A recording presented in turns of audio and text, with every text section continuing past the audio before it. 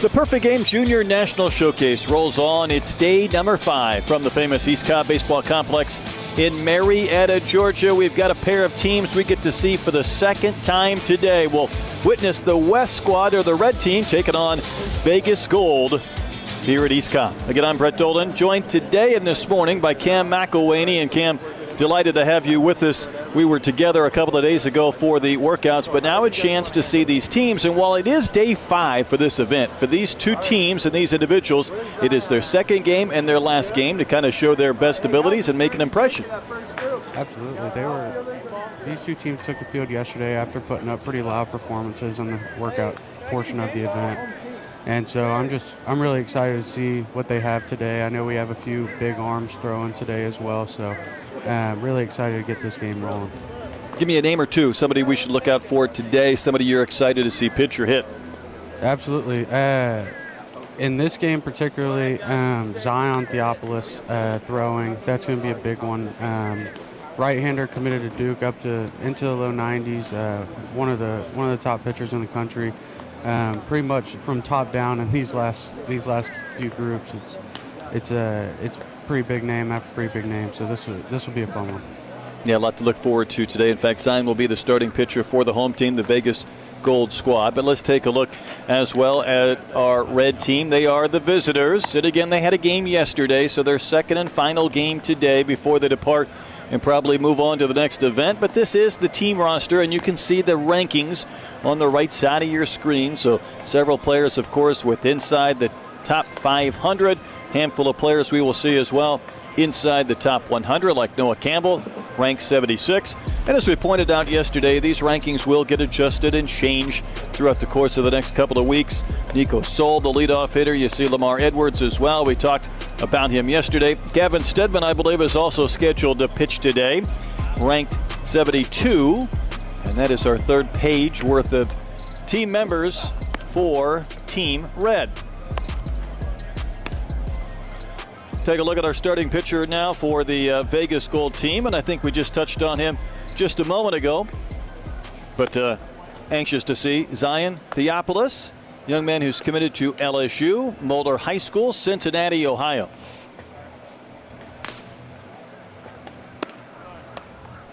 Got a kick out of his bio, though. I think Mom might have filled it out, and obviously you do this a few days in advance of the event. But she talked about him pitching in the state championship game this weekend, which was last weekend, and he was the starting pitcher for Moeller High School. So you roll from one season, the high school, into the summer and travel campaign.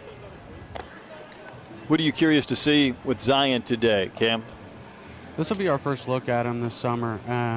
He was really good in the spring for Moeller.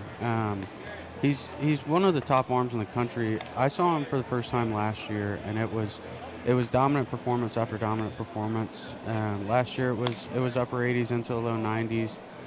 We've heard that it's been higher than that as of late. It's a loud arm.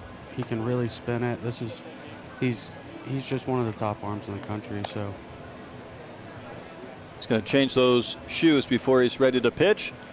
This is the first game. We'll see Royal and White in our second game. Then the sophomores come in. And Cam, I know you kind of segue from one to another. You're here for about a day and a half, even though we're in day 5 for these players. It's a day and a half, couple of days, and then we'll welcome in the sophomores this afternoon with 6 teams.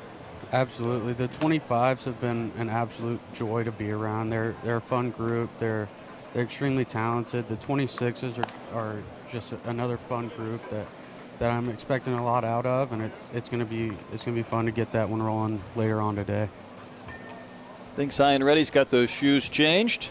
Father is Tim, his sister is Vega. He's a big Hunter Green fan, and I think that makes a lot of sense, being from Cincinnati, to watch Green pitch, and of course a longtime Perfect Game alum who's been on PerfectGame.tv for a number of different features. There's Nico Soul, I believe. It looks like Wilmer Martinez. Remember, we bat 15, 16-ish. We will have some changes. Occasionally, we'll throw a pitcher into the batting lineup to give him an AB. We might have somebody kind of bat out of order if we have somebody that has to depart for the next tournament or event. And we start the lineup today, Cam, where we finished yesterday. So it does give everybody an equitable number of opportunities or at bats. Yeah, for sure. We don't want to have the top of the order starting the next day, because the guys in the bottom of the order, they don't get as many at bats, so we don't get as many looks at them. So it's priority to get these guys as many at bats as possible, so we can see them swing the bat as much as we possibly can. So this is Wilmer Martinez facing Theopolis. Young man who had to overcome the loss of his mother at the age of 9, but he is on this baseball journey now, pitching for a big-time high school baseball program. And now leading off and pitching today, the first couple of innings, and he throws strike one as we begin our first game of day number 5. Had an ERA in the very low ones this year in his high school campaign. Throws the breaking ball, misses down.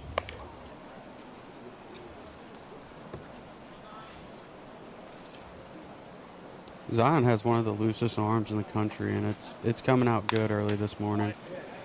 Sitting 91 right now. I'm ready to see this breaking ball. I know last year that was one of the best pitches in the country. You talk about looseness. Is it kind of like a whip-like motion? Yeah, it's a loose and whippy arm. It's a full arm swing, and there was a breaking ball. He can really spin it.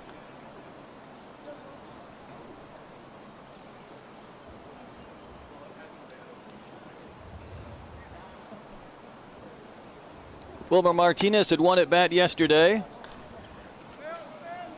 Bounced to short in his only AB. Got just one at bat then in the 8-inning game, so ready to lead off the first inning of the second.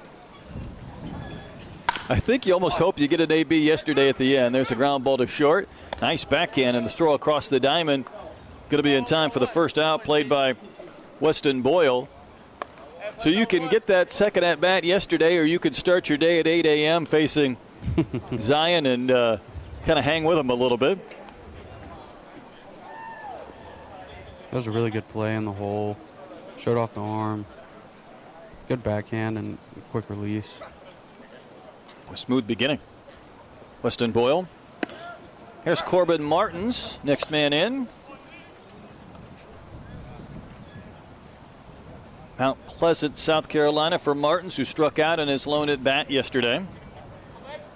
It's going to be a tough 2 innings if Zion's able to land that breaking ball for a strike like he did there, because the fastball's got big carry through the zone, and if he can spin it in the zone, it's going to be a long day for hitters. As long of a day as 2 innings can get you. Well, that's right. Kind of interesting. He committed to LSU. He said he used an advisor to kind of interface with the colleges to arrange some calls and communicate with them, and that's strike 3. So it hasn't taken Zion long to get a couple of outs. Ground ball, nice backhand, then in the K, and there's 2 gone. There was that fastball. It has so much carry out of the hand. It almost looks like it rises through the zone. He can really spin the fastball too. Last summer we had it north of 2,400 spin on the fastball, so it really jumps. Max Murray, I really like that low pitch he's put right at the knees for called strikes. Kind of tunnel nut with the pitch that had some drop or some dive to it to Murray.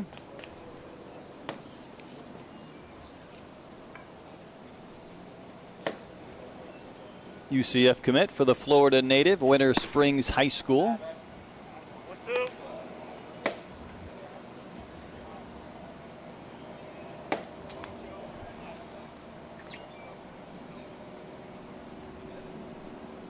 See what he does ahead in the count. Swing and a miss. I would say Max, Cam, I would say Max Murray didn't enjoy that, and you were right about a good beginning for this right-hander. Absolutely. He's one of the top righties in the country, and showed it right there.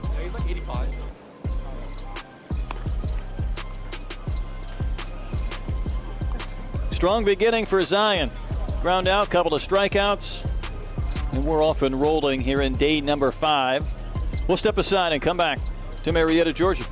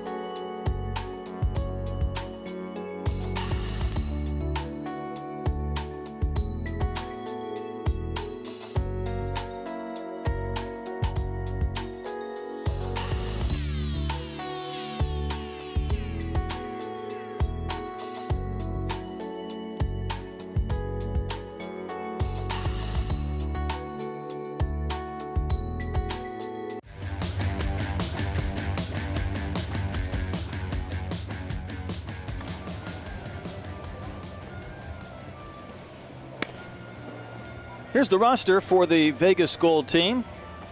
Take a look at the rankings. Again, a handful of players, even on this first page, with inside the top 91 as far as the class of 2025. An opportunity for others to make their move this week and this summer. Boston Kellner there at 42nd. Gabe Boyd, 27. We saw Blake Illich pitch yesterday. A couple of strong innings at 37. So that is your roster. And this is Gavin Stedman on the mound. What do we know about Gavin? This will be my first look at him. He's ranked inside of our top 75, so he's a big arm. He's been up to 90 recently. From what I've heard, they're expecting a lot out of him. He's one of the top uncommitted arms in the country, and he can really spin it. It looks like lands that one there for a strike. Wesley Bass leading off. Short commute for him, Marietta, Georgia. Pretty good hitting Vegas Gold team, as we saw yesterday with their heart of the lineup. Some well-struck balls, so a good test for Gavin Stedman. Auburndale, Florida native, Montverde Academy.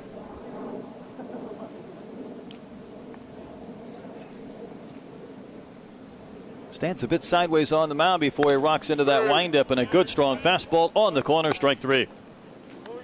Landed that breaking ball early on in the count and then paints a fastball out on the outside corner. It's anytime you can throw 2 pitches for strikes, it makes it hard as a hitter to catch up with it, and he had everything working in that at bat.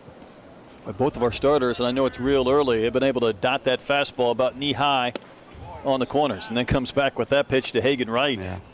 I mean, it's 8:11 in the morning, and Hagen Wright is thinking, that's the first pitch I see in my day. Exactly. Hagen was all over the barrel yesterday. He put a few balls out in BP and continued it yesterday. Yeah, he's part of this murder as well. That pretty formidable, right in the middle of this Vegas Gold lineup.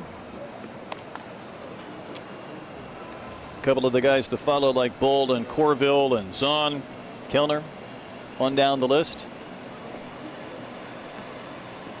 Absolutely, a bunch of big names in this Vegas Gold lineup here, and they were finding the barrel yesterday. It was hard to get a swing and miss on video, I'll tell you that.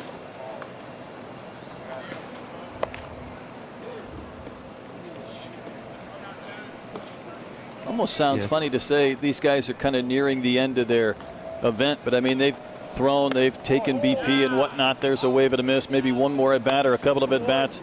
A lot of the work has been done, but certainly want to finish strong. But Gavin Stedman is starting strong.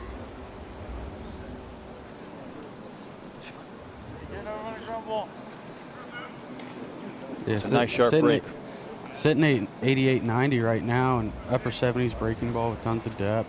This is, and for my first look, this has been really good to open up against two of the best hitters in the country. So. Bull had a run-scoring double and a flyout yesterday.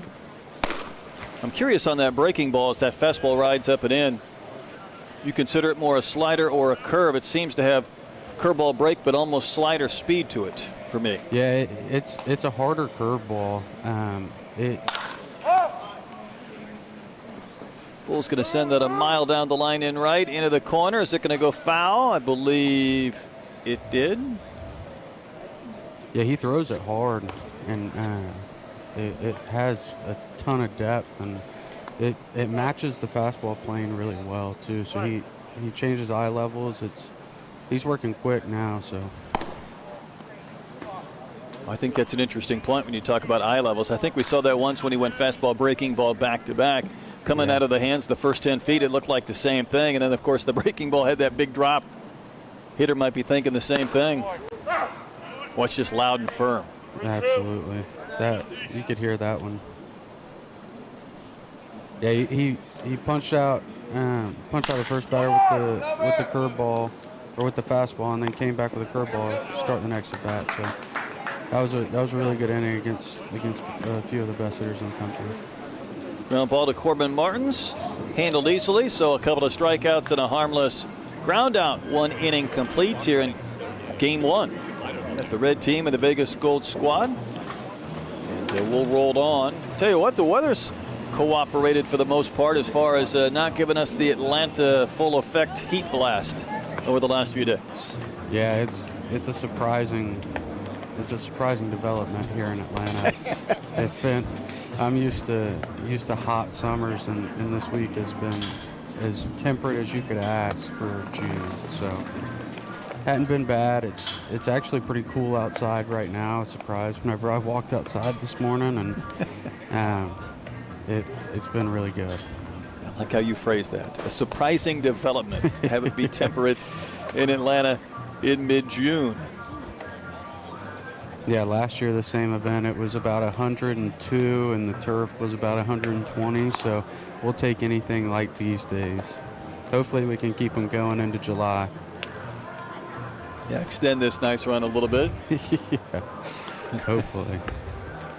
Seems like to me, Cam, I think the one thing that has kind of made an impression on me as we see Zion go back out there for his warm-up tosses, maybe, you know, there's always top players in a class. That's why we do the rankings. There are other individuals trying to make a move. To me, it's kind of been the consistency or depth of talent, I think, that has kind of jumped out. Absolutely. This 25 class is loaded, and we've seen it here at this event.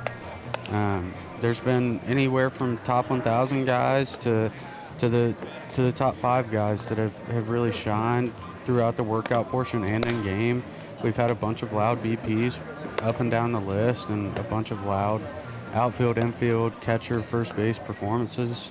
It's been really fun to see this group come together and put everything on display. Diapolis back out for a second inning. Went ground ball, strikeout to begin his first.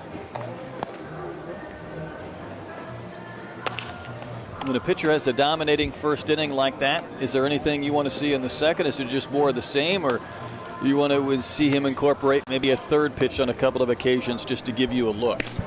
Yeah, especially in a showcase setting, we'd like to see him spin it, throw a changeup, throw every pitch that he has. But if it's working, don't mess with it. He dominated that first inning. I'd like to see him do the same here.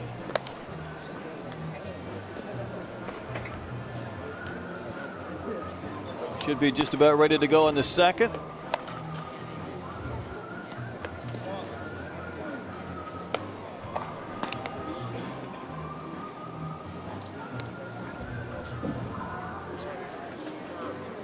See if Rene Ramirez is the first scheduled hitter. Indeed, that's the case. We didn't get a big chance to talk about this young man from Florida. A lot of waggle over that shoulder. But I'm intrigued by the individuals that he really says he enjoys watching play baseball because they no longer play. But all outstanding left-handed hitters: Barry Bonds, Ken Griffey Jr., Ted Williams. Fascinating. He says he just enjoys watching them because arguably the best hitters, and he's learned things like how to use his lower half, how to keep his hands in the zone longer, how to optimize his swing for power hitting. So doesn't sound like your normal 16-year-old when it comes to discussing hitting. No, it doesn't. You can learn so much just from watching guys play. That was a big thing for me coming up. One of my youth coaches told me to just turn on MLB Network and just watch the game and see how they go about it. So it's good to see Rene doing the same thing. He's had a really good performance, put on a loud BP, and he's definitely been one that's opened a lot of eyes this week. Did Bonds have that type of waggle over his shoulder, a little bit like Rene's given us now? A little bit, yeah. Almost kind of like that, you know, kind of trying to generate a little force or power with those hands. It creates a good rhythm, too. Sure. Well, makes sense. Jackson Roper's our ghost runner over at first. Good pitch for a strike at the knees to Ramirez. Zion's commanding the ball to both sides, so the fastball's coming out of the hand well. He's throwing it to either side and landing that breaking ball, so he looks, I know he walked well, we have a ghost runner, so he threw 4 balls, but it's still been pretty good here in the second.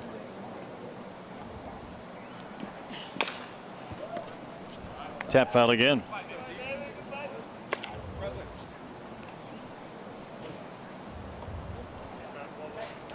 I have a feeling, though, I mentioned the players he emulates, just a little different guy, because we ask these individuals if they were the commissioner for a day or for a week, what would they do? And he wants to change the salary structure between A-ball to AA to AAA.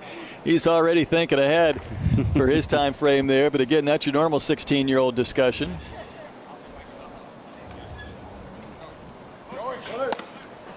That's a wave and a miss. Throw down to second base bounces, and it's not in time.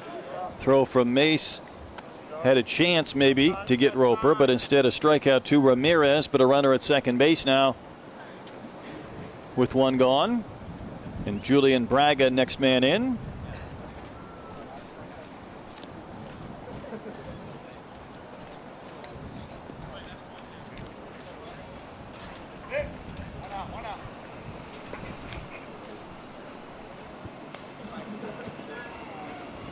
Braga bounced out to second and is only AB yesterday.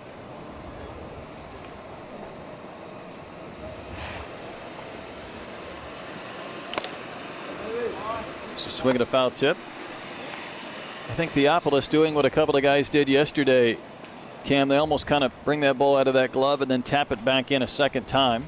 Yep. Yeah, it's a thing you're starting to see a little bit more with arms. The separating of the hands at the top of the lift. Almost wonder if that might create more moving parts rather than just that break and that separation to take it out, put it back in. Obviously, there's some muscle memory and repetition with him. It seems like it would, but a lot of guys, it gets them, same thing as a batter, it gets them into a rhythm, and Zion's a super athletic player, so if it's working, he'll continue to roll with it. This is one thing I like that we do at Junior National and all the national showcases is the ghost runner. It lets you see how they hold guys on too. That ball smoked into the gap to right center field off the bat of Braga. He's got extra bases. He's going to provide the game's first run with a ringing double to right center field.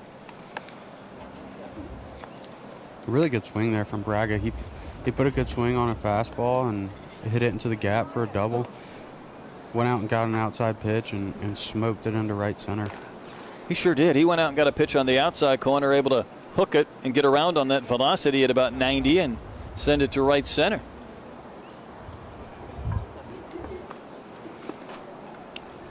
We just saw Gavin Stedman on the mound, and he's going to keep his spot in the batting order.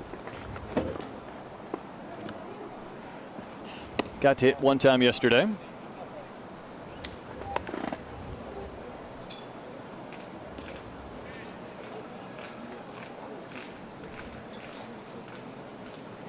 So an RBI double by Braga, who's out there at second. That one came in to Stedman.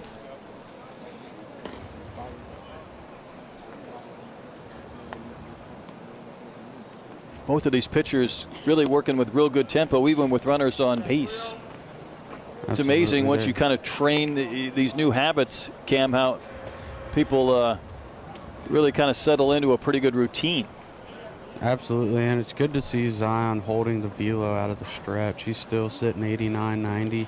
That's something that you see typically with younger arms, is their velo is a little bit higher out of the windup, but you can see how advanced Zion is here with just holding that velo out of the stretch.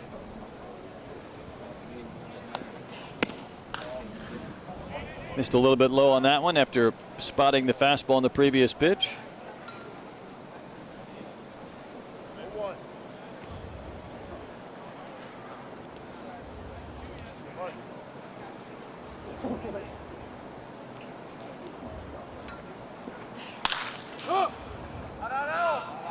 Set high and foul down the line and right off the bat of Stedman.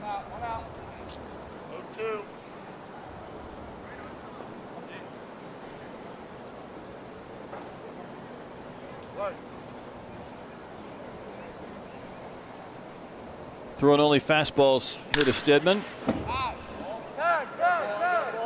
Ball stroked out to right, and it is down. Come on, come on.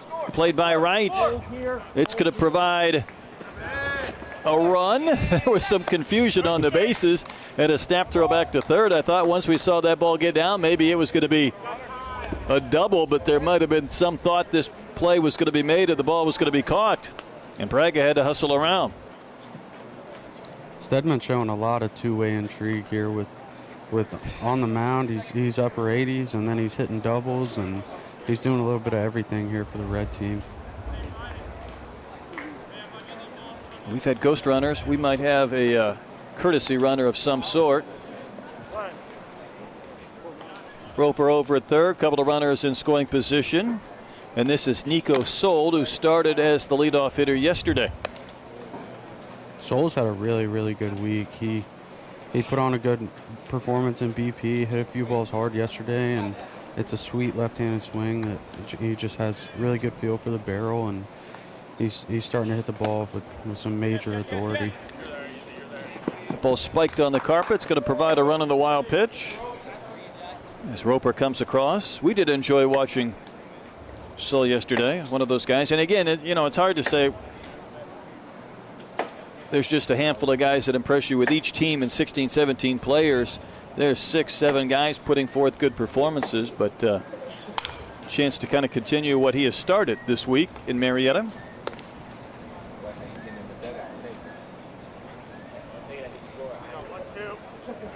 I think the challenge always is for these pitchers.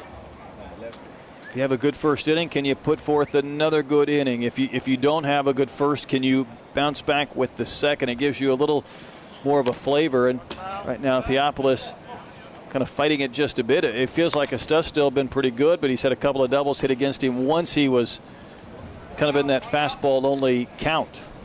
Yeah, absolutely. He's getting hit a little bit here, but the stuff still looks sharp as always. It's been a theme that we've seen all week. Was maybe the first inning isn't good, and then they come back out and turn in a really good second inning. It's just something that happens with pitchers. Sometimes they fall out of rhythm, and it just takes them sitting down for a minute to get back into one. Strike 3 call to Soul.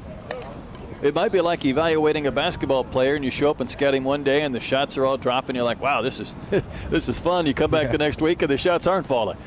Absolutely. That's why you try and see these guys as much as possible. So it's good to get to see them at this event, and then later on in the summer we'll follow them as well, and you'll be seeing a lot of stuff about them on Twitter and on our website, write-ups and such. We just try and see these guys as much as humanly possible, so we can formulate our rankings based on this stuff that we see. Jalen Fox knocked in a run with a single yesterday, has to bend back out of the way of that inside fastball. This will be the 5th and final batter of this inning for the red team and for Theopolis.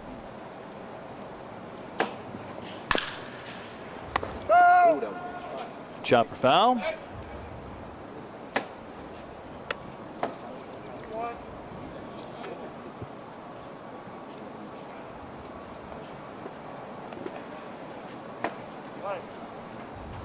Three runs have come across this inning. Big double from Braga, another double from Stedman. Pitch had a lot of run way in to Fox.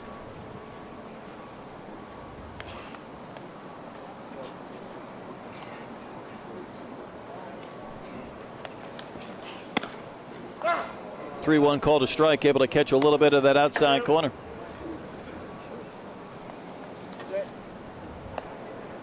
Zion hasn't been getting the results he wanted this inning, but the stuff still looks sharp. The fastball's still jumping out of the hand. It's a really live arm.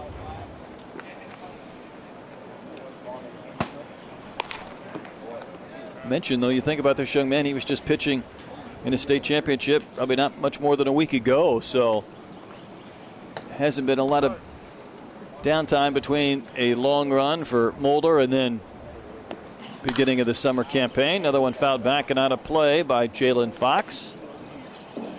Yeah, that's definitely something that you have to take into account in this outing is how much time he's had to rest after a long high school season. Here's a payoff. Breaking ball. Hit hard and into center for a base hit, to a run-scoring single by Fox. Plates the 4th and final run of this inning. Good frame for the Red squad. Some good swings against a tough right-hander. After an inning and a half, it's a 4-0 game. Let's take a look, though, at some of the pitches from Theopolis. Cam. Yeah, Theopolis looked really, really good in the first. He ended up getting hit a little bit in the second, but it was a good performance. Showed what we saw last summer too. Fastball into the low 90s, ability to spin it, flash a changeup. It was really good to get to see him. Second inning, a few better swings, but still some good firm pitches. Yeah. We'll step aside. 4-0 Red team in front as we go to the bottom of the second.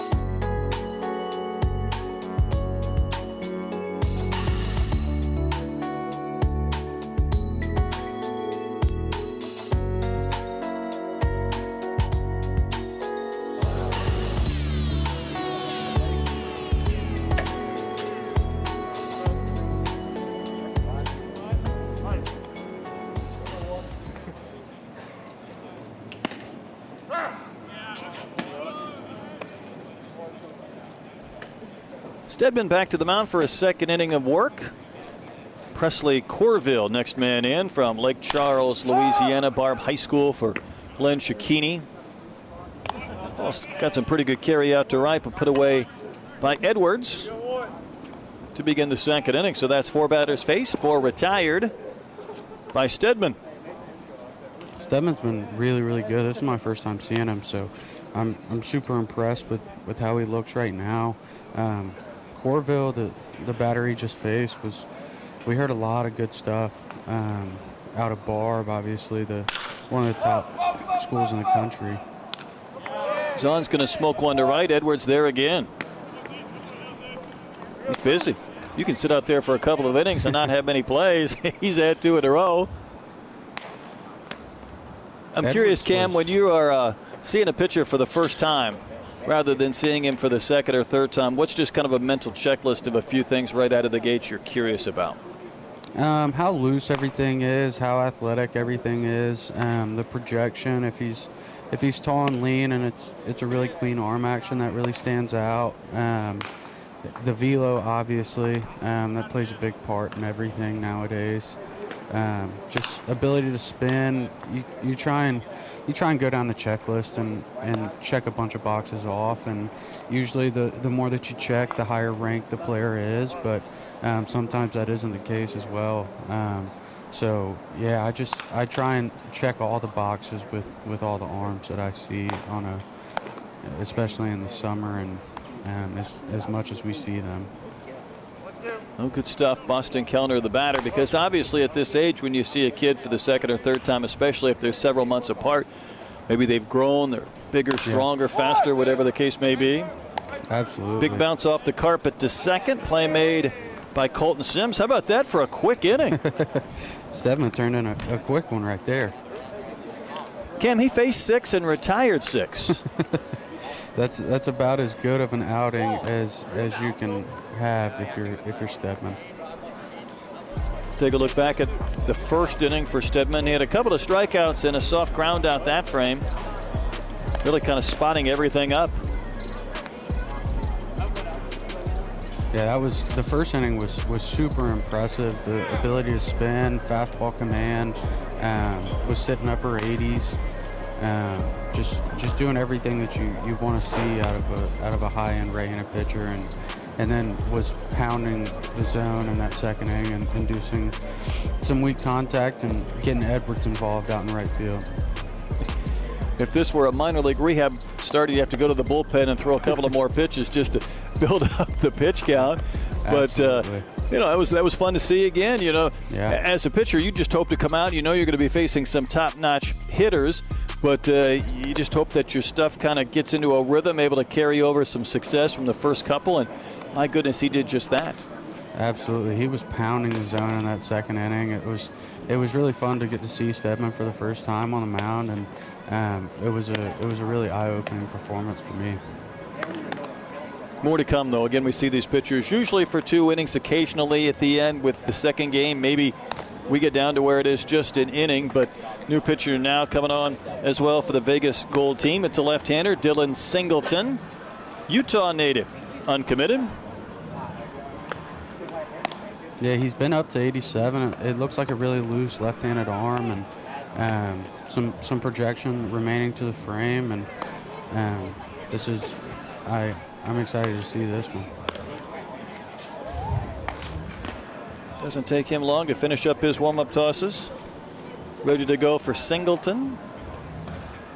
We've talked about the hotbeds of baseball around the country where we have seen so many of the players from this event come from, but then you mix in, and we had an Idaho, now a Utah, in Iowa yesterday.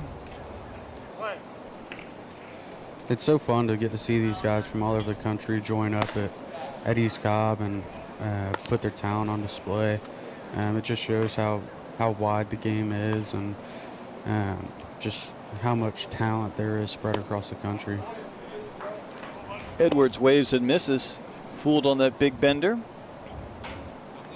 Edwards has been one of the best bats at the event this week. It was a super loud BP. He was hitting the ball off the bat really, really hard. I want to say he got up to 100-mile-an-hour exit velo off the bat in BP, just hitting balls off the scoreboard. It was super, super loud. Well, I didn't get to see the BP, but I saw the game yesterday. RBI single, RBI triple. Absolutely. I don't think he's enjoying this lefty here. No. Left-on-left breaking balls are always they're a pain. Yeah, but what a tremendous week for Lamar Edwards.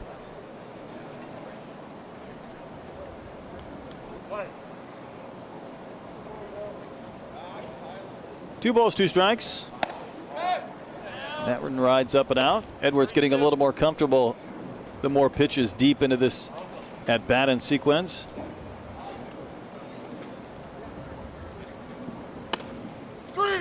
That's over the inside corner, strike 3 called. So Singleton gets the tough hitter to start his outing and inning. As good of a start as you could want on the mound there. Fastball on the inside corner, sitting low 80s right now. Left-on-left breaking balls were obvious there in the early going of that at bat, and registers the punch out. Here's Jackson Roper. He doesn't waste any time and shoots one fair down the left field line towards the monster, and Roper cruising to second base. That ball played back in by Brandon Logan. It's a double for Roper. Roper absolutely smoked that ball down the left field line. He stood out from a velo standpoint, and the outfield was up to 97, and has just been really good this week. Here's Jordan Jacob. He's up there hacking early too.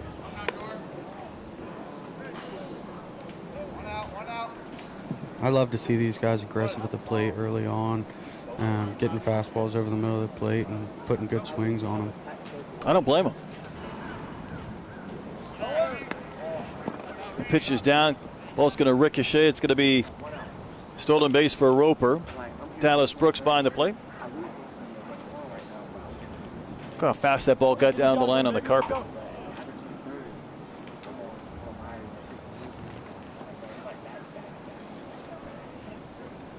several extra base hits in our last game yesterday, which was fun to see. And, you know, only having 5 batters an inning, kind of these showcase rules, you're not going to have the huge inning, even though we did see a 4-run inning in the second. But for the most part, enjoy seeing these hitters attack these good hitters whenever possible. A couple home runs as well so far. DeMario had one yesterday. Absolutely. You love to see these arms going right after hitters and the hitters putting the ball in play. 2-2 to Jacob. Chopper into left, base hit. Ball was knocked down in very shallow left field. No chance whatsoever that the play was made by Zahn just to smother it, but with a runner at third, Roper able to score easily. And it's a 5-0 game. It seems like the red team's had everything going these last 2 innings, just putting the barrel on the ball and just getting timely hits. Well, they're ready to swing the minute they step in the box, as did Luke Beeler. Jenks, Oklahoma.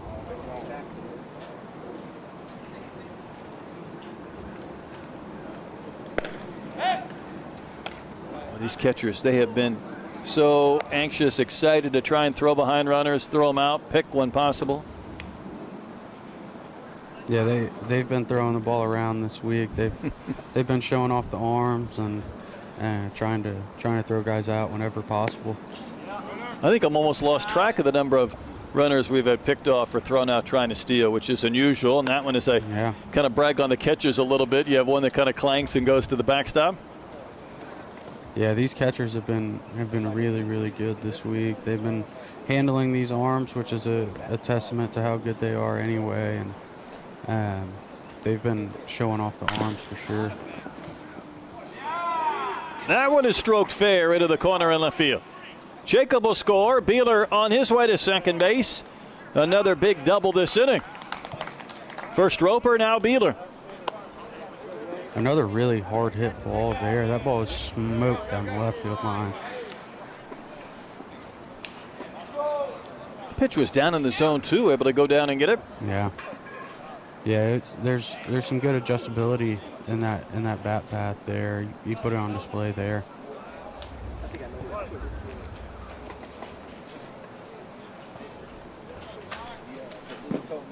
Here's Ty Kennedy, Orlando, Florida, but an Oklahoma State commit.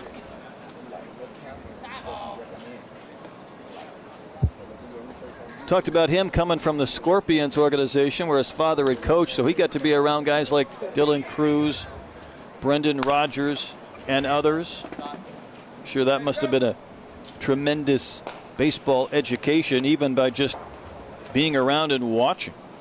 Oh yeah, the amount of talent that's come out of that Scorpions organization is top notch, and they've still got some more coming through right now. Now he says his nickname is the Magician. I'm intrigued by that, but no explanation. I don't know if that's a magician with the glove or it's a literal sense. We might have to find out. He's the 5th and final batter this inning against Singleton.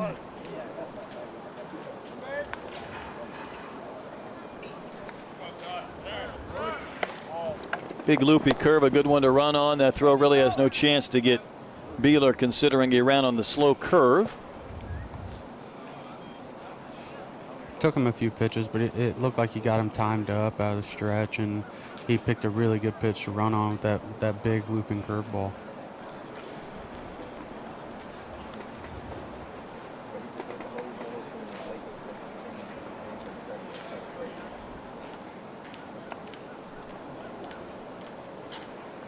Kennedy says he looks up towards Rock Riggio, the flamboyant Oklahoma State Cowboy. Breaking ball that is left over the plate, hit hard but foul down the line and left.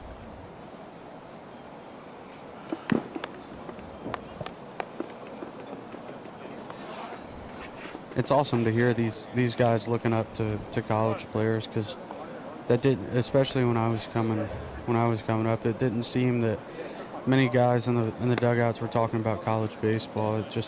it's a testament to how good the product is and how good the players are at the college level nowadays. And there were still some back when I played that were unbelievable in college, but the top to bottom talent is something serious in the collegiate game now.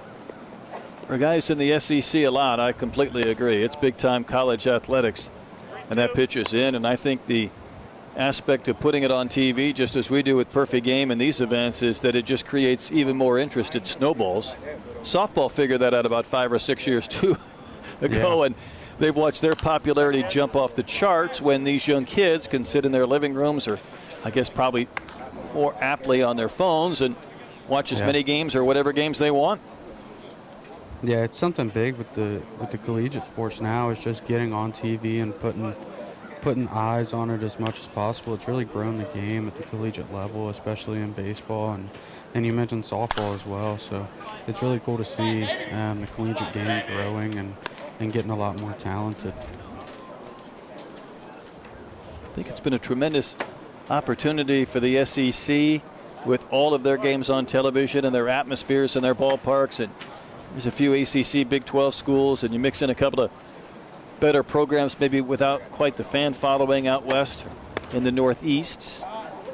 Singleton really kind of fighting it as he's trying to end this inning. Kennedy keeps spoiling pitches on those that are in the zone and taking those that are out.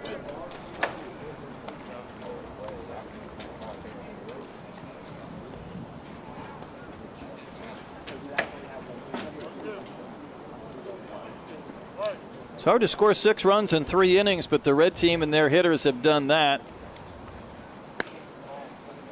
Well, he's just had so much movement. Those pitches about 3/4 of the way look like they're going to be strikes. In the last quarter, they kind of ride into the right-handed batter. Yeah, it looks like the ball is really jumping out of his hand. He's been struggling to command it a little bit, but it's been pretty good coming out. He's been really, really intriguing as a left-handed pitcher. There's a big yawn at first base. No yawns. we caught Braden Polsky with a big yawn holding one of the ghost runners aboard at first. I think Singleton just wants this at bat to be over. I think he wants a reset. A little bit frustrated with the length of this. I think we had one 20-pitch plate appearance that even resulted in a walk because we just kind of said, let's just move this along and give him another hitter. Singleton knows this will be his last this inning, but still just trying to get a verdict.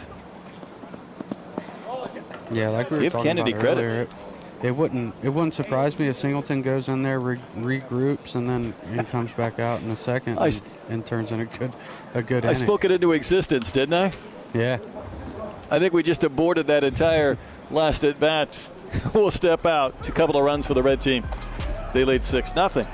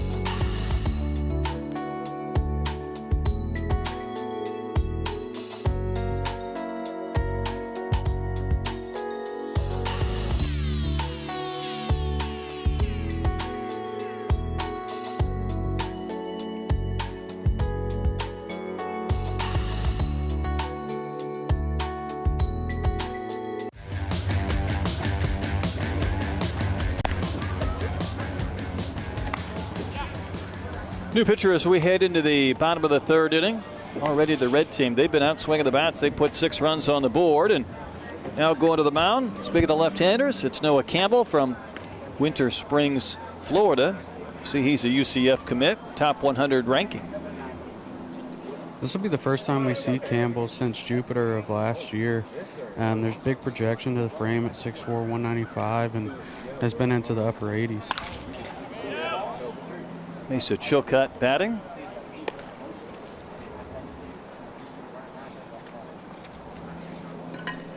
Well, this is Walter Urban. So we're going to jump ahead. Walter Urban will bat. Manhattan Beach, California.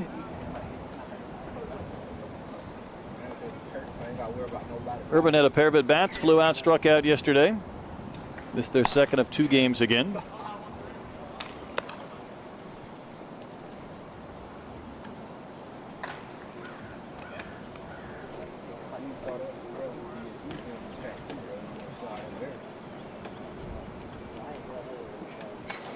Big Corbin Carroll, Bryce Harper fan. Likes the lefties even though he's a righty.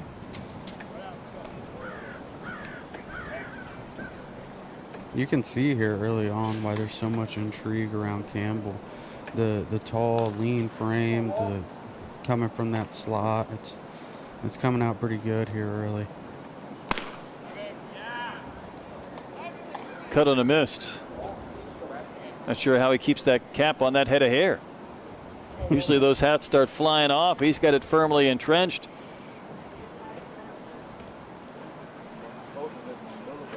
Sitting upper 80s right now, mixing in a changeup in the low 80s. It's a good 2-pitch mix. Way into Urban.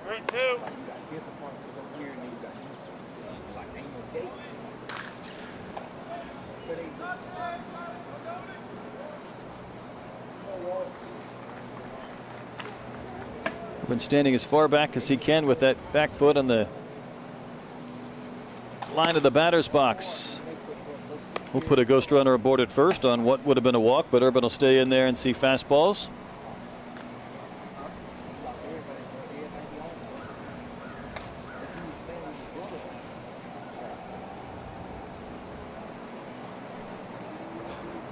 Going to throw a fastball, try and spot it up. That target was set on the outside corner.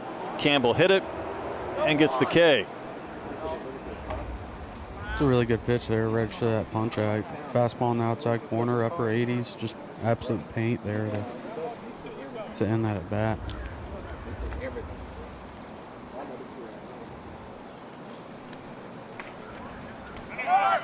This is Mace. Thought we were going to have a little bit of hit and run action instead, but maintaining his position at second base was Martinez to handle that ground ball to keep it from going into right field. It's exactly where you want to hit it with a guy stealing second. Usually that second baseman's vacated, and that ball is trickling into right field, and you got guys on first and third here with one out, but he stood his ground and made the play and got the guy at first.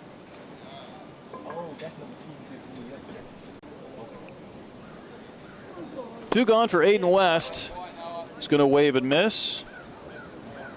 West had a single yesterday, also had a deep fly out to right. Saw him make some fun defensive plays. Maryland native, NC State commit. I believe that was the first breaking ball we've seen out of Campbell, and it was really good. He spun it really well. It was a good pitch to throw it on, and he got the swing and miss to get 0-1.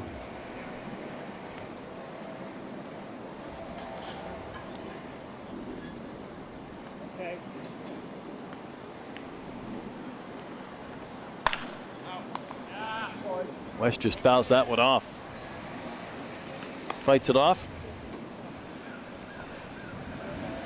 Throws a breaking ball 0-0 and then runs a fastball in on the hands 0-1 and gets a foul ball there to get 0-2.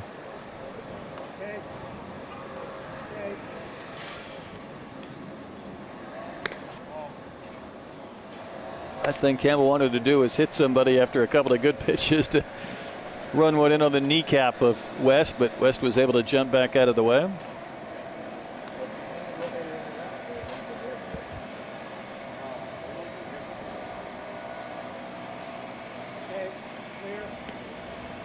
Long set and pause before the pitch. Wave and a miss. West really not comfortable in that sequence, and that'll be the third out. So Campbell gets a couple of Ks and a ground out.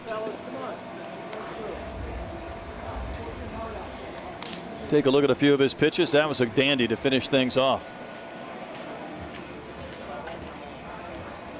You're West and you're thinking, I waited 6 innings to face that guy spinning that pitch at me. Threw 2 of those in that at bat and got swing and miss on both. That was a really good pitch after just throwing fastball changeup to right-handers, and got some swings and misses and the punch out there to end the inning. The team ready to get their bats and head back to the box in the 4th inning. 6 runs on 6 hits for the Red Squad. They put 4 runs on the board in the second, plated a couple of runs in that third. This has been a busy week for Perfect Game, and of course it's a busy month and a busy year. Sophomore Showcase starts today, and then the National Showcase at Chase Field in Phoenix, July 11th through the 15th. The 13U Showcase and the 14U both at West Palm Beach, the ballpark of the Palm Beaches, July 21st through the 23rd, and then July 28th through the 30th. So that's a busy stretch, and we haven't even flipped the calendar over on that graphic until August, or a little bit deeper into the summer. So a lot of big events on tap coming up in June and July for Perfect Game.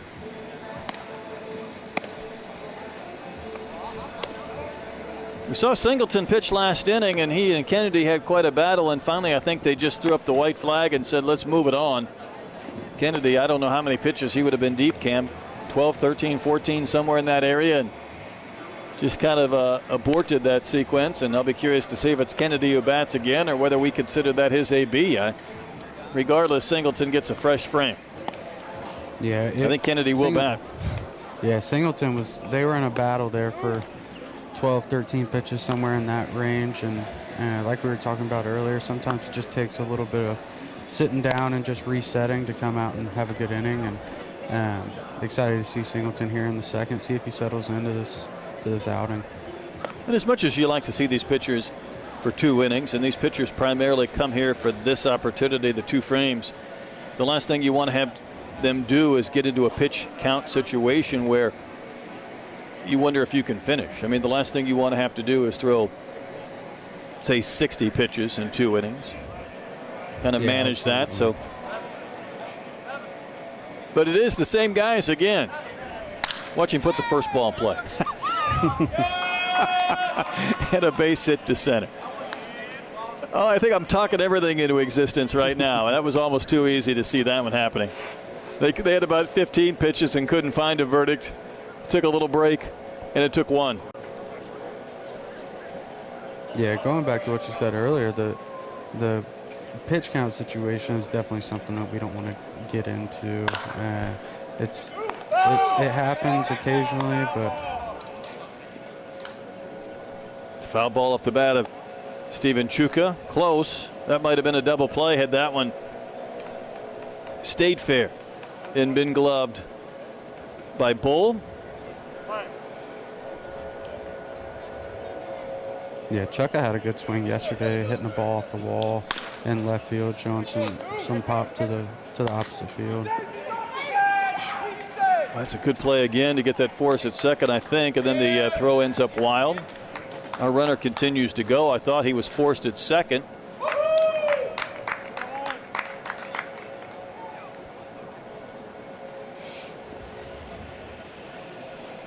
Apparently not. Yeah, I think the shortstop came off the bag at second. I think he called him safe, and then the ball going to the dugout allowed him to third.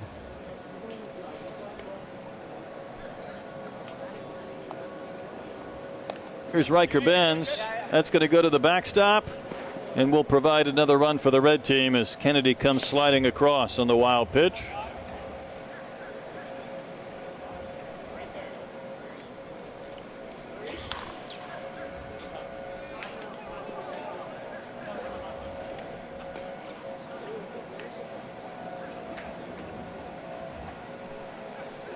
Ben's from St. Louis.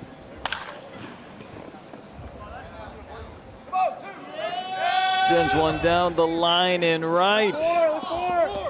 Able to drop that one in. We might have a play at the plate. Here it comes, but late. Bloop single by Benz. Scores the second run of the inning. Perfectly. Just watching him, I think he thought maybe that ball was going to bend foul, but it dropped in fair. Yeah, he couldn't have hit it into a better spot there. That's one that you're not trying to do, but you're glad that it happened. You'll take it. Colton Sims. He puts the first one in play as well. Will it stay over near that warning track? It will.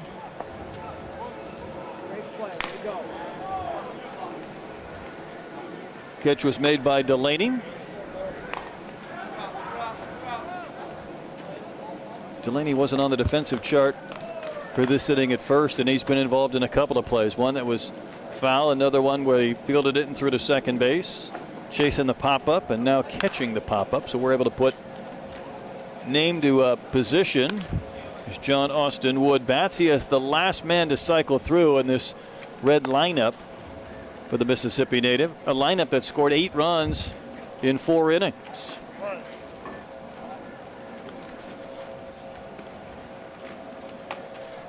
John had a couple of flyouts to right field yesterday. His 2 at-bats.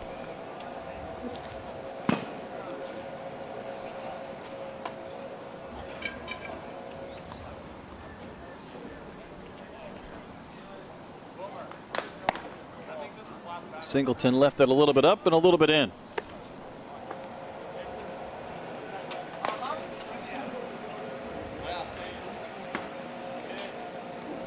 When he's put a pitch in the strike zone, these hitters have been aggressive. There have not been a lot of takes when they get something in that so-called box. Try and stay away from the hot zones of these hitters, and then there's been a few that have missed as well. Yeah, that's something that you see a lot in showcase settings is these hitters are aggressive. Whenever you throw a pitch over the middle of the plate, they're going to put a good swing on it and try and do damage. They're trying to open some eyes as much as the arm is.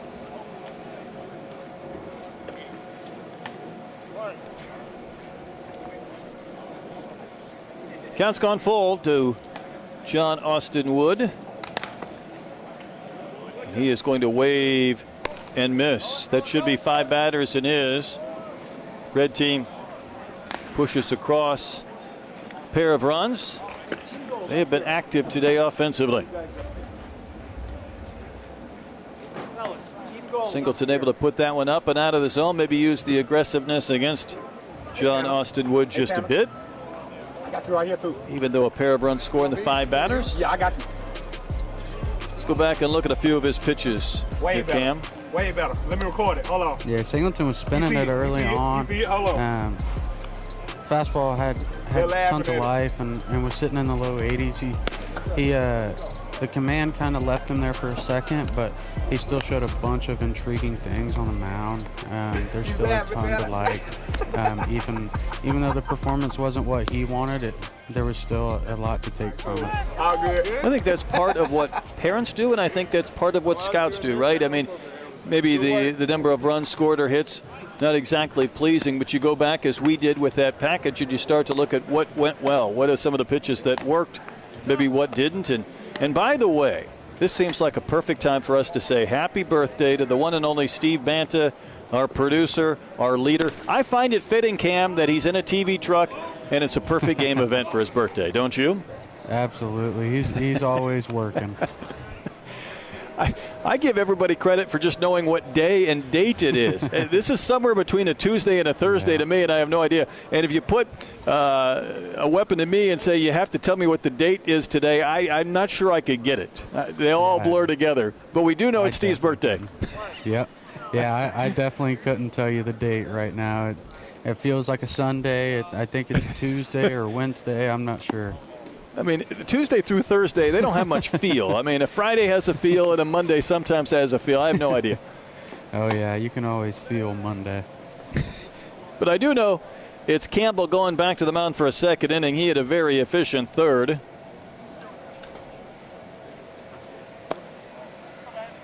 And it is Dallas Brooks batting here in the 4th inning. Yeah, Campbell showed a ton to like early on in that first inning. It was fastball changeup to right-handers and then spinning breaking balls to the left-hander that he faced. And 6'4", 195, comes from a different slot and sitting mid to upper 80s. It's a good projection to the frame, and the ball is coming out really good out of the hand. He'd like to keep on painting. He's going to try and come in here, but he missed outside. Working with his catcher, Luke Beeler. Wonder if there's cake for our crew back in California. Got to be a birthday cake. No cake. They run a tough ship. There's no time for cake.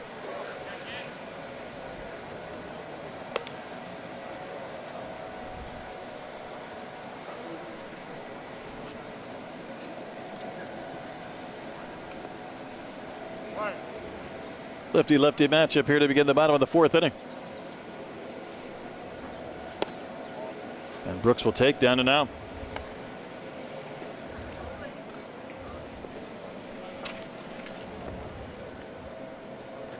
Yeah, these are the at-bats where you start to see a lot of loud contact because it's a fastball only count. And it was a good pitch there, though. He got it off the barrel and painted on the outside corner.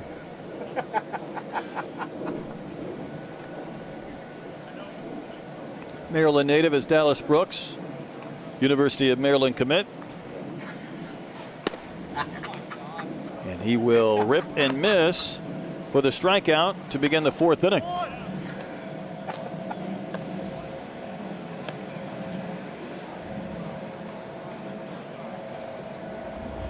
Brooks was the young man we discussed yesterday.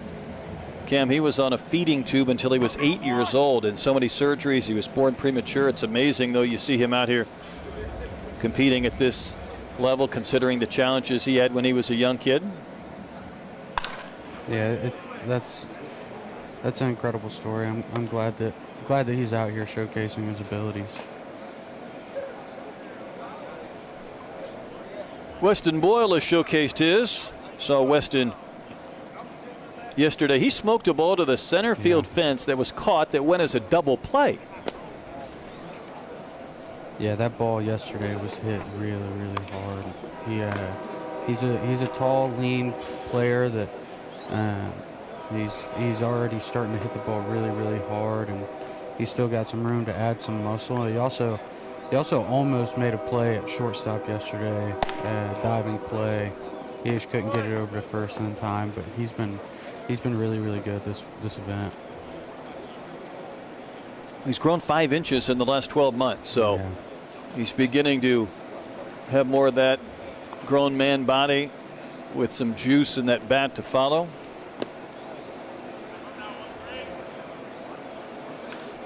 Yeah, that's a big thing that you see, especially at this age. It's everybody's going through their growth spurts, and everybody's starting to get really strong, and so the body can change really quickly.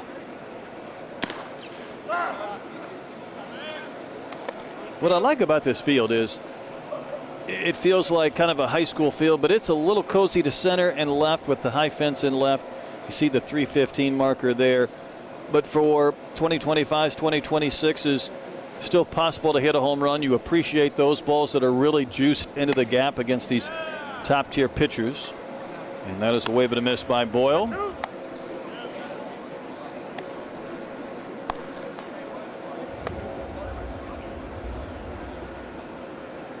Pitch had so much horizontal and downward movement.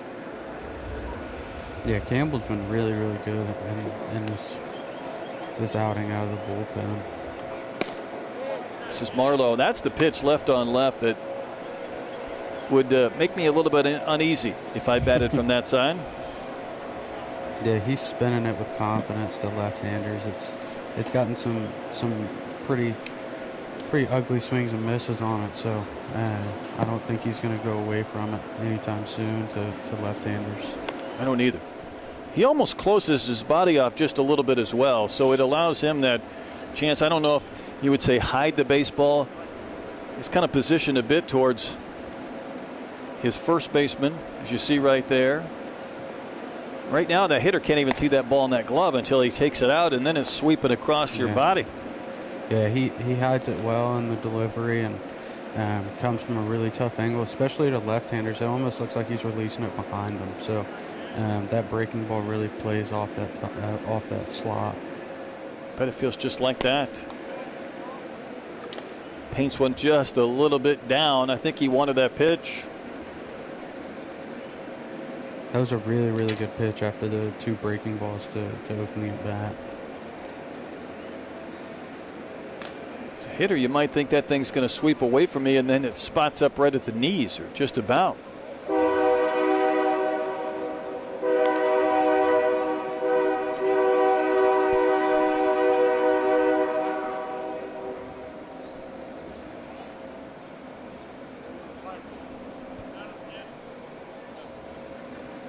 Campbell is cruised, striking out 4 of the 5 hitters he has faced.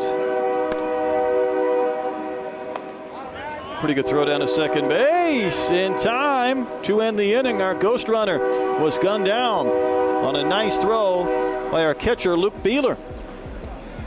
Well done by Campbell. Absolutely. Beeler with the double earlier and then throws out a guy there.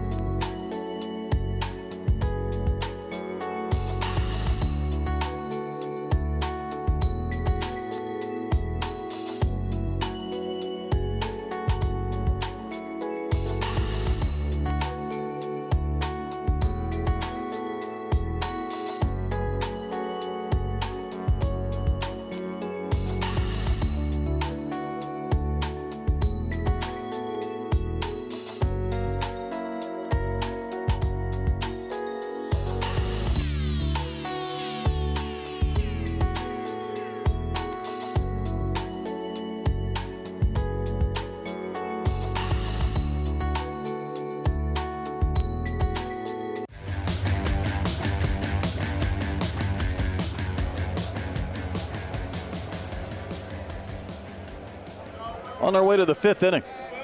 First game today, new pitcher Lucas Henn comes on to work facing Wilmer Martinez, who bounced to short his only time in. What do we know about Lucas Henn? He did not appear on my original roster. A young man from Pennsylvania, Cranberry Township. Yeah, Henn's been up to 87, 88. Bigger frame. I want to say it is 6'3", 220 pounds. So a little bit stronger of a player. He has a really long arm action. Punches out a guy there. That was as quick of a start as you could ask for. Indeed.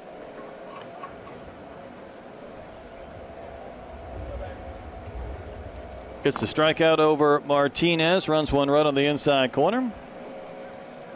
Yeah, sitting 86, 87 those first 2 pitches, and then throws a low 80s changeup there on the front hip to register the punch out. Corbin Martin's on the ground to third. That throw a little bit high. Was the tag made? Yes, it was. Marlowe at third, over to first base to Matthew Delaney, who's getting multiple innings over at first. Yeah, Henn's thrown 3 pitches for strikes. The first 2 fastballs, change up to strike the guy out, and then There's a curveball there in the lower quadrant. Max Murray, next man in. UCF commit.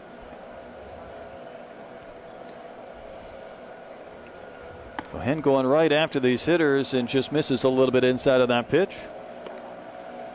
Murray was another player that stood out in BP. He was hitting balls really hard into the right center gap and getting the bat extended and really doing damage.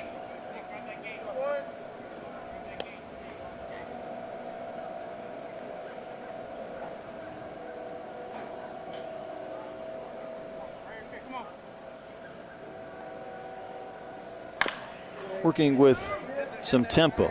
Chopper to third. Second opportunity in a row, but a better throw this time from Marlowe to end the inning. So a strikeout, couple of bounce outs.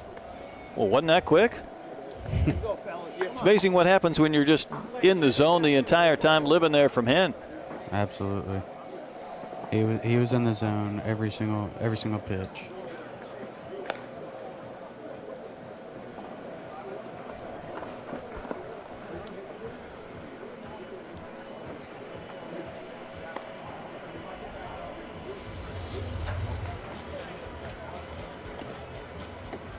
I want to encourage you to download the brand new redesigned Perfect Game app wherever you get your apps. You can watch along on perfectgame.tv. Just told you about all the events coming up this summer.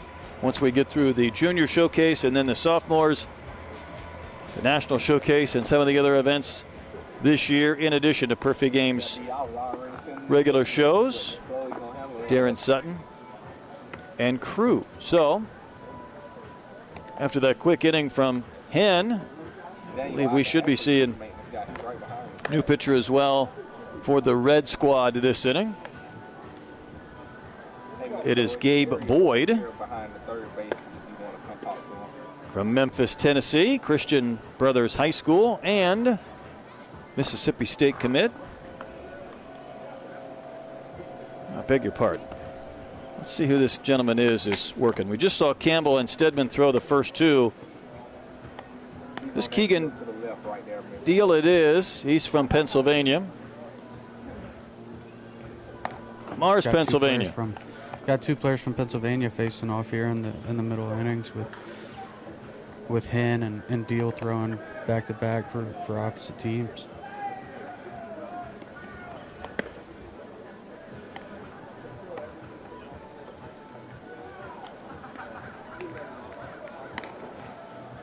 So a few more warm-up tosses before he's ready to go. Interesting high set position he comes from.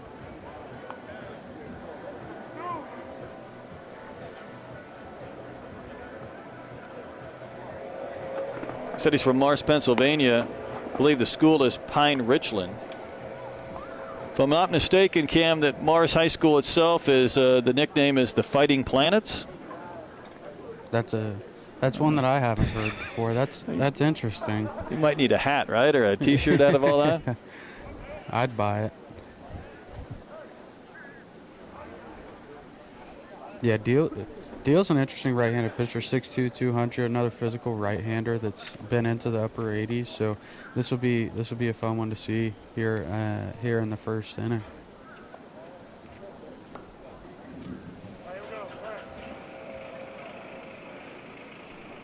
Keegan Deihl, part of the Orlando Scorpions as well. Here's Jordan Marlowe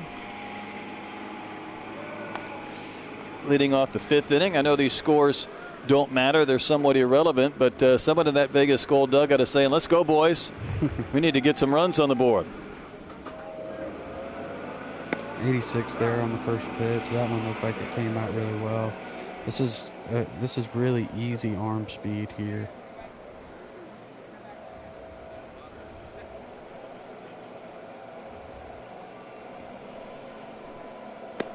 Marlowe was at the plate when we had a caught stealing to end last inning, so comes back up for another at bat, but against a different pitcher facing Keegan Deihl.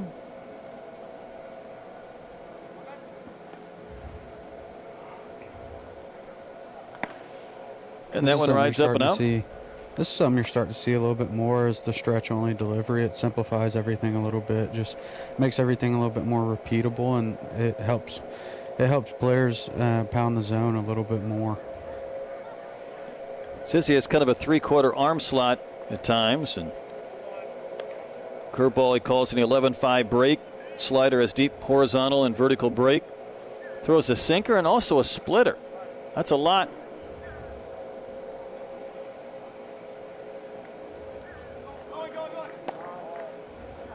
Pitch up and out. Our ghost runner will easily trot down to second base with the bag from Boston Kellner.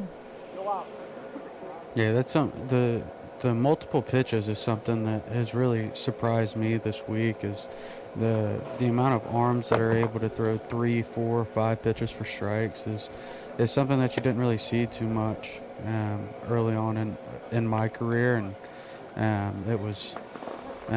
it's just something that has really shocked me and in a good way this week.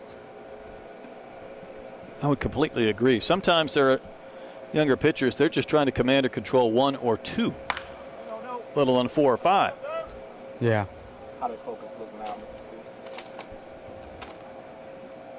Intrigued by the fact that Deihl also mentions that a guy who he really loved to watch play baseball was Randy Johnson.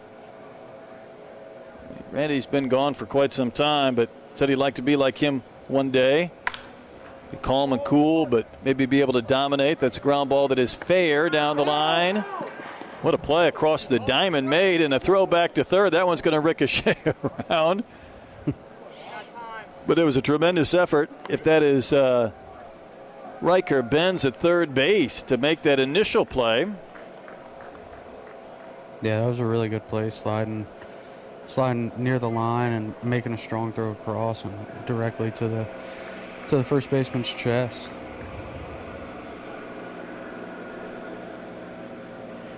One gone for Matthew Major. Did he offer? He did. Tried to check but could not hold back. That pitch had some sharp drop.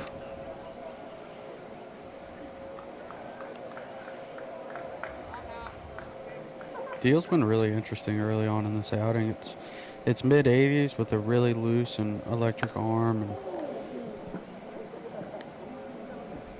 spun one there.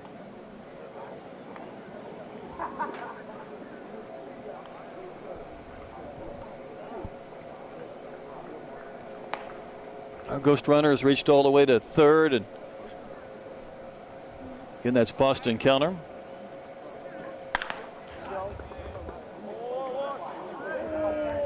Spinning play at second base. My goodness, what a great effort.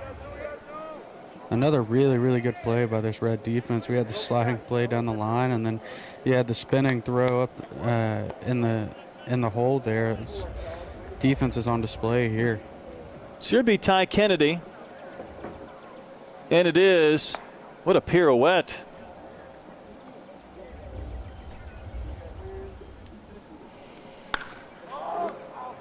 And this is Wesley Bass.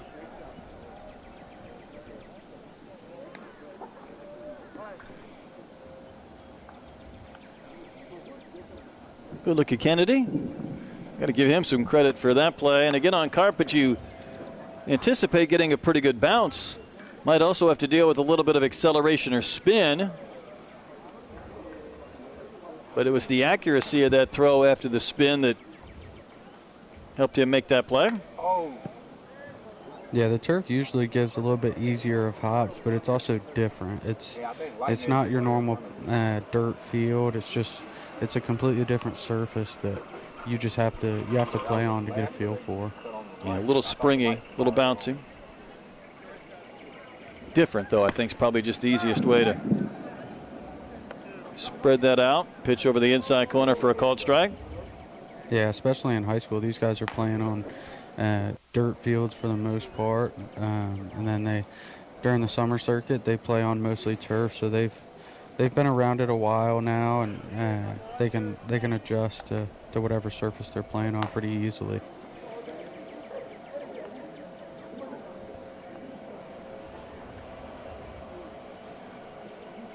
So a couple of ground outs. The Ghost Runner did score this frame for the first Vegas Gold run, but Deihl misses too far into Wesley Bass. Working here in his first inning in the bottom of the 5th. First of a couple of games this morning before the sophomores move in. All 6 teams go through their workout this afternoon. Whole new cast of characters for you guys and you scouts to start watching and evaluating. Absolutely. The Junior National has been an absolute blast to work. We've seen some of the best players in the country, and then we follow it up later today with some of the best 2026s in the country. So it's going to be a really fun next few days out there.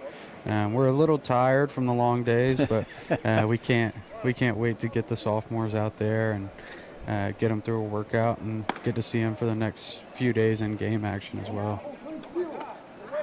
Ghost Runner is going to be cut down. So on the receiving end of that throw once again was the second baseman Ty Kennedy, who made the throw earlier in the nice play. Braga, the catcher, will step out. 8-1 game after 5.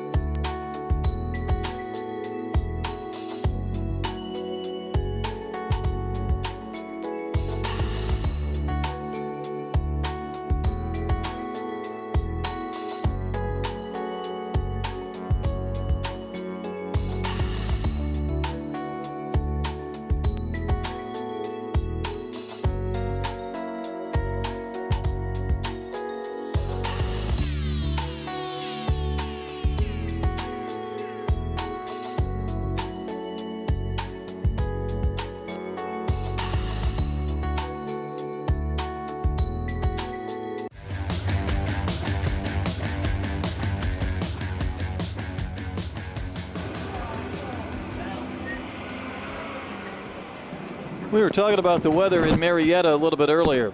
It hasn't been as hot, a little more overcast, and I think, Cam, we've got some lightning in the area. You can see the teams have departed the field and gone to their dugout into a weather delay. So Mother Nature wants to insert herself into the Junior National Showcase another time or two.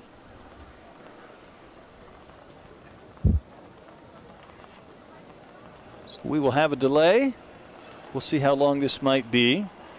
We just completed 5 innings, heading to the 6th, and what it would be a 8-inning game. We've had an 8.5-inning game. I think we had one that might have been 7.5, but for the most part, 8 has kind of been that area where we have landed. And there is another game to go as well this morning before we jump into the sophomores, as we have discussed.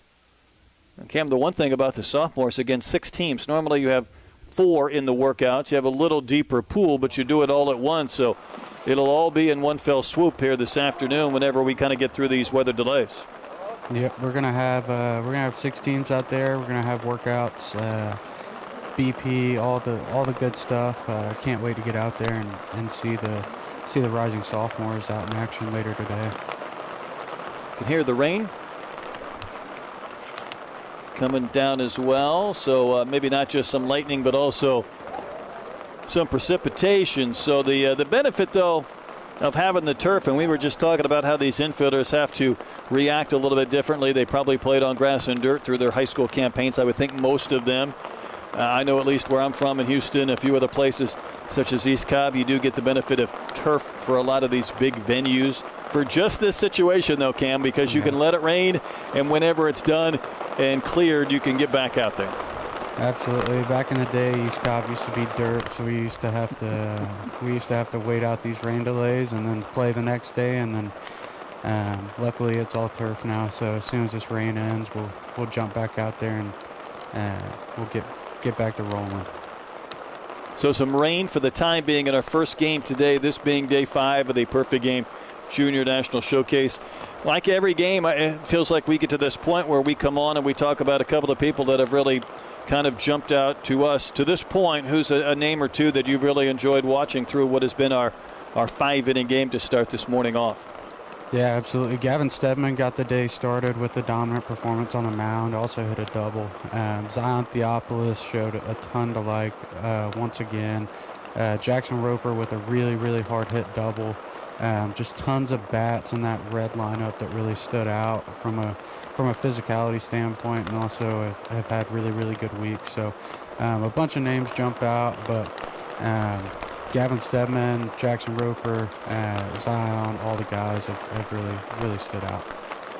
Good notes. As you can see, we are currently in a weather delay, so we'll pause. We'll come back when this stops. Meanwhile, we're going to send you to PG Weekly, and we'll come back and resume when Mother Nature allows for the Perfect Game Junior National Showcase.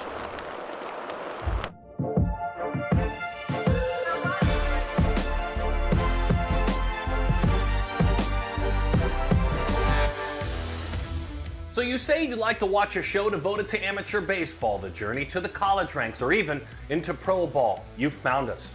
My name is Darren Sutton. Thanks for watching Perfect Game Weekly. We're presented by Rawlings. What is a showcase? What are the amateurs doing when they go to a showcase? It's showcase season. Just consider this: Francisco Lindor, Nolan Arenado. They all went to Perfect Game showcases. Marcus Stroman went to a PG showcase as a shortstop. What is a showcase? Maddox Lessard has been to a showcase and he has showed out. The #1 player in the 27 class in the state of Wisconsin. He's an old soul, top 3 catcher. He prepares like he's about 25 years old, and you'll get to know him as well. And also the preparation. And speaking of old souls, we've known this for years about Corbin Carroll. Now one of the faces of baseball at the 25 and under age, impacting the Arizona Diamondbacks. But we knew him when he was at a PG showcase. We knew him when he was a PG All-American. My one-on-one conversation with Corbin Carroll. And it's rare that we say this, but we start this edition with breaking news out of Scottsdale, Arizona. A conversation with the #2 player in the class of 2025, a young man committed to go to LSU, committed to being a two-way player. Cam Caminetti spends time with us now. Cam, thanks for being with us. We appreciate it. Yes, sir. Thank you for having me. And so I know you have some news that you wanted to share with the baseball world that's been well thought out with your family, your friends, and those important to you. So you have the floor. I'll let you share that news. So I'm going to reclass up to the 2024 class, and reclassing up to go to LSU. So I'm excited about that. It's going to be great. I can't wait. Right into your senior year at Saguaro High School in Scottsdale, Arizona. There will be no junior year. I've got to know, when did you start thinking about this? A week after the season, my dad brought the idea up to me, and I was a little iffy at first, for sure, losing a high school year, but I really had to think about my long-term goals and like what I wanted to accomplish in my career. So I think it's the next right step forward for me. Let's meet the athlete, Cam Caminetti, and as a two-way player, let's talk about the hitter first. Everyone's been drawn to the arm of late because it's been a big arm, but let's talk about that left-handed swing of Cam's. And how have you evolved? Over the last year, I've grown in, a lot of ways as a hitter. I've definitely, my pitch recognition's gone up a lot, and I think that I'm swinging the bat a lot better than I was last year and the year before. Something just started to click in my swing, and I'm just feeling great at the plate now. It's beautiful. All right, so now let's talk about Cam Caminetti, the pitcher. You're just off of pitching in the West Memorial Day Classic in Arizona. You touched 96 miles an hour. Again, speak to me about the evolution that you have had as a pitcher. I started pitching when I was 6 or 7, and I've always been pretty dominant, but a couple of years ago I started to really gain some velo, and it's just gone up ever since. I've just been pretty much just shoving. That's about it. The Chi-Town Cream, your travel team, and you'll be spending your summer with them. And explain to me what that means to be a part of the Chi-Town Cream. The Chi-Town Cream is great. It's so much fun. I actually leave today for Chi-Town Cream, so I fly to Chicago, and then we're road tripping to Alabama, Georgia, Florida, back to Alabama, and then I play my last tournament in Ohio. So it's a lot of fun. We go to the lake, we go to the beach, go to nice dinners. It's super fun. It's great. Well, congratulations, Cam. A bold and an exciting decision. Can't wait to see what the future holds. And full disclosure, had a chance to watch Cam for many years, not just through the Select Festival, but if you go out the doors of this studio, his home right around the corner. So we're neighborhood guys, too.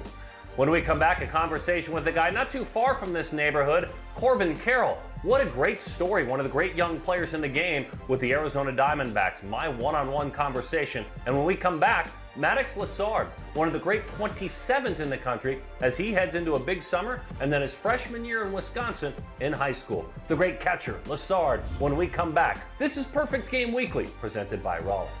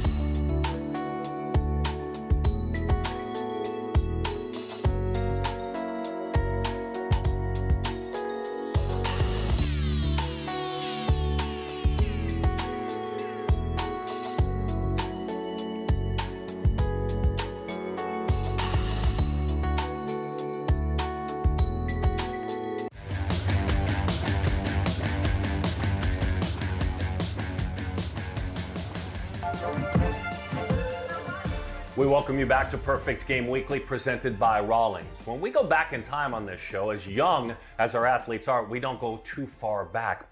Let's go back to 2014, Muskego, Wisconsin. It's about 25 minutes from what was then Miller Park. Jonathan Lucroy was busy hitting 53 doubles for the Milwaukee Brewers. He got MVP votes that year. He was a catcher for the Brewers. At that point, at 6 years old, young Maddox Lessard was falling in love with baseball. Fast forward, the year 2023. Lessard, one of the best catchers in the nation, heading into his freshman year in high school. He's a 2027 with an incredibly bright future, all thanks to those Milwaukee Brewers. And that guy named Jonathan, who someday he wants to sit in the very same spot and catch games at Miller Park, now American Family Field.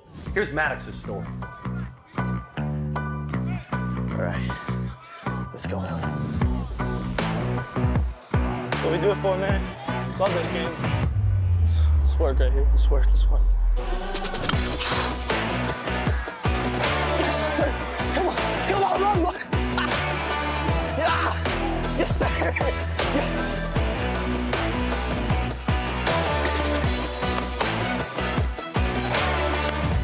Hey, I'm Max Lessard. I'm in the class of 2027. Come catch with me. I'm from Muskego, Wisconsin, and I grew up playing baseball. My dad has a baseball background. He was actually a catcher when he played. He's like 5'9", 150 pounds, but his mental game, his intensity really carried him. Of course, I love the game. The game's kind of a part of me, and it's a lot like life. Like a lot of ups and downs, I've learned a lot from the game of baseball. Let's go. You're still ugly. Hey, man. You call me ugly. Let's go, boys. I started catching when I started playing baseball. Can I go talk to him? I try to know my teammates. Like, I'll talk to them pregame, try to build them up, try to really get them in the baseball mindset. It takes perspective. Like, we're playing baseball, we're talking, like, we're talking baseball too. Like, that's not pressure, that's fun, that's what we live for. Hey, your defense got you. Let's work it. You gotta be, man. Don't pressure is, drinking out of puddles, not knowing if you're safe, you're gonna make it tomorrow. That's pressure, so I guess I'm grateful for being able to have these conversations and be able to play the game.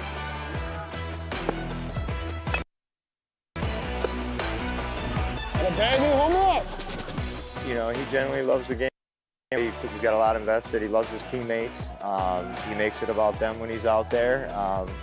Winning matters to him. He wants to win, and he wants his teammates to do well. And he knows that has to happen for them to win. So he takes a lot of pride in that mental game of baseball. So he's working on it. It's a process. Boy, shot pull.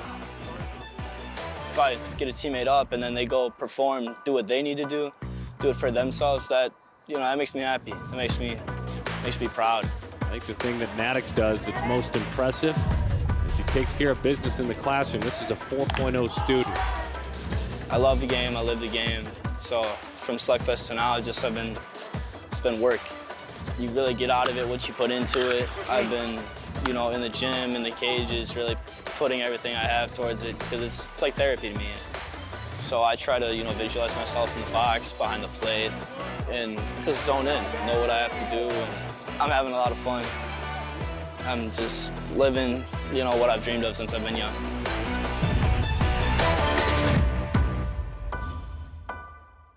By the way, with the new recruiting rules, meaning an athlete can't speak to a college coach until August 1st of his junior year, Maddox now just gets to develop. As you look ahead, he can't speak with the coach until 2025, August. He's got an opportunity to grow, to develop. If you're curious, by the way, Tim Corbin, who his dream school is, it's Vanderbilt.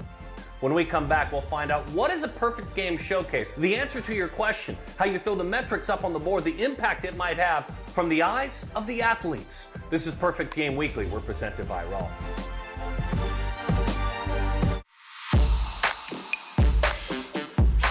Perfect Game Showcase season in full swing as we welcome you back to PG Weekly, Junior National Showcase in Georgia, along with Sophomore Nationals. Perfect Game National Showcase at Chase Field in the heat, but indoors in Phoenix, Arizona. Then it's the 13 and the 14U National Showcases, the brainchild of PG founder and former president Jerry Ford.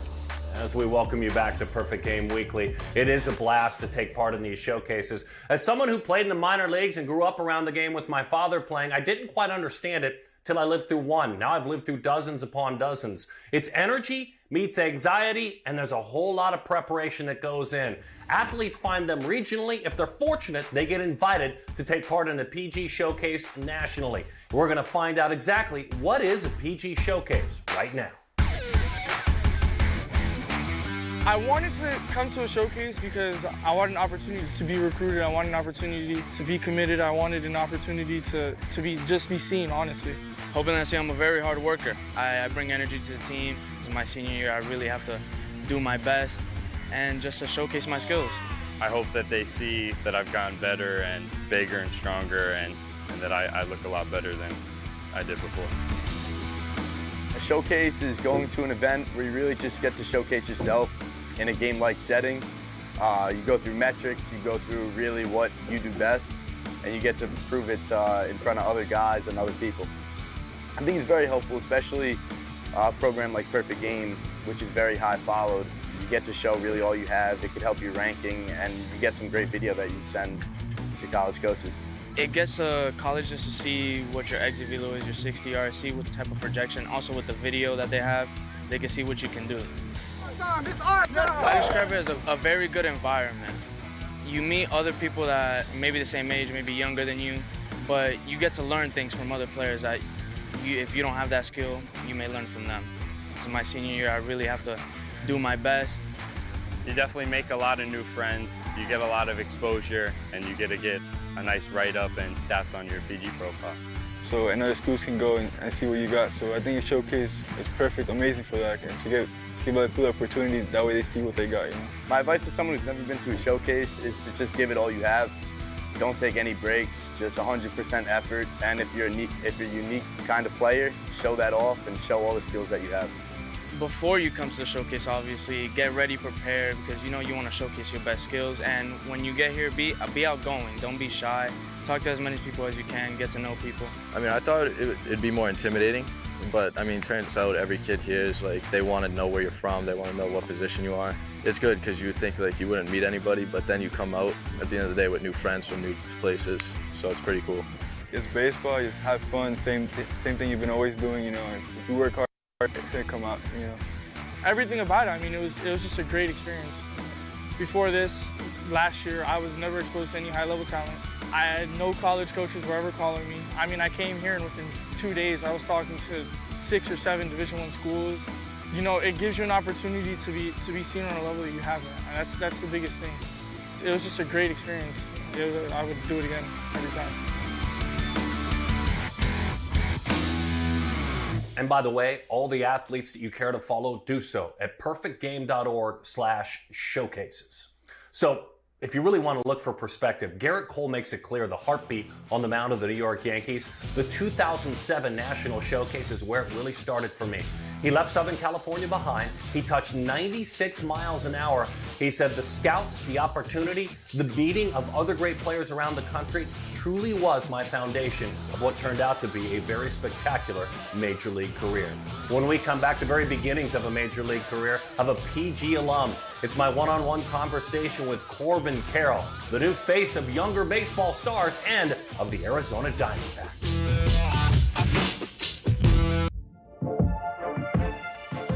We welcome you back to PG Weekly, presented by Rawlings. There is no greater joy than knowing an athlete when he's in high school, then finding out that his dreams have come true, and then getting a chance to reconnect.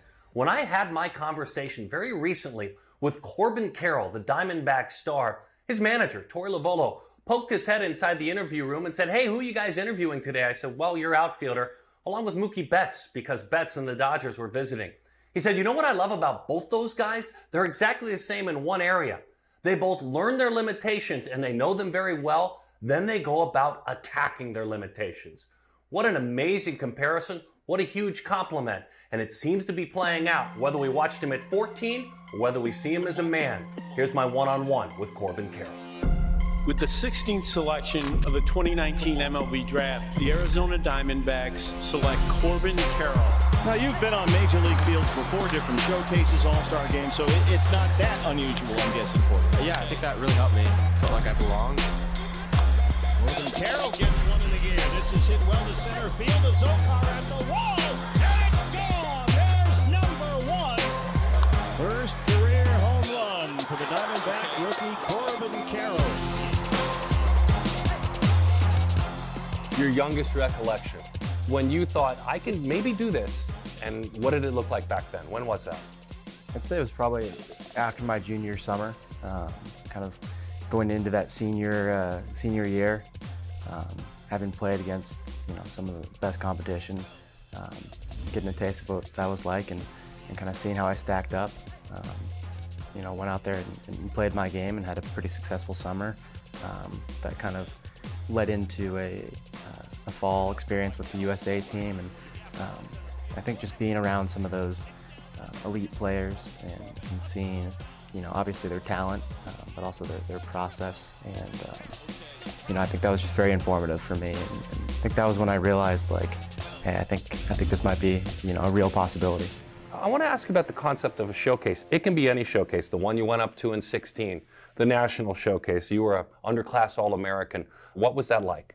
Yeah, it's interesting, right? It's not necessarily like real baseball per se, and the workouts, the try and create all these maxes and stuff like that, and I think that's more of there's kind of a coolness factor to that, of like, hey, I was able to bump these numbers up, whether it's exit velo, vertical jump, just stuff like that. It's always fun for me. It's kind of a competition.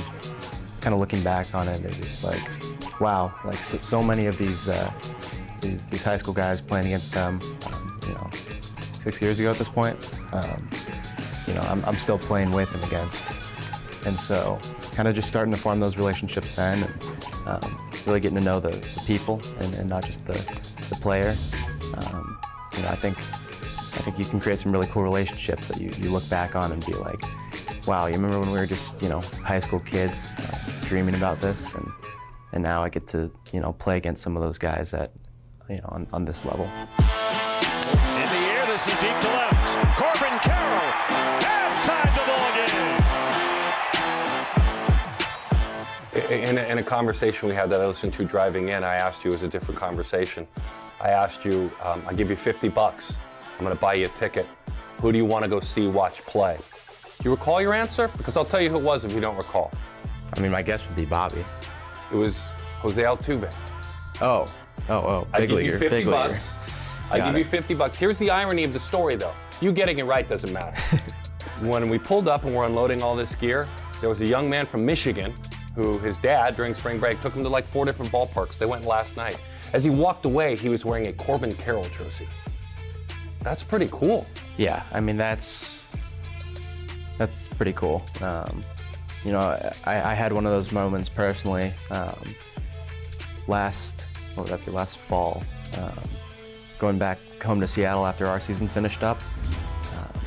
My mom and I went to that 18-inning Mariners game, that playoff game, and just seeing, you know, growing up, right, that would have been Felix jerseys, Griffey jerseys. I don't think his legacy will ever go away. You know, Edgar Martinez, and you know, that ballpark was filled with Julio Rodriguez jerseys, filled, and you know, just to see kind of that new wave of like guys you've played against, played with, kind of filling up these big league ballparks. That's pretty cool. Do you have a favorite way to prepare for a game, or are there multiple ways as far as drills or regular BP? Is there, if I were to leave you with just 1 or 2 ways to prepare for a game, physically, Yeah. what are those? Yeah, I mean, I'm pretty much a big believer in kind of doing the same thing every day.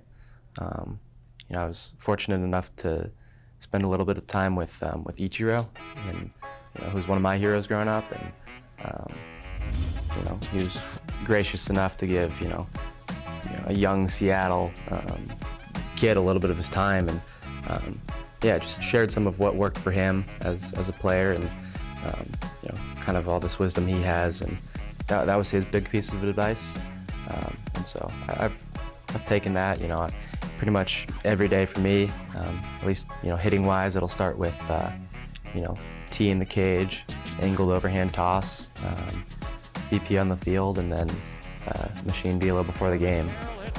You know, in terms of outfield defense, it's the same thing every day. In terms of kind of prep in the weight room, again, just doing the same thing and having a consistent routine. I think it's kind of fundamental. In the whole stacking up of importance, how important is the mind for a baseball player? Body matters for sure. The gifts God gave you matter for sure. But how important, describe the importance for you of the mind, not only using it to prepare, but also understanding how to clear it when it's done. For sure. Our mental skills guy gave us a quote that I really like and kind of stuck with me, and it's, you know, you can't overtrain the body to kind of compensate for an undertrained mind, and I believe that fully. You know, you got to find what's right for you. For me, it's there's, you know, this year it's been a little bit more focus on breath. You know, it's mindfulness and meditation, but just finding what works for you, I think is obviously important. Thank you, pal. Thank you so Sweet. much. Thank you for the time. Absolutely. I really got your head there. Thank you. Okay. Fangraphs wins above replacement. You're impacting a game. Outfielders 25 or younger in the year 2023. Number 1, Ronald Acuna. Number 2, Corbin Carroll. Number 3, Juan Soto. Oh, we're certainly proud of this perfect game alum. If you love content like this is just the beginning, and you found us on a laptop, go ahead and download the app. You can grab it on any smart device. Our app is brand new, it's intuitive, and it follows all of the athletes that take part in Perfect Game events. You can also find us on Vizio, you can find us on Roku, you can find us on Fubo, you can find us on Sports Tribal as well. We are devoted to amateur baseball and sometimes softball.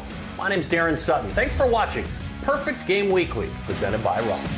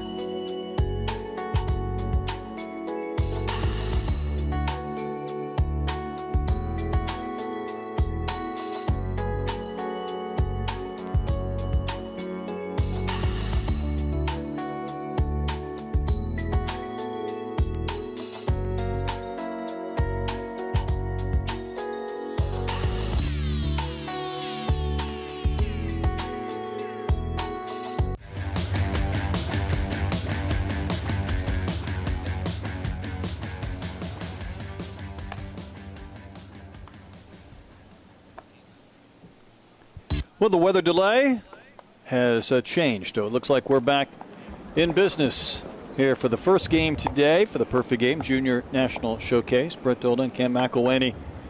We had cruised through 5 innings.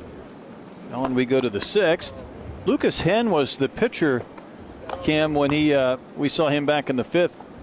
Curious to see if this is him still in the 6th inning or not after that. Wasn't a lengthy delay, but still one nonetheless. It looks like him just from the feed that we're seeing, but we'll see. I know these kids are anxious to finish this game. There's just a few more innings, but it's one more chance for the pitchers to get an inning for a couple that we haven't seen yet, or for the hitters to get one more at bat to get their 3rd or the 4th of the event before we move on to the second game. And then, of course, the sophomores later on this afternoon. Yeah, absolutely. I'm really excited to see the rest of this game, how it unfolds. I'm glad the rain moved out of the area. Hopefully we can get through this one, the next one, and the workout portion of sophomore without any more interruptions. Well said. No more rain. We're done. We want to be done with the rain and keep this event moving. The turf does help, so we're ready to get closer towards resuming. It looks like we're still playing late catch here before we get these batters back out for the red team in the 6th inning. One thing, though, that has jumped out, it is Henn just getting ready to throw.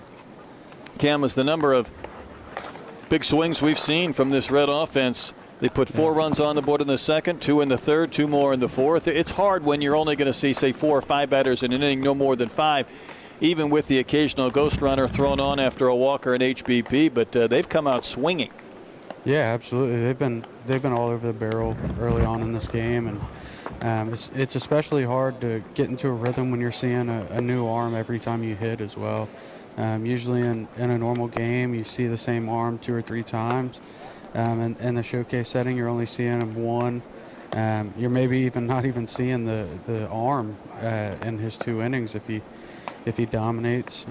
So it's it'll be interesting to see how they come out of this rain delay and if they're still swinging the bats like they were before. I think it's a good point. It's an obvious point, but when you are batting anywhere between 14, 16, 17 hitters, you may bat in the 1st and then not again until the 5th or 6th inning. So you're never seeing the same pitcher twice. It does provide you an opportunity to see a number of different arms, but it does take away that high school game or maybe even the travel ball game type feel to it when, you know, you see a guy the first time and he gets you out in a certain way. You have a better idea or concept when you get a chance to face him a couple of innings later. Exactly. You see the guy the same guy multiple times, and you start gauging the stuff, and it's almost impossible out here in these showcase settings to gauge the stuff, and then you're not seeing the guy again, so you just have to get prepared for a completely different arm and stuff and everything that the guy has to offer. It'll be a strange outing for Henn in an outing overall because he just cruised through the fifth. He had a strikeout, a couple of ground balls to third, but then that delay, and it wasn't a massive delay again. That's probably why he's able to come back, but he had some rhythm and a little bit of an interruption or a pause before his second inning. Yeah, 5 or 6 pitches in that first one. It was dominant. He was turning in a bunch of soft contact, pounding the zone with fastballs, and showed a lot to like in that first one. I'm excited to see how he comes out of the rain delay. I know that's always something that you run into, especially on the circuit. Playing in Georgia in June and July, you tend to run into rain delays. So usually the same arm will go out there if it's short, and I'm excited to see Henn back out there. I can't tell if he's warmed up or he's waiting to warm up. His catcher's been somewhat disinterested in getting behind the plate, so he's been doing a lot of walking and just flipping the ball into his glove or his bare hand. So I'm not sure if just pacing. Yeah, just anxious to get ready to go. Out there. I think he's either been ready or wants a couple of more tosses on the mound, but this catcher had his mask off. He was walking around, and I do think we're getting a little bit closer to resuming this game here in the 6th inning. Rene Ramirez will be the scheduled hitter. He led off this game back in the 2nd inning, so he got to hit earlier, gets the second AB of this game. I think we're a little bit closer.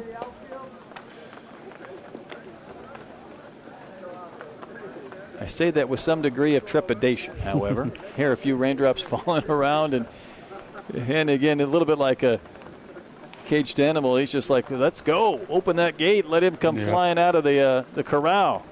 You can see him pacing a little bit. He's definitely anxious to get back on the mound and start throwing like he was before.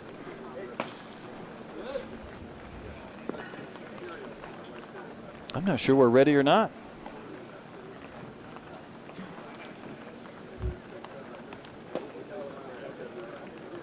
Jim Jinks is involved. That might have something to do with it.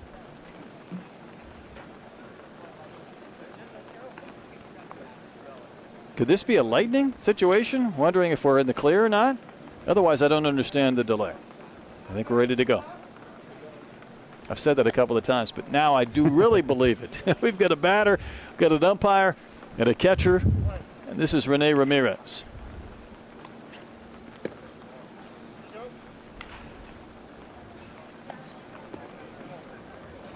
Yeah, one thing to look for here is these turf mounts, they tend to get a little bit slick after a little bit of rain. So interested to see how the footing is out there.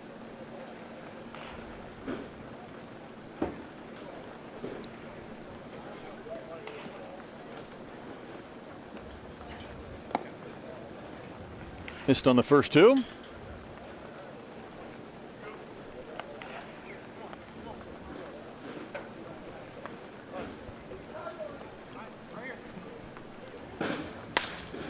Next one to Ramirez. Rolled easily on the ground to first.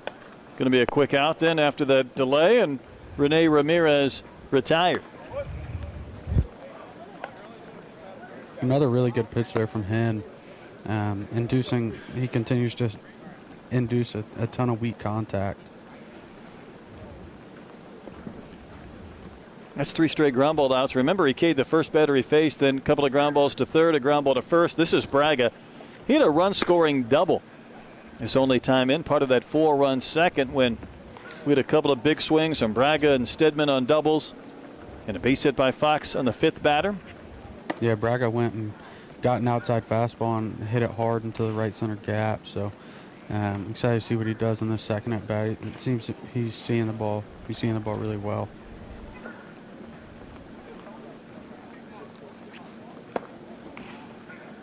Pitch had some serious downward tilt.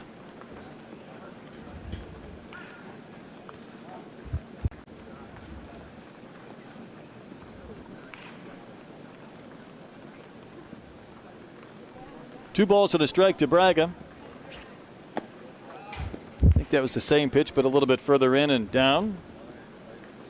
Yeah, the fastball is sitting in the mid-80s now. He's turning over a good changeup that he showed on the first pitch of this at bat.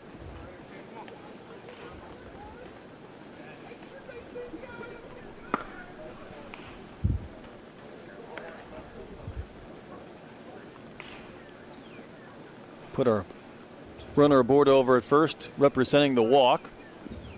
Fastballs now for Braga from this point forward.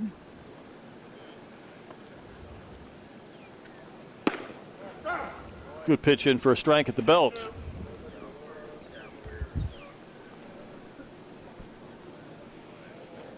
Looks like he's generating a lot of sink on that fastball. Oh, I think the same thing. Runner's going. The throw down would have been in time had it been on line, but it skips into center. Lucky to get back was Roper, who ran earlier. Is our ghost runner.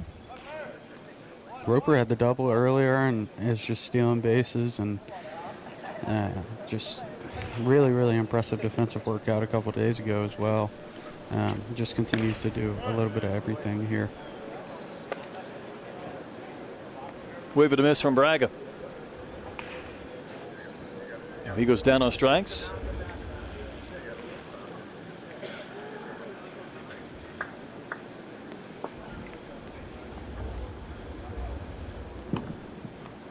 Here's Stedman. Remember, he started the game on the mound. 2 scoreless innings, 2 perfect innings. 6 batters faced, retired them all, and then doubled in a run in the second, but also score. So he's been busy. Yeah, that outing on the mound was super impressive. Was up to 90, pounded the zone. He showed why he's one of the top uncommitted right-handed pitchers in the entire country in the 25 class. I could see him getting a lot of at-bats this year as well. At some point throughout the travel season. Yeah, absolutely. He's got a really simple and easy swing. There's a ton of two-way intrigue with Stedman.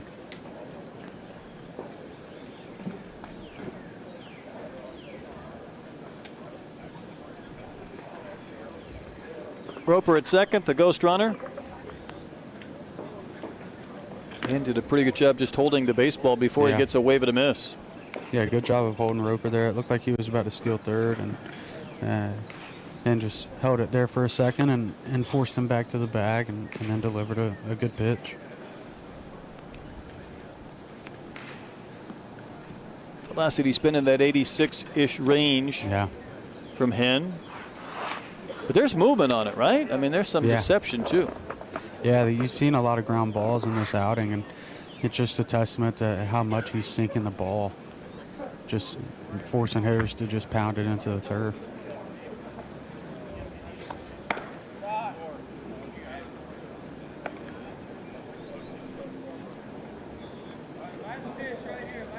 He's trying to get to the finish line in his second inning.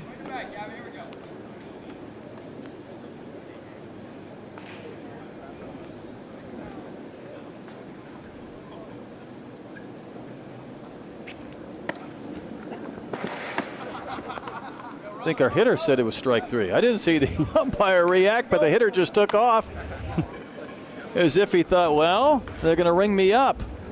Watch this again.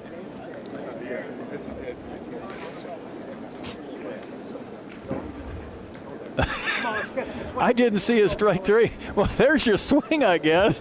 Did Stedman just say that's enough? I don't get it. I believe they said that was the last pitch of the outing. It may have been a pitch count thing. I see. Just flip the inning and start fresh. Makes a little more sense. They will step aside. Henn done with his performance, back in the bottom of the 6th. I think someone else. The kid in the red.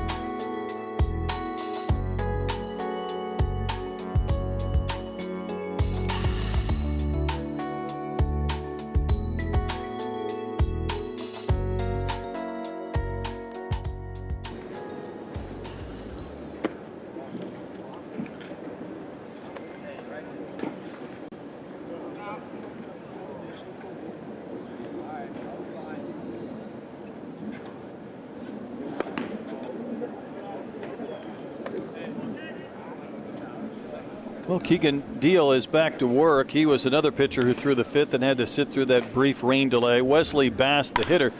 These two were battling when the last inning ended. There's a ground ball to short, and the throw to first is going to be in time to cut down Bass. Bass was at the plate when there was a caught stealing, so he came back up and batted again against the same pitcher a half hour later. Really, Deihl only faced the 2 hitters in the 5th. There was 2 ground outs. A ghost runner did score. There was a caught stealing, so this is just the 3rd batter, now the 4th that he has faced. Yeah, he worked out of that first inning, and interested to see how he does in the second after that rain delay. He's still sitting in that 84 to 86 range and showing a lot to like. It's coming out from straight over the top, and he's generating a lot of sink on the fastball. Hagen Wright, the batter. Bull on deck. This pitch requested on that outside corner, but it comes up and in and misses 2-0. Wright's a super impressive looking athlete. He's a tall and strong player, and he showcased the power in the round of BP and has been seeing it well here in the game.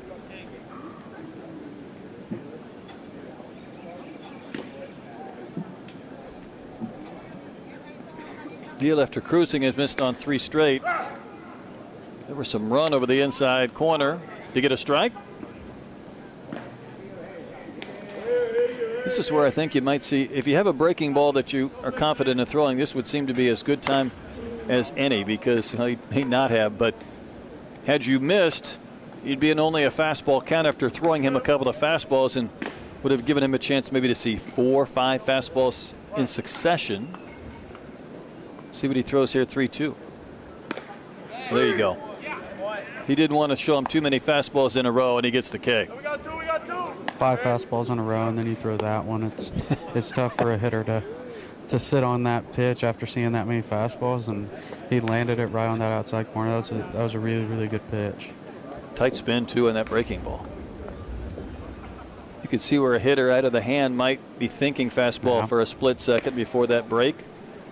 That's where the tunneling comes into a factor as well. If you're replicating arm speed and replicating tunnel or arm slot and all the stuff, you tend to get some ugly swings and misses and even takes whenever you're throwing breaking balls and fastballs, and it's become a huge thing in the art of pitching nowadays. Braden Bull out of Las Vegas has a sister who's an actress. He's a big Chris Bryant fan, keeping with that Las Vegas theme, and he had a ground out to first in his only at bat, at least in today's game. Yeah, he was one of the bats yesterday that really impressed. He was hitting the ball really hard yesterday in the game, and he does it right there too. Yeah, speaking of which, it's going to roll to the corner. Ball comes back in quickly to keep Bull. to a single. 2-out base hit. So to that notion, Bull had a fly out yesterday and then a run scoring double. 1 for 2 with a ground out and a single. Yeah, if I can remember correctly, the fly out was to deep center field. I think so. He was all over the barrel, and just he continues to show what we've seen all week with him. Presley Corville flew out to right field in his only at bat here this morning. Out of that high set, the pitch is spiked in the carpet. Pretty good scoop.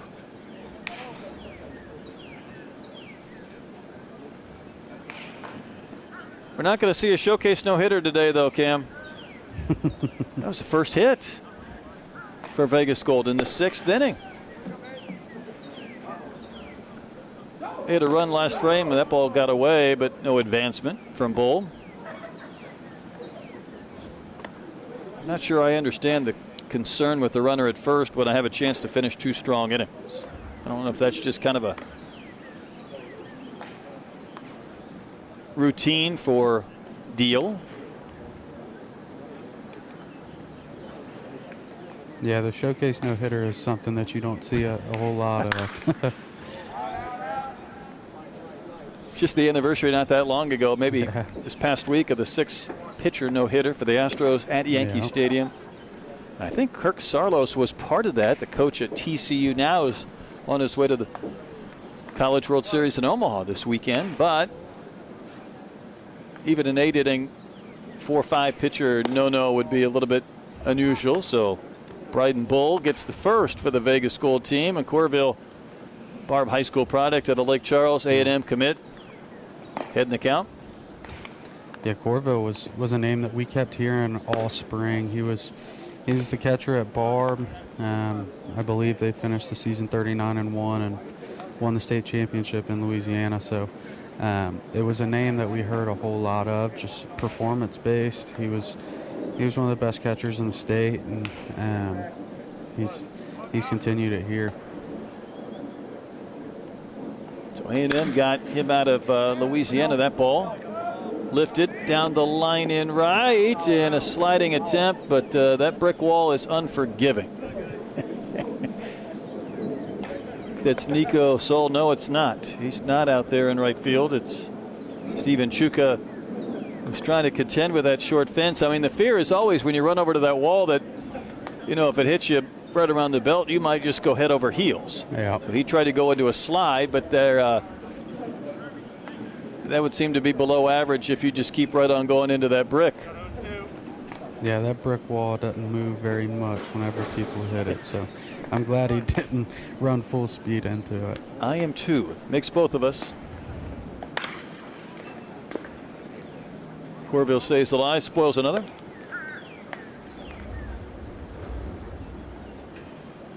Watch this pursuit. There's a little trepidation right here, a little alligator arm. And he still jackknifed into that fence. Upstairs. Yeah, you'd hear a completely different sentiment out of me in a tournament game. I don't want to see anybody running into a wall at a showcase setting with the PG on him and getting hurt. So I'm glad he made that business decision there. Let's take a look back at what we saw from Deihl over his 2 innings of work with that rain delay in between. Yeah, absolutely. He was painting the fastball on both corners and spinning it, sitting in that 84, 86 range, and really competed. It was really impressive.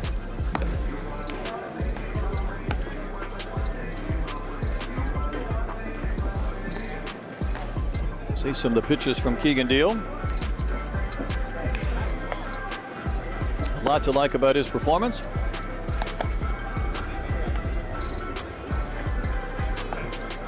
Sends this game into the 7th inning. Well, you can download the brand new redesigned Perfect Game app. Available to watch perfectgame.tv. Multiple streams or shows, the games, showcases, and whatnot, tournaments, games of the week. Brand new redesigned Perfect Game app. Content never stops, Cam. I've been telling you that all week. It just keeps on rolling. Oh, yeah. Yeah, Our crew's been doing a great job. Yeah, there's so much content flowing out of this event. It's been really cool to see, especially on all our social media platforms. The amount of in-depth stuff that we have up there. So I'm really happy with how much stuff we've been putting out. Yeah, there's been a lot of content, and there will continue to be a few more features and whatnot to come out in the next few weeks, if not months, as Braden Polsky, North Carolina commit, comes on to work here in the 7th inning.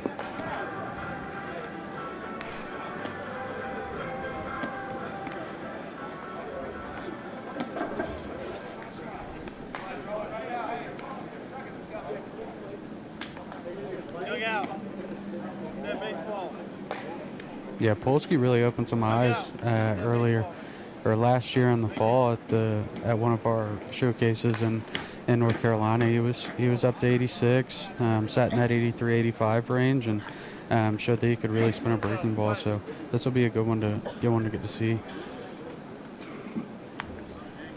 Stedman was in the box in the 6th.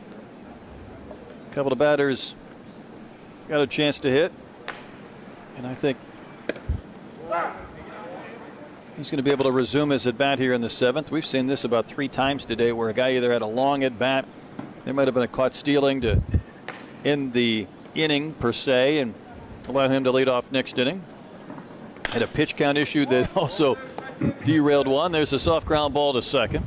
Polsky will retire, or did he? No, that ball was dropped over at first. Kind of a routine play, but it wasn't handled. And Stedman will be aboard.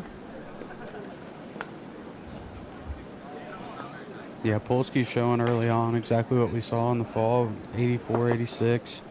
That was a good breaking ball there. Got a slow roller to the second baseman, and just mishandled a little bit, but arm-wise, it looks really good.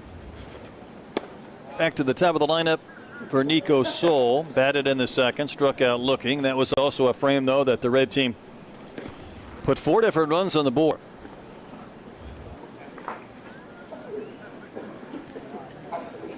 Yeah, it seemed like for a 3-inning stretch there, the red runs just kept popping up on the board. They were prevalent. Over that 3-inning stretch, they scored all 8 of their runs. Vegas Gold team got their run in the 5th and got their first hit in the 6th. Polsky's next pitch way inside and a little bit low.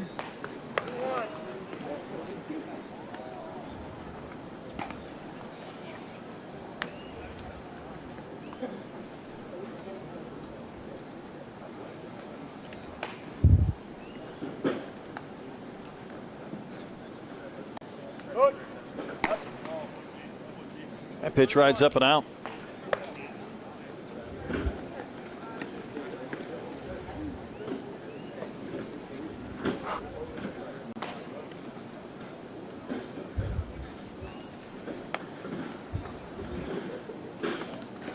There's some strong hitters at the top of this lineup for the red team, so Polsky would like to start running a few right on the corner, as he did right there to get the strike, trying to get an out or 2.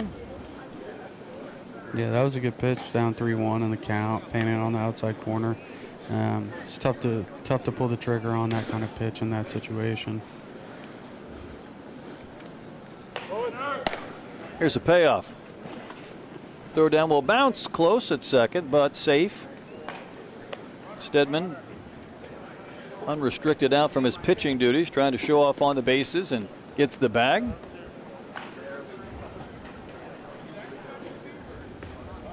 It's tough to have a better day than what Stedman's had so far. Agreed.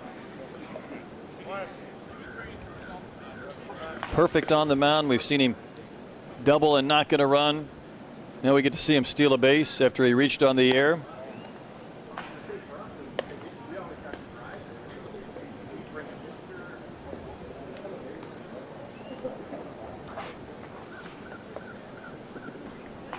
Polsky has been in that 85, 86 mile an hour range with his fastball. Trying to command it here to the second batter he's faced. There's a couple of runners on base, but just the second hitter has come to the plate against him.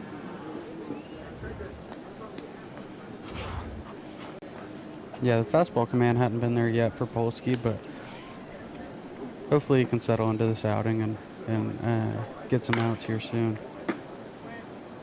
Spoiled by Soul.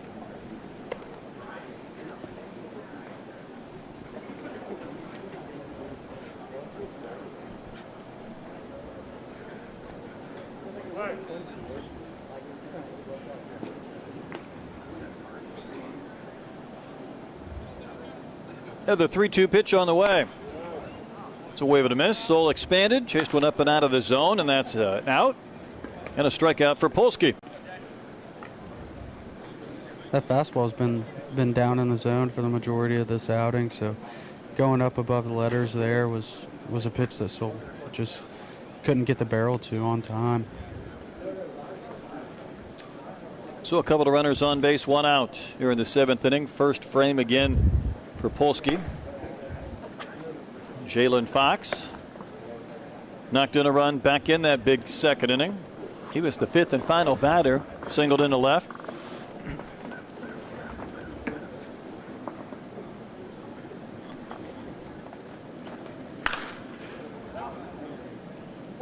Fouled back by Fox. Fox has had a good week.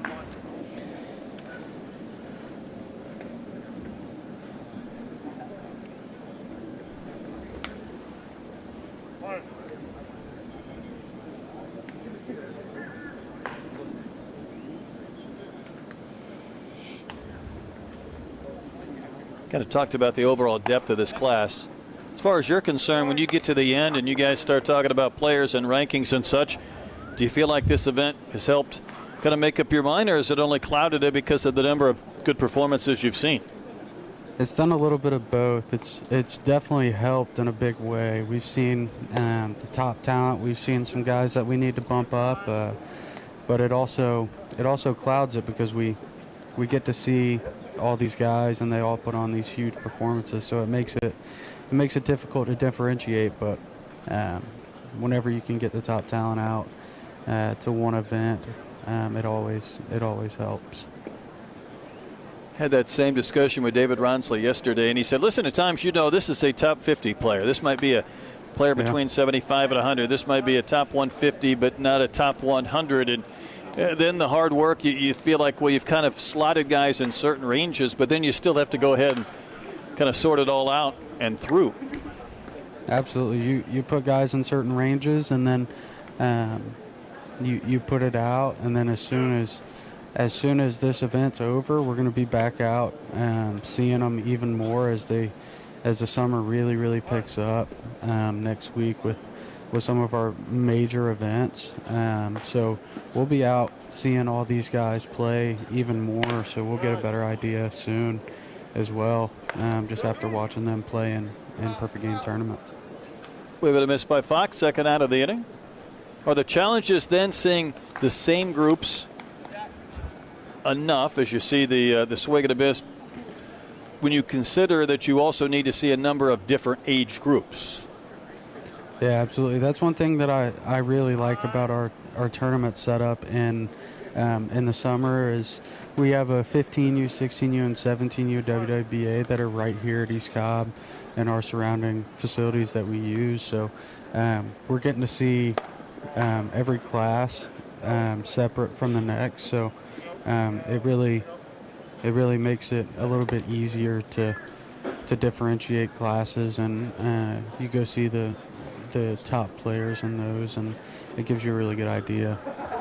Yeah, the schedule certainly set up for a reason. And this is Roper. We're going to skip Edwards, so he may have departed. Roper doubled back in the 3rd, though, and scored. Seen him a few times running when we've had to put a runner aboard due to a walk or a HBP. He's caused chaos on the base pass today, and he also had that double down the left field line. So Roper's definitely been one that is we've known quite a bit about, but he continues to impress. Just seems like he has fun playing the game. Yeah. Fly ball to right field will be put away. So that was a nice job by Polsky after he had the air behind him to start the inning, and then he put a runner aboard with what would have been a walk. A couple of strikeouts and a fly out. We'll step aside. Stretch time here from East Cobb.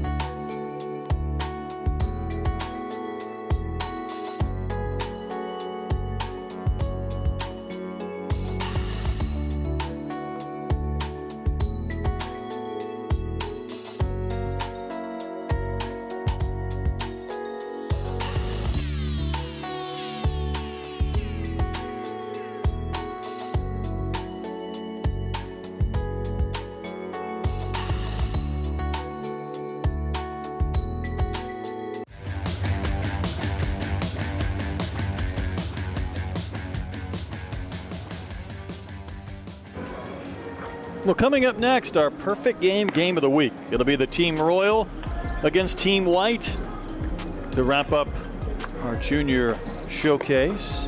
Had a chance to be a part of several of our perfect games of the week on Saturdays. Primarily back in the school year, we were focusing on a lot of those kids that were 8th graders, not quite involved yet in the high school baseball, JV, varsity, whatever the case may be. But our upcoming game will be our perfect game of the week. This is Brody Juntunen from Orlando, Florida. Timber Creek High School, his first inning. And the first one misses. Should be Corville again. He had a long at bat before I think we finally just threw up our hands and with a pitch count situation. So he gets to come back out and bat again in the 7th, but against a new pitcher. And there's our White squad assembling, getting ready to go. Yeah, this usually is one of my first looks at most of these guys from all across the country, and the same with Juntunen. You can just tell by the look of him, tall, lean. This is going to be one to follow. Out of the Scorpions 25 scout team, Corville puts one in play. Nice job to charge and throw and get an out from third. So a pretty good effort. Should be Jacob, I believe, at third.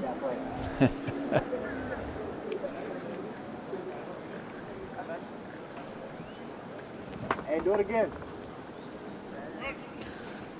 You can tell by the orange arm sleeve. It is Roper, yep.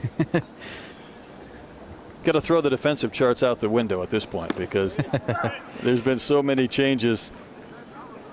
I think the rain delay really impacted that as well. I think it did. I know a lot of these guys, they fly in from all over the country, so they have flights, they have travel arrangements, so we try and do our best with it. Eddie Son flew out to right, and it's only AB. You can see this is just a loose and fast arm with massive physical projection. He's sitting in the mid-80s right now with a ton more in there, and he's really spinning it with confidence. Through the breaking ball, and it's going to drop in center and then take a big bounce. So Zahn not only will have the base hit, he's going to keep on running. We've seen a few of those kangaroo bounces kind of eat up the outfielders. You charge and then you stop, you can't get there, and then that ball bounces. And it causes some problems for Jalen Fox. Yeah, Zahn's a player that he came to sophomore national last year and was a little bit more on the lean side, and then he came back this year and looks physically as impressive as anybody out in this group. So he's added tons of physical strength, and the ball really jumps off his bat. We're going to skip a couple. Skip Kellner, Chilcutt to Walter Urban. Struck out looking back in the third when he faced Campbell.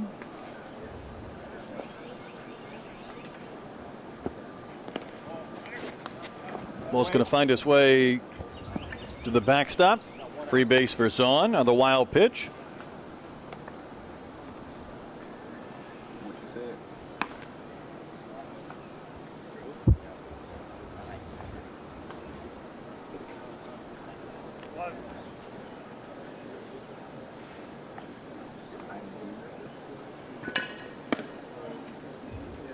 Between the belt and the letters and missing upstairs. 2 balls and a strike. Had a ground out in a kangaroo bounce double. Here at the bottom of the 7th inning. I would agree, though. I think we lost a few players during that 25-minute-ish rain delay. People that had to head out to either the next event or to the airport. Yeah, that's the caveat to having a ton of players from all over the country is they have travel arrangements, and sometimes it causes them to miss a few innings, but just glad that they could make it out to this event. No doubt. I know they've been looking forward to this for a long time, as far as just kind of where they stack up against some of the best and seeing some of the players that they've heard about, maybe played against around the country. Absolutely. Big wave and a miss by Urban. This is one of our premier events of the summer. This really gets the summer kicked off, and the amount of talent that we've had out on the field is really, really impressive.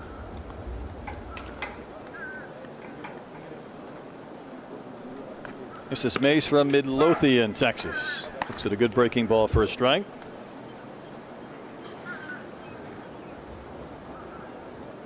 Juntunen throwing 3 pitches for strikes. The fastball's coming out of the hand well. He's spinning it, and he just showed a changeup there to the left-hander.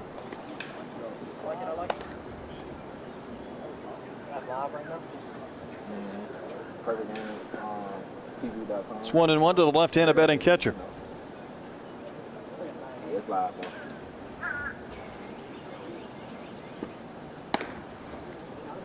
He's transitioned high schools in the middle of the year. His mom was diagnosed with breast cancer back in February, and he was in a private school which was 35 miles away from his residence. So in the middle of the year they changed schools because of the chemotherapy treatments and the distance. And certainly it's been a challenging year for Miles, doing his best and putting forth his performance this week at East Cobb and Marietta.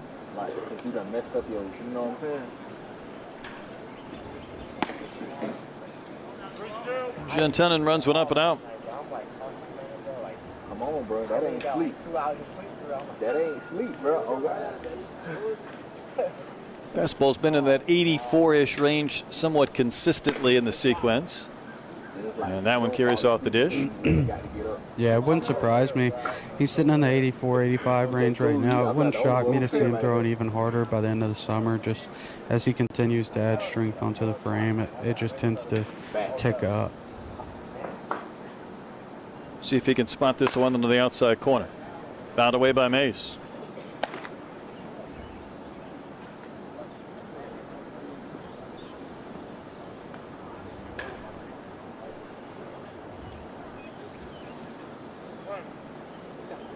Fourth batter of the inning. Another payoff pitch, up and out. Ghost runner will swipe second base. A little bit harder to run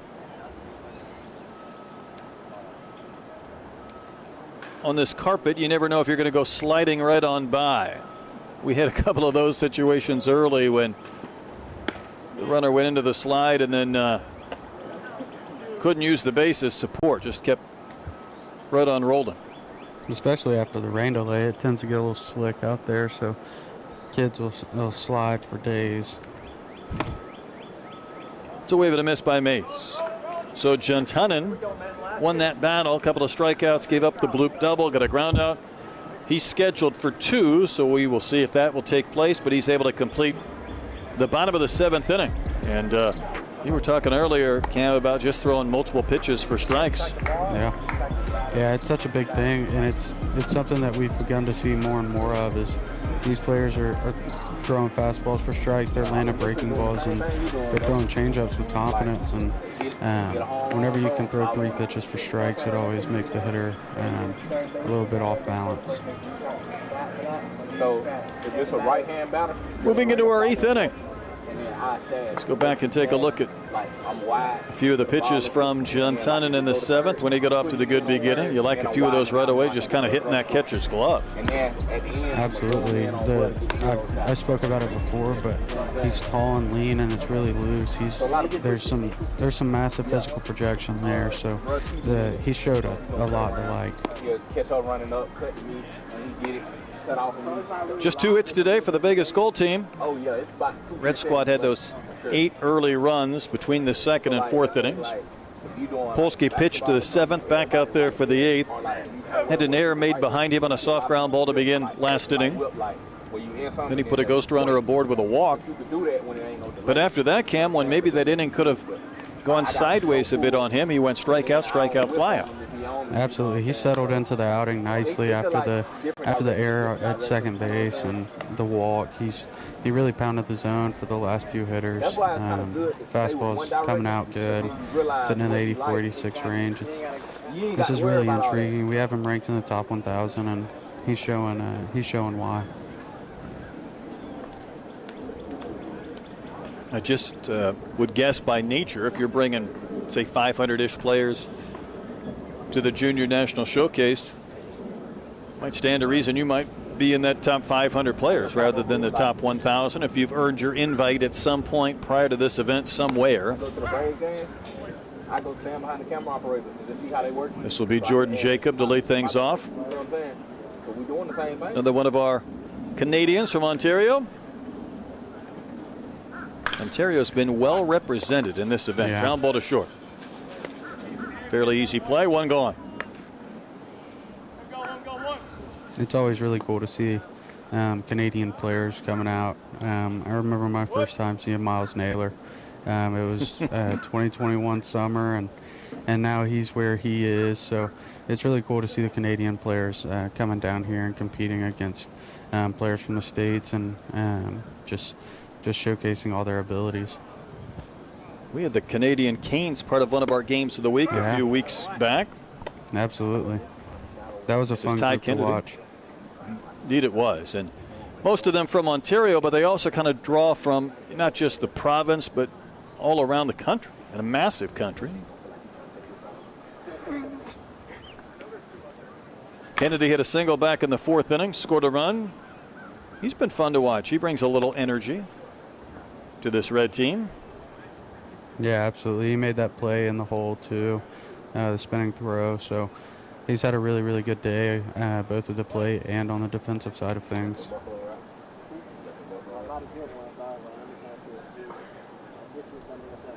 Polsky set down 4 in a row. Might have wasted that 0-2 pitch. Didn't get the chase from Ty Kennedy. We skipped over Luke Beeler, who had an RBI double and a big swing back in the 3rd. Too far inside.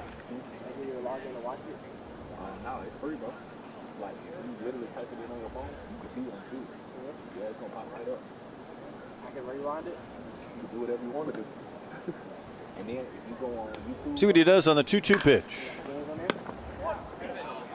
Hard on the ground, knocked down at third base, or the throw across the diamond was a good one. I mean, that was about all you could do to try and make a play on that as best you could. Fantastic play there. He didn't get him, but that was, to even get to that ball was really impressive. Wow.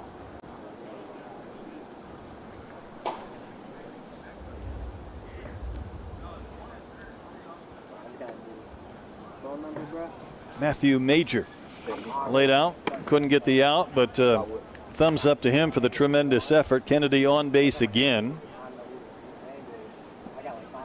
This is Chuka. Reached on a fielder's choice with an error involved back in that 4th inning.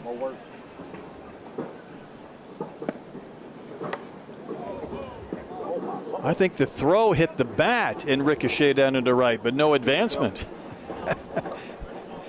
It's going to be a back pick at first. It's a wonder that didn't roll into the dugout or whatnot, but it went between 1st and 2nd like a ground ball. Yeah, that's one that you don't see much. He tried the snap throw back to 1st and looked like it ricocheted off the bat.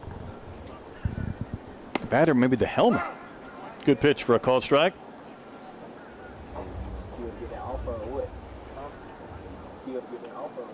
See what it hit.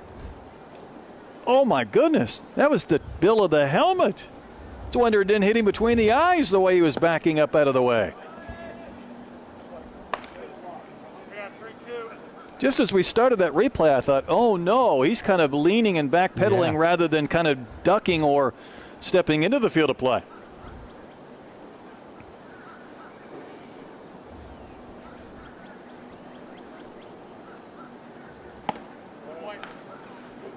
And a wave and a miss. So Polsky continues just to kind of settle in and get some outs. Yeah, this has been a really impressive look at him. He's still holding that fastball range and mixing in breaking balls and changeups and just getting outs.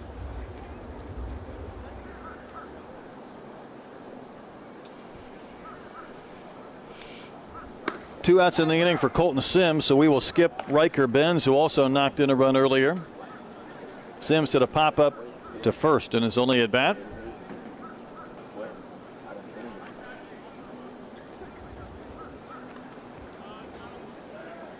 just as we suspected, we're figuring out why our defensive charts have kind of fallen apart, because we're skipping about every other batter after the brief weather delay.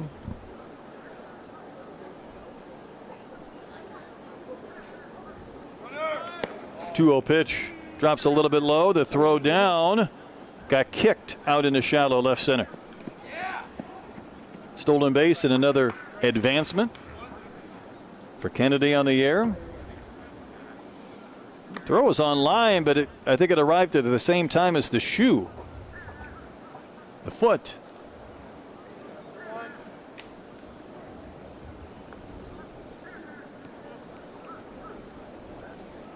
Yeah, that's back-to-back plays. You don't see too much as the ball to the middle of the helmet and then kicking a ball into shallow left field and advancing to third. So a few weird plays back-to-back. Good point. A couple of unique ricochets. Yeah.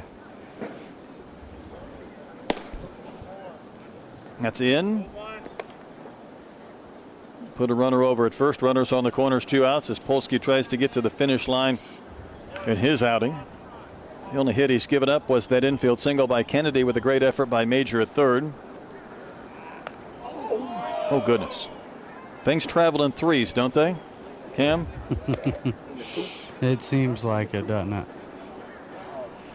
Colton Sims not amused by that, but he really had no chance to get out of the way. Yeah. Well, you want that one last at bat. You're excited, one more chance to do something, and then thud.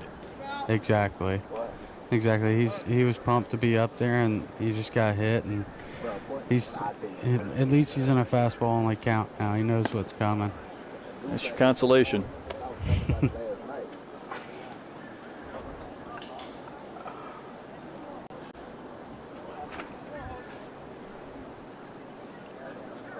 Polsky, though, again just wants to finish strong after what has been a pretty good outing. Soft ground ball dribbled towards second, but it's not going to be an easy play. The throw to first is going to end it.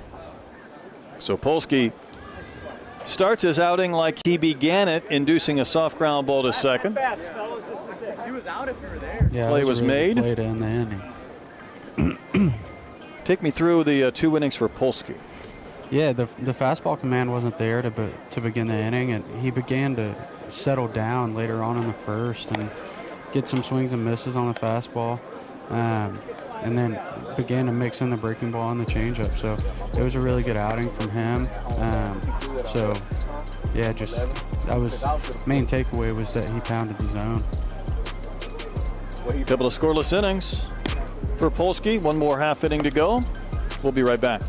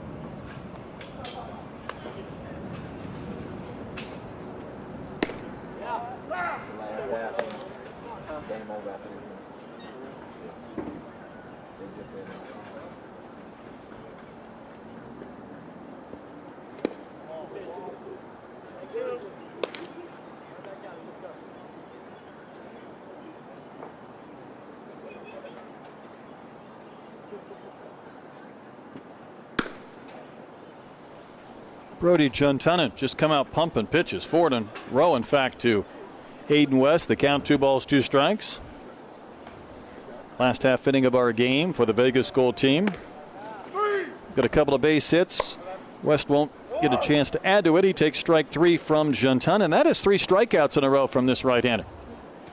as good of an outing as you could want if you're Gentunen. I mean, fastball's coming out of the hand well, sitting in that 84, 85 range, somewhere in there, and just pounding the fastball to the outside corner to lefties. He's looked really dominant.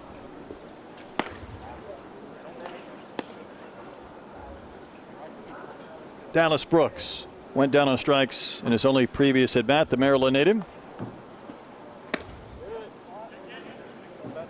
And a wave and a miss. That pitch had a little ride or run to it. 1-1. Brooks really stands close to the plate.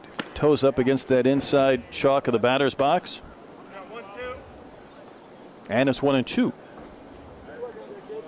Yeah, he's working quick and just throwing fastballs over the plate, and it just seems like hitters aren't able to catch up to it just yet.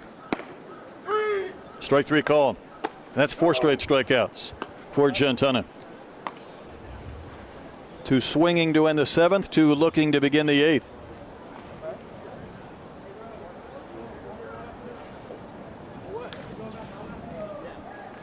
This is a perfect pitch on the outside corner there.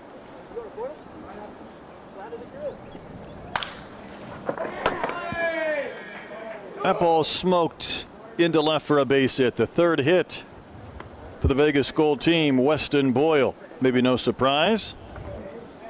Yeah, he had a really good day yesterday and continues to swing it well.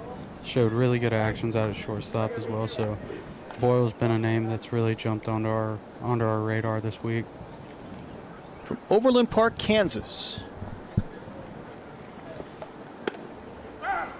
Jordan Marlowe. Good change up there to start the at bat.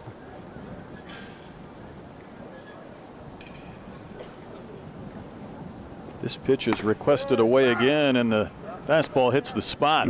0-2. Fastball command for Gentunen today has been really good. Wherever the catcher's setting up, it seems like he's hitting him right where he's set up. Just carving right now. Yeah. That was pure dominance from Gentunen through 2 innings. Do we need to see one more hitter, maybe? I think they're going one more just to get another look at him. So Matthew Major was the man who made that diving stop at 3rd and then tried to throw and get Kennedy last inning. He'll get one more chance to bat. If you're Gentunen and you're saying, I just struck out 5 in a row, I'd prefer just to finish on a positive note. But then again, exactly. I guess you could say he's got a chance for 6. Exactly. That's exactly what he's looking for right here, is to strike out 6 in a row.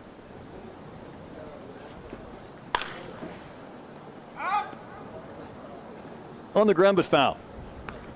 He's got a chance here as well. He does.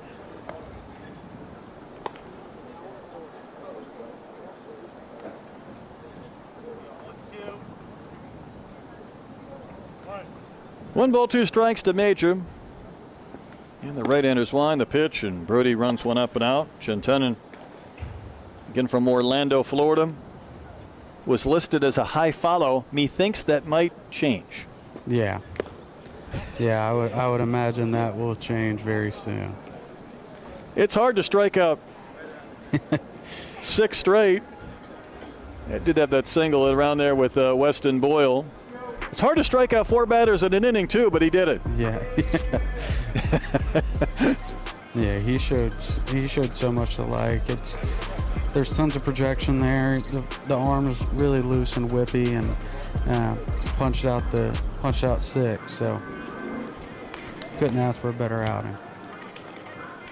Sometimes when you get towards the end of a showcase with the 2nd game, you might see a few pitchers that you're not sure what you're going to get. Load up some of the top arms for the first few innings, but it was strong today, and I would say the offense early from the Red squad put 8 runs on the board. The pitching for the Red team extremely good, limiting to just 3 hits. Cam and I will step aside. We'll come back for our 2nd game of the morning in about a half an hour or so. Team Royal, Team White. That'll be our perfect game of the week on perfectgame.tv.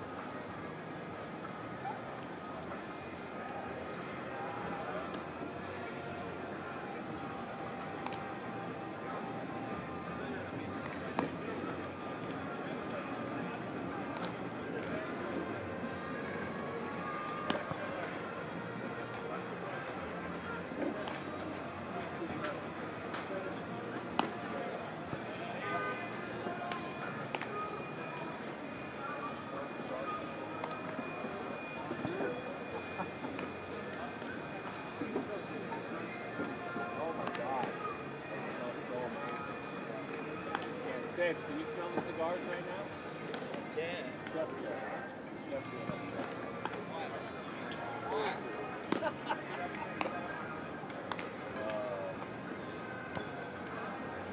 Yeah.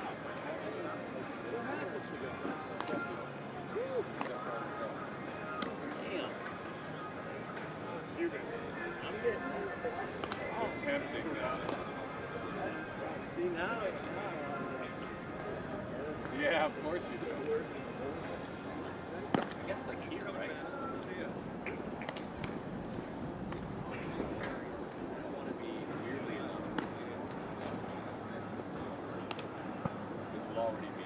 That's a hard one.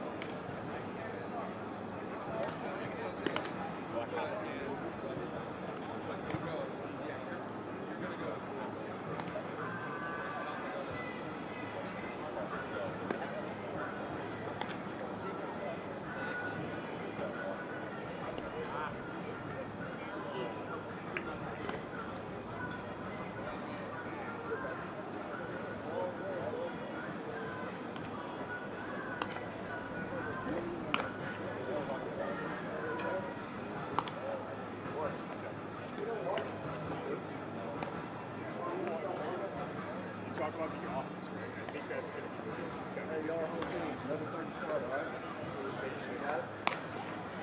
Right in the blue. 11:30, your home team, your home team. Almost like, almost like it's, I just, shooting it's not in there. But then when you pause,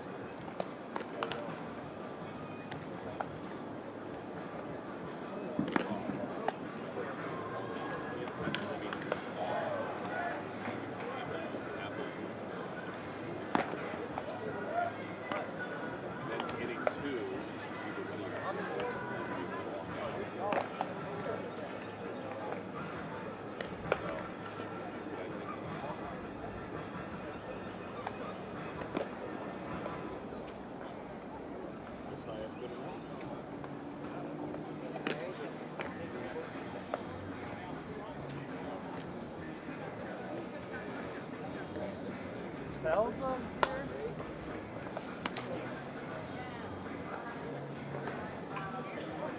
Can I wrap this a little?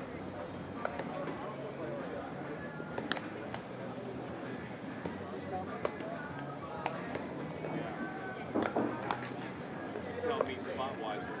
He'll be kind of here. Yeah. He'll be back in perfect game. Right here. Think about Seth Hernandez, what he is. This is a young man.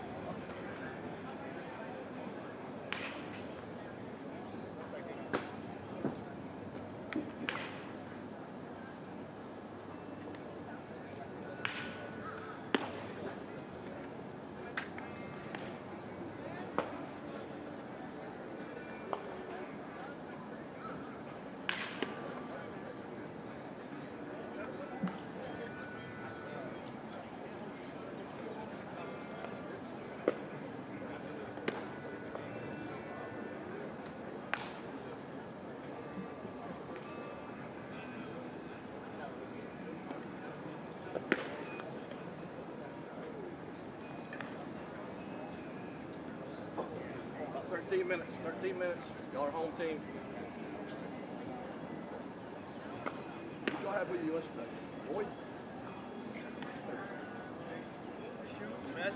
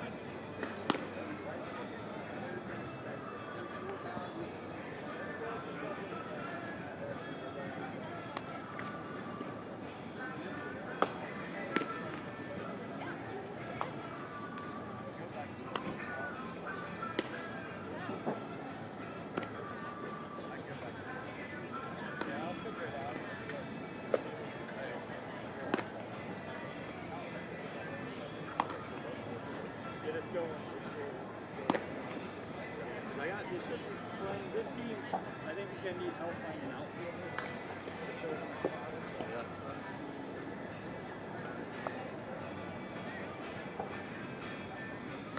I gotta just bring it over here real quick.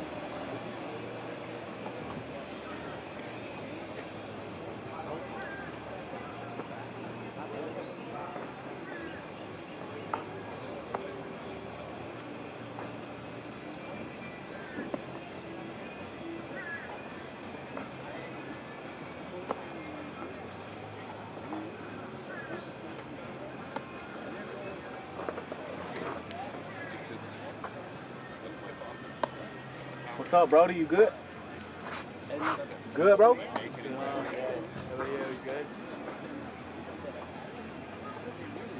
Well, they're worth the 90 calories. I take it way back.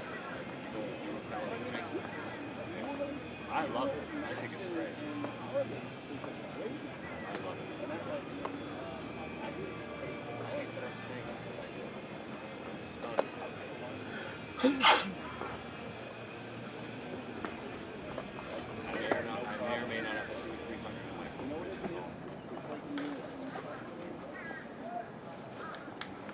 Tastes like what? Perfect. Yes. Yes. Sour. It's a sour patch. What do you want? Like a salty drink? Pretzel. Peanut butter pretzel. Yeah. Go with the Marine. Peanut butter I was pretzel. gonna say the same. There's five. I'll give you. You've got peanut butter pretzel and pepperoni pizza.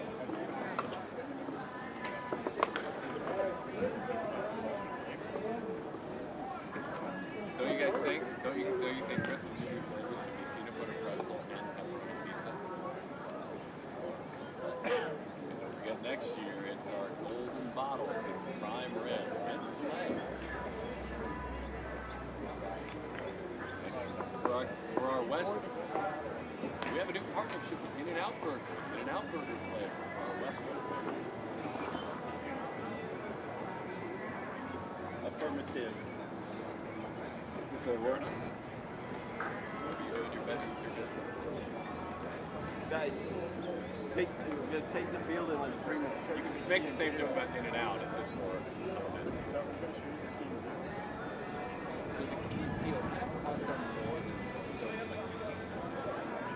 It's the tall green guy, right? With the shaved head. You probably have partnered with them, haven't you? Have you ever met them? They seem very fun. They seem to go up against the lines of what's okay.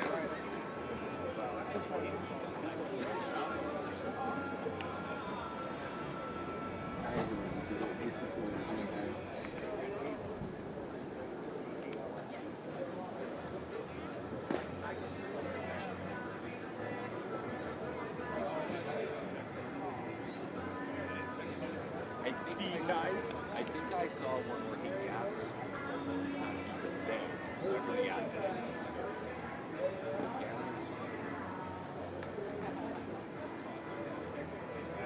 No, it's like an office thing for kind of being like politically correct. Any managers to everyone. And they woman and 99%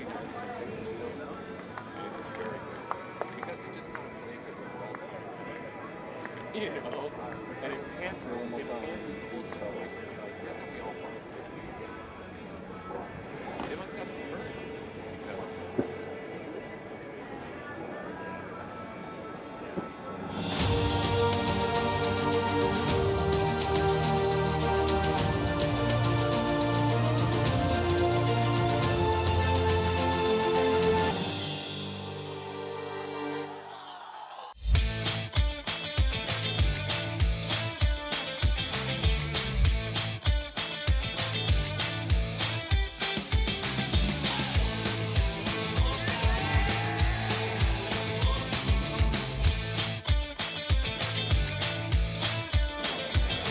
And welcome to the Perfect Game Junior National Showcase and the Perfect Game Game of the Week.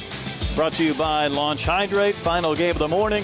It features the white team against the Royal squad from the East Cobb Complex in Marietta, Georgia. Brett Dolan and Cam McElwaney with you. Enjoy this competition and these young outfielders, infielders, pitchers, hitters, whatnot over the course of several days. But Cam, one more game to go to finish off this group, this class. Absolutely. This is one of those that, as a scout, you get a little bit giddy for to see the two starting pitchers that we have rolling today, Seth Hernandez and Jax Bishop, two of the top arms in the entire country. Bishop just up the road from me in Georgia, and then Seth Hernandez from California. It's just one of those that you get really excited about the talent on the field. We're excited to hear that preview, and we'll get a chance to see these two pitchers. And again, we normally see the pitchers for 2 innings, certainly these starters. So a chance to see them face anywhere from 6 to maybe 9 or 10 hitters, which gives you a pretty good idea of their stuff. So we're going to crank it up. The Royal team is the home squad, and our first chance to take a look at Bishop. Yeah, he's one of the top right-handed pitchers in the entire country. There's a lot of buzz about him in the state of Georgia. He's one of the top ones in the country. Fastball, I've heard whispers of him being up to 93, 94 in the spring. So really, really excited to get to see him here. He can really spin it, and this is going to be a fun one. Let's take a look at the roster for the white team. They are the visiting team today. Takes us a couple of different pages to run through. We've had a few players maybe scratched here for the second game with some travel issues, so we may not see as big of a lineup, 15, 16 deep, but still this is the roster for the entire showcase. You saw DeMario. He had a home run yesterday. You see the rank of Billy Carlson at number 9 in this class. And there's Seth Hernandez at 4 and Omar Cerna at 12. Also saw Cerna pitch yesterday. Meanwhile, we are ready to go for the perfect game of the week.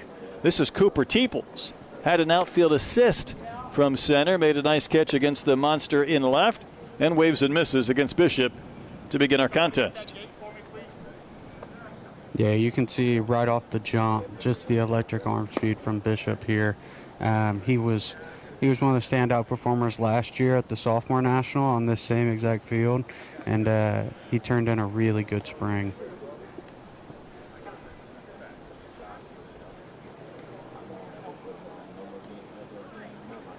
Tennessee commit. Pretty simple windup. Teeples did everything he could to get out of the way. You hear about the velocity. You know you're going to see it. You don't want to wear it. Yeah, exactly. You definitely don't want to get hit by how hard he's throwing.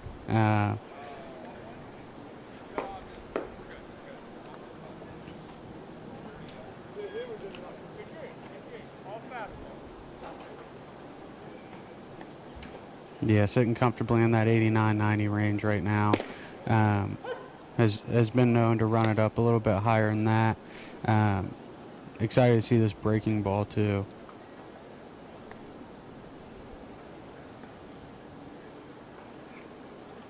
Rocks back into that windup. Here's his 2-2.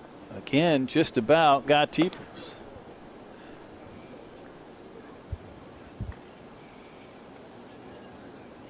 Not a lot of downtime between pitches. Ready to go again.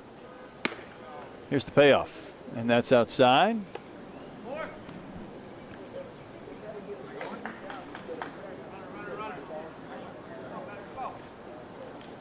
Put our first ghost runner on base. Bishop kind of fighting that command right out of the gates to Teeples.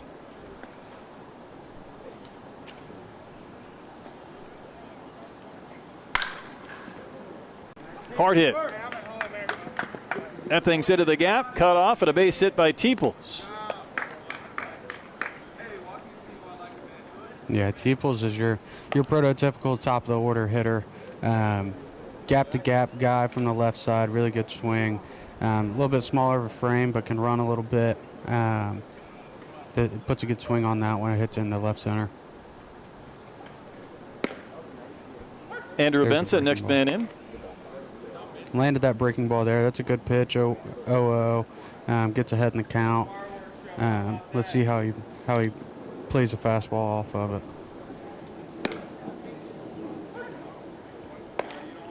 Well, if that's the answer, pretty well.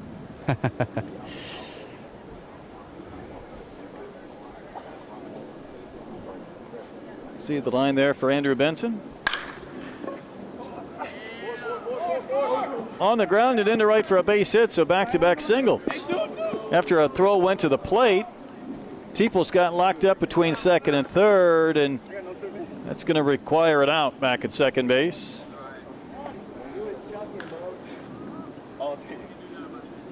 Ghost runner held at third. Teeples got caught off second. Benson gets the base hit, so 2 batters, 2 hits It'll bring up Luke Sullivan. Yeah, they're getting some pretty good swings off here early.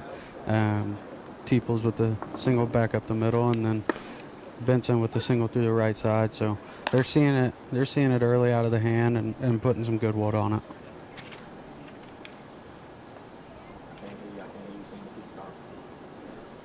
Sullivan from Canes American, Bristow, Virginia native.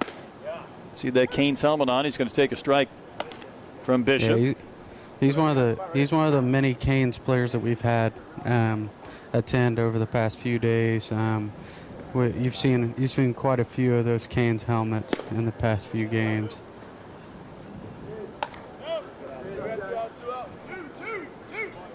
That's it for Sullivan. Watch this pitch again.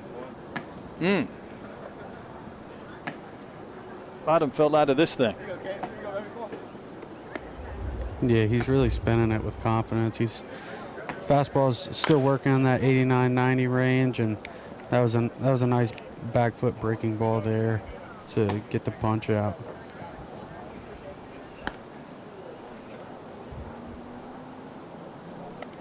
Here's Goldstein batting.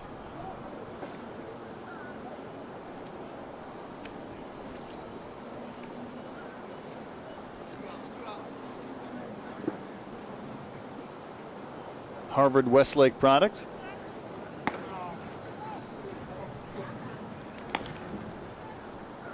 And again, this is the second and final game for this group. Goldstein, though, got just one AB yesterday, so maybe a chance to get a pair here in the second and final contest. Facing a good pitcher, though, in Bishop. Drops that one in for a called strike. Yeah, Bishop's been a name that we've known for quite a while.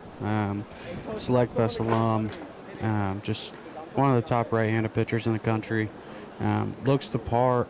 Fastball really jumps out of the hand. You can see there's some projection still remaining, and he's got a really refined mix.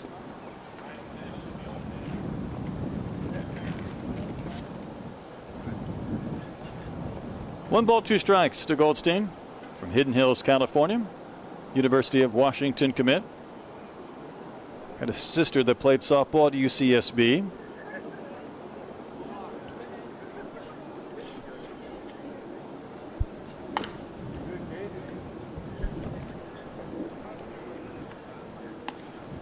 Somebody on that baseball for me. Young man who's moved to shortstop this season. Playing on one of the best high school teams in the country. So you can imagine leadership, communication skills all become important when you're shortstop, center fielder, whatever the case may be. Absolutely. Anytime you're up the middle, catcher, shortstop, center field, anywhere in that range, you're definitely one of the leaders on the field. That one hurt. Goldstein kind of held his ground, and now he's going to kind of hobble around and try and walk that one off. Not sure if that got him around the kneecap or whatnot. In fact, I think he might just hobble back to the dugout, and we'll see him later on. Omar Cerna might step in if he can get that donut off his bat. There we go. That's a big man. If he can't get that donut off that bat, I don't think anybody else is. I don't think anybody else could if he can't.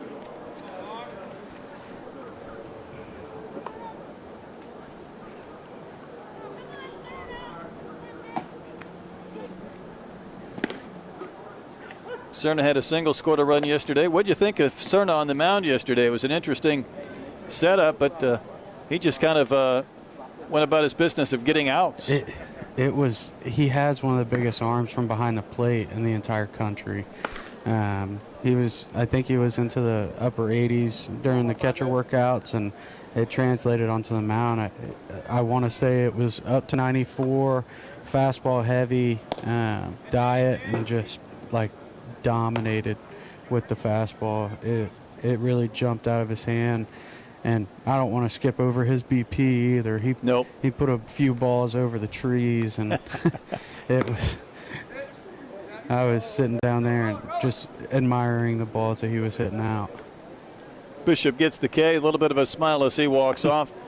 Gave up a couple of hits and a hit batter, but carved up Cerna. Uncomfortable swing to end the top of the first inning. Smiles everywhere from hitter Cerna and the pitcher Bishop. A couple of hits do not provide a run. We'll step aside for the perfect game of the week, brought to you by Launch Hydrate.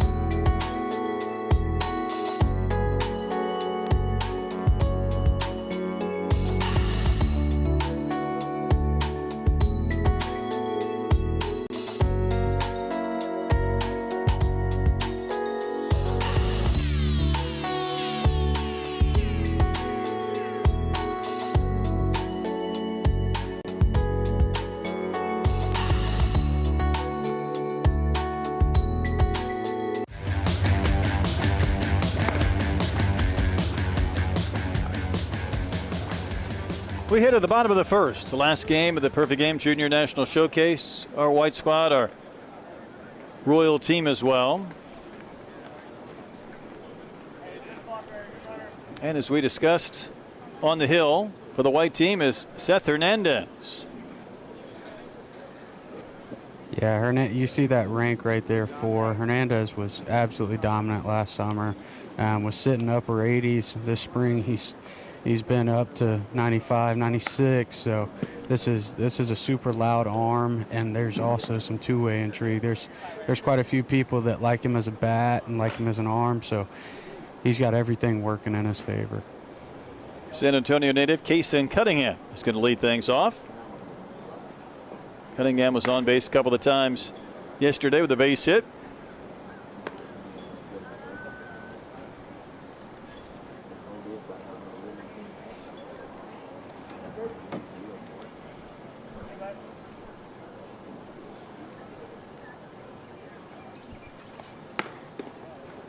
And that pitch carries off. Maybe a little stumble down off the hill for Hernandez.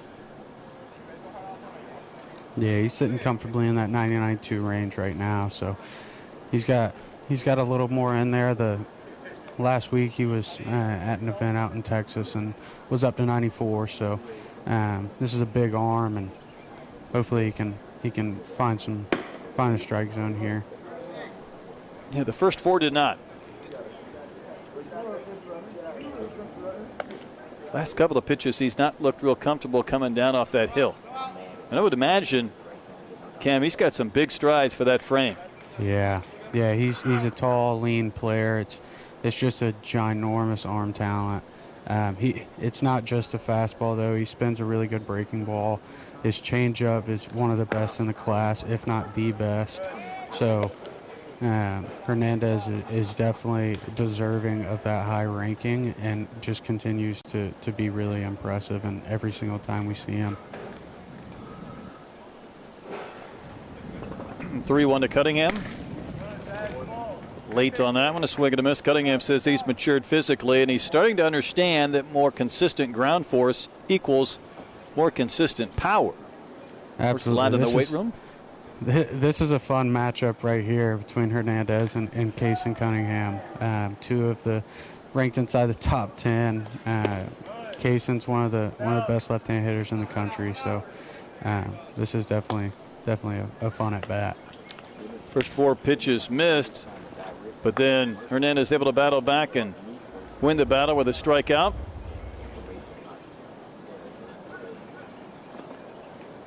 couple of those swings on the fastballs just late, and I don't think that'll be uncommon. No, I think you'll see a little bit of that. He opened up in that 90-91 with the first 2 fastballs, and then the last 3 or 4 were 93-94. So he's starting to show it off a little bit. This is Strickland.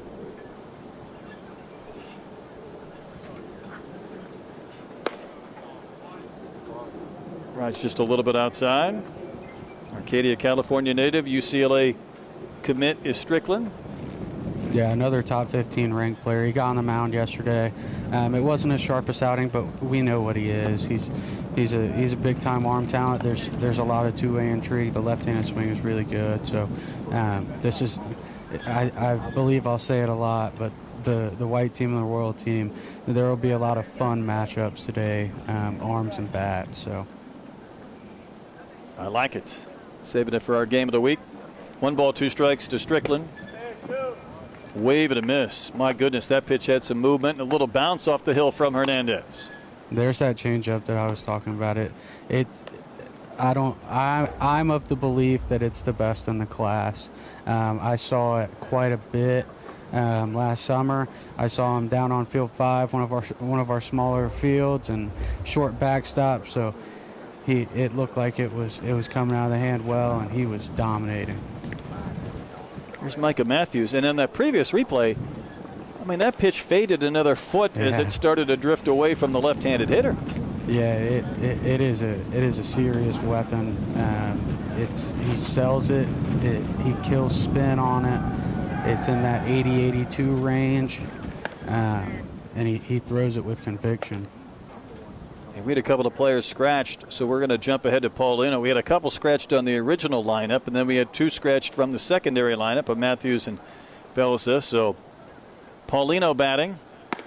Maybe the guys ahead of him said, you know what? Maybe I'll wait. Face somebody else.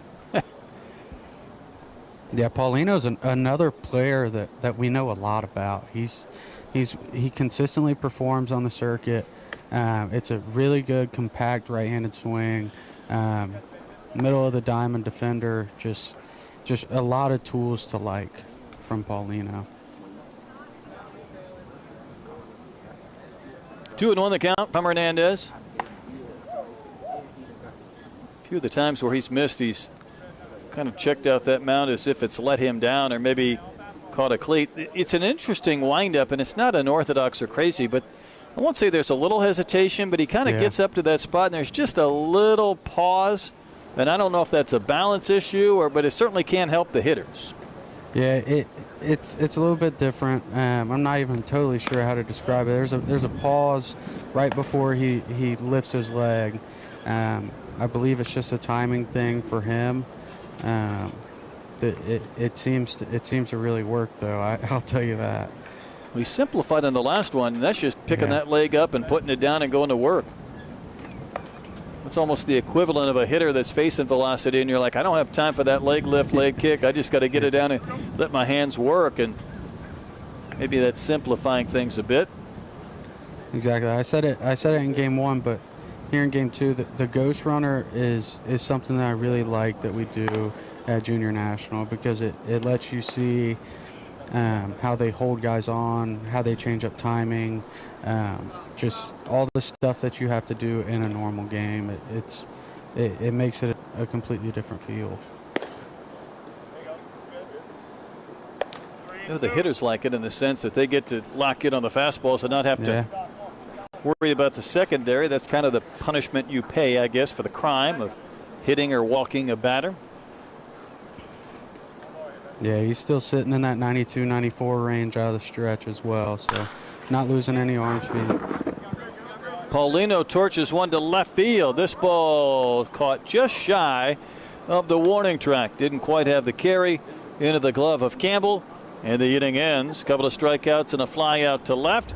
We have completed 1 inning for the perfect game of the week. Thought maybe this had a chance to get off that fence out there, but not quite. Catch was made.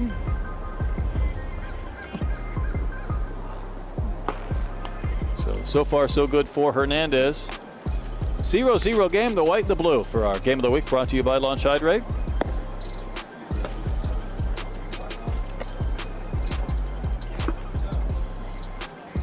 As we discussed, we'll talk about a lot of these head-to-head matchups with these top-tier players in this class.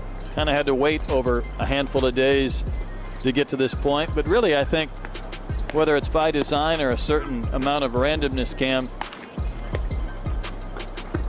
a lot of the quartets of teams all have been loaded with top-tier players. In fact, we're going to go ahead and take a look here at our roster as well. Give you kind of a look at the Royal team. Kaysen Cunningham there at 7.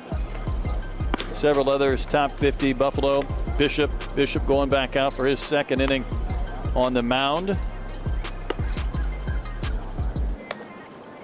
Rolled on with that next group of players. Sean Gamble at 2.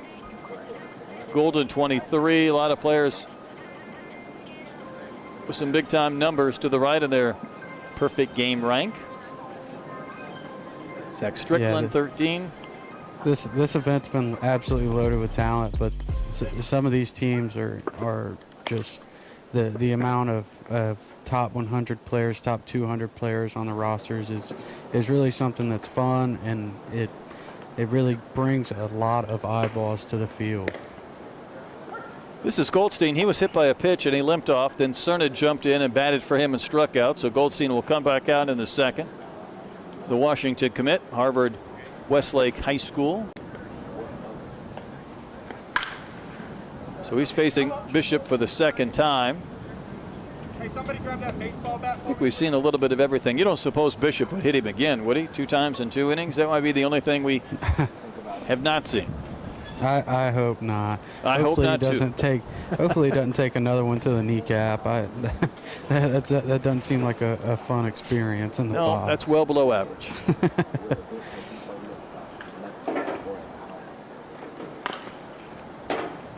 Breaking ball, able to get a piece of that high bender, tap it foul.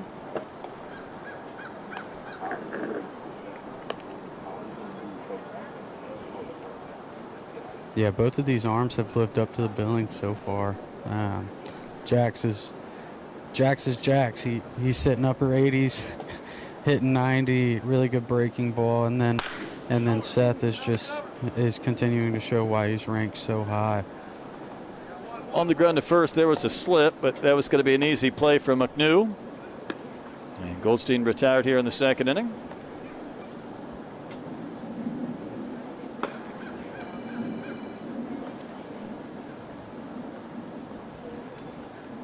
Billy Carlson.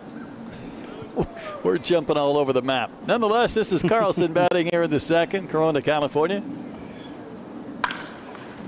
Saw that velo number on the graphic. Yeah. Ground ball to third. Plays made, and Carlson retired. Did I see 98? Carlson had a huge round of infield the other day. It was extremely athletic actions, getting to both sides, tons of range, and one of the biggest arms that we've seen in quite some time across the diamond. It's exciting. He's hit into 3 ground ball outs, 1 for a double play so far in his ABs. Sebastian Norman, next man in. Yep, him and Carlson and Seth Hernandez are travel ball teammates, so there's going to be a lot of eyes on BPA this summer. I like it. Norman had a couple of singles yesterday. Head in the count here, 2-0.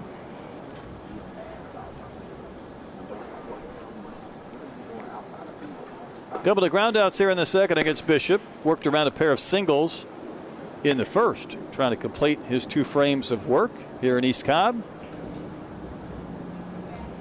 Yeah, this has been some lively stuff from Jax.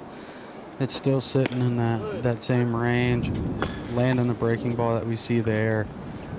Just a ton to like. It's a long and loose arm action, good projection, all the things that you want to check on an upcoming junior and a right-handed pitcher. He checks them. Just wondering if he might come back with that pitch again, and he did, but it drifted out of the zone away from Sebastian Norman. working on a color for that glove, whether it's off pink, whether it's a little lavender. I can't make up my mind. I've seen it for 2 innings.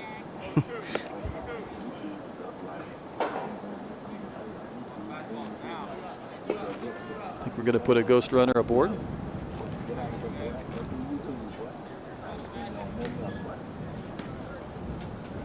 Fastballs now for Norman. Didn't matter, wave it a miss. Strikeout, so a couple of ground outs and a K. 3 Ks in all for Bishop. What'd you think, Cam? It was as good as advertised. I've seen him a few times, and it just continues to be what it is, and that's really good. The fastball command was there. He was running it up in the zone, painting it down like you see there, landing a breaking ball. It was 2 different breaking balls, a bigger curveball, a harder slider, and then he flashed a changeup as well. So it's a polished 4-pitch mix, and he's one of the top 45 players in the country. So we'll step aside and come back with more for the Perfect Game Junior National Showcase. Our game of the week brought to you by Launch Hydrate.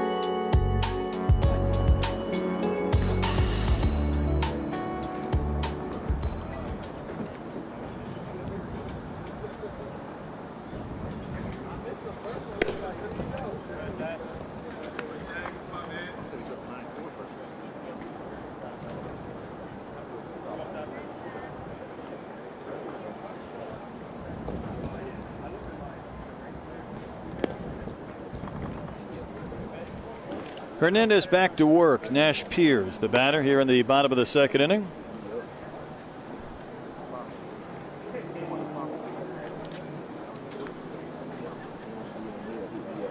Couple of strikeouts and a flyout against Hernandez in the 1st. Alabama commit Nash Piers.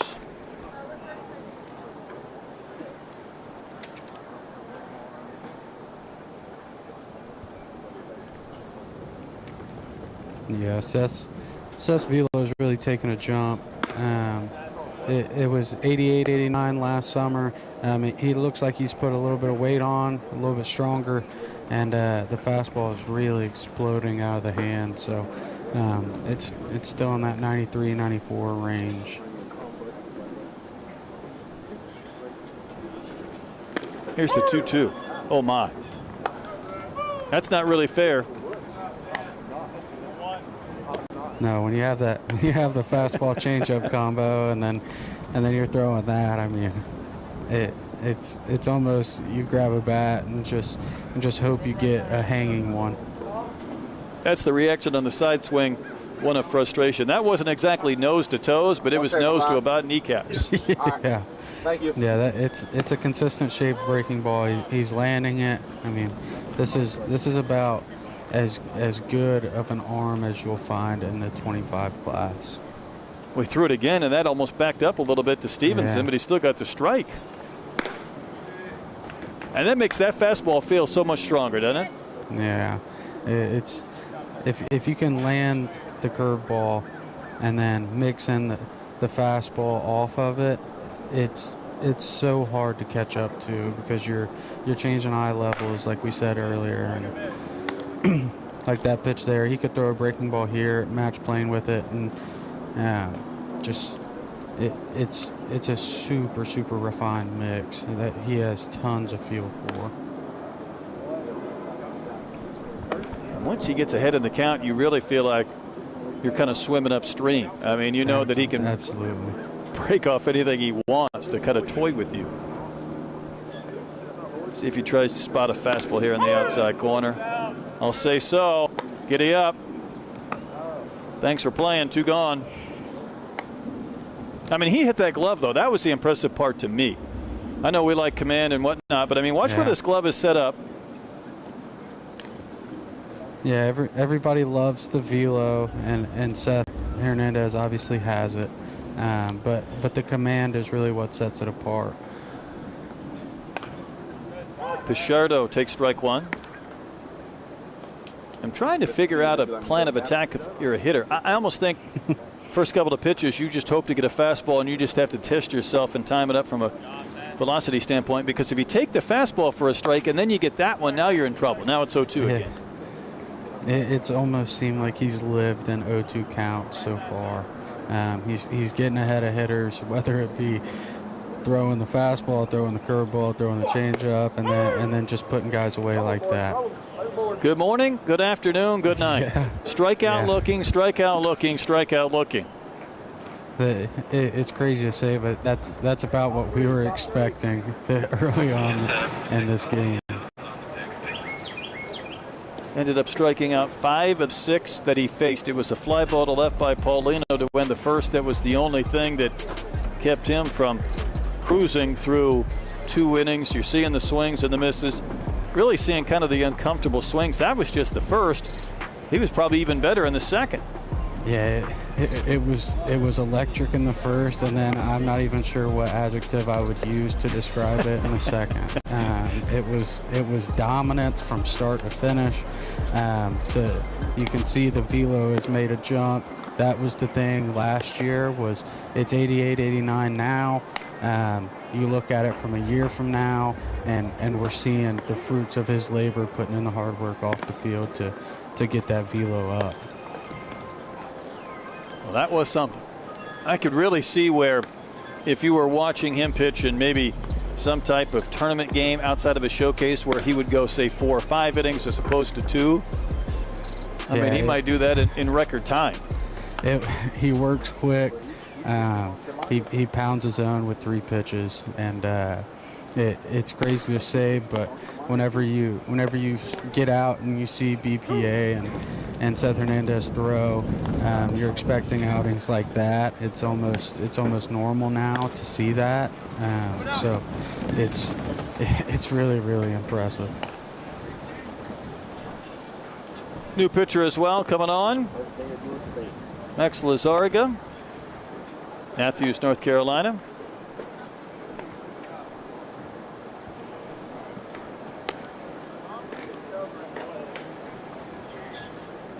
Yeah, this will be my first look at him.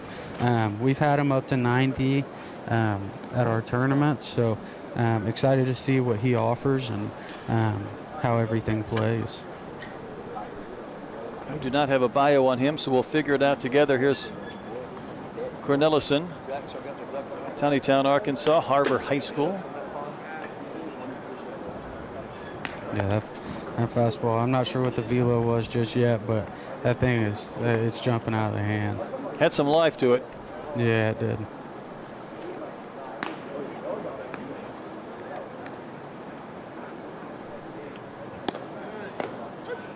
Good pitch for strike 2.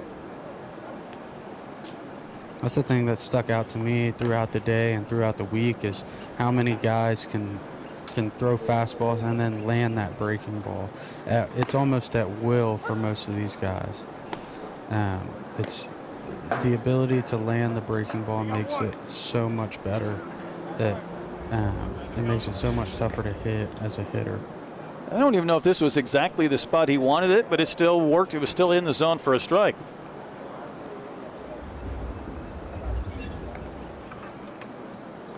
Here's DeMario, who homered yesterday over the monster. I got to believe, though, just to finish your point, I don't believe that's common every year, is it, to have a class where you can have pitchers who can land multiple pitches for strikes with such ease? It's something that's really taken. It's something that's really taken off recently. You're starting to see it more and more. But this group it seems to be like at will, where they can flip a breaking ball in there 0-0 and get ahead, and then it's like smooth sailing from there, because now the velo plays up. They have a changeup as well. Most every pitcher that's thrown this week has thrown a really good changeup too. So it's 3 pitches, and it makes it so hard for a hitter to catch up to, especially when they're throwing high velocities like most of these guys have. I mean, you could jump into a big-time high school game or college game, and if a pitcher is throwing 3 pitches for strikes, he's going to give hitters fits, let alone 20-25s. Absolutely. And in high school, if you can, there's a rule that I've talked about with countless coaches, is they can get outs with guys that throw 2 pitches. When you have a guy that throws 3 pitches, he can get outs in college. And it's something that most of these guys have been able to do the entire week. Enjoyed DeMario's home run yesterday. Got the bat to a pitch up and out of the zone and roped it foul. What have we had, a pair of home runs so far in junior showcase games? I believe we've had 2. There may have been 3. I know the last group of BP, there was probably 50, but there's been countless balls fly over the wall in BP, and I believe 2 or 3 in game.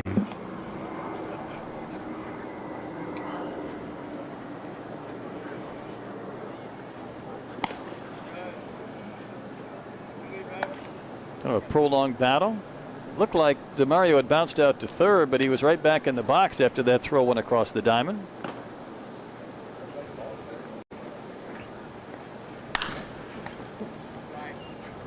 Yeah, high and fouled and out of play. Sitting in that 88-89 range right now. Good life out of the hand. He's getting some arm side run to it, so he could run it in on the hands here and get some weak contact if he executes. Dandy, beautiful. Won that long battle. The breaking ball for strike 3. Strikeout. And just 3 batters faced if you want to use that for your accounting purposes, but this was the last pitch. Yeah, 2 strikeouts in that inning. It was dominance from start to finish. We'll be right back. One coach is both back to back.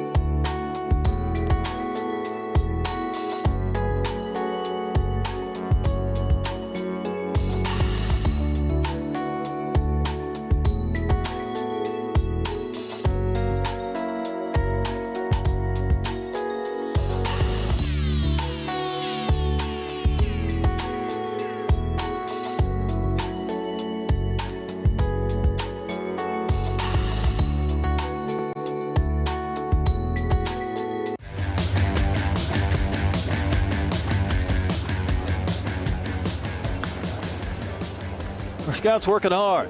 Looks like Jeremy Brown right in the middle of things. Witnessing the white and royal teams, part of our launch hydrate perfect game of the week. Got all the gear we need behind home plate.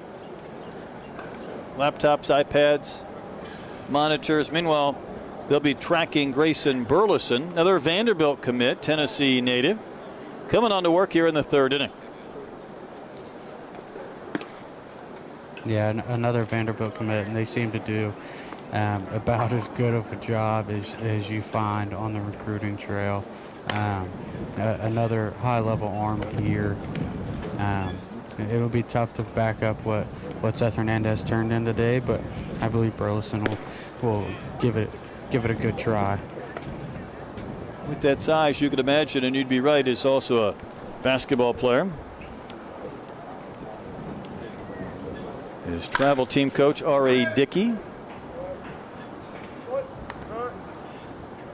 Ball sent out to right field off the bat of Pierzynski, I believe.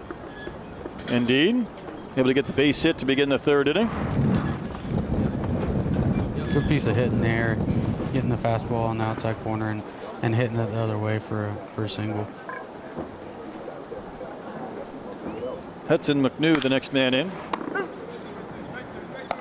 We might have a double play. In fact, we might have an easy turn around the horn. 5, 4, 3, DP. Yeah, and Ellison started. Hit right to the third baseman, and a great turn by Billy Carlson at second.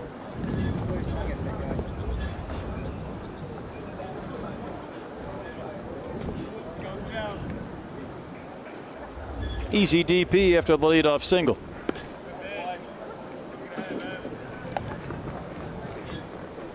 Yeah, you can see with Burleson here. There's a ton to like. It's a loose arm. You can see the arm speed there. It really stands out. This is Stevenson. He batted last inning. We throw all the lineup cards out the window here. Getting late in the game. I was saying though about Burleson. He said that he started to get recruited by Tennessee when he was 13. Eventually Vanderbilt, Alabama, South Carolina, a few others started to move in as well. Vanderbilt watched him pitch his freshman year in high school. Day after the camp they offered, and he liked the coaches, and that was it. Has a brother, Grant, that's a pitcher at Western Kentucky. Got another brother, Gavin, 19, that plays basketball at Columbia State Community College. And then he's got a brother, 12, who's ambidextrous. That's a busy athletic family of boys. Yeah, it is.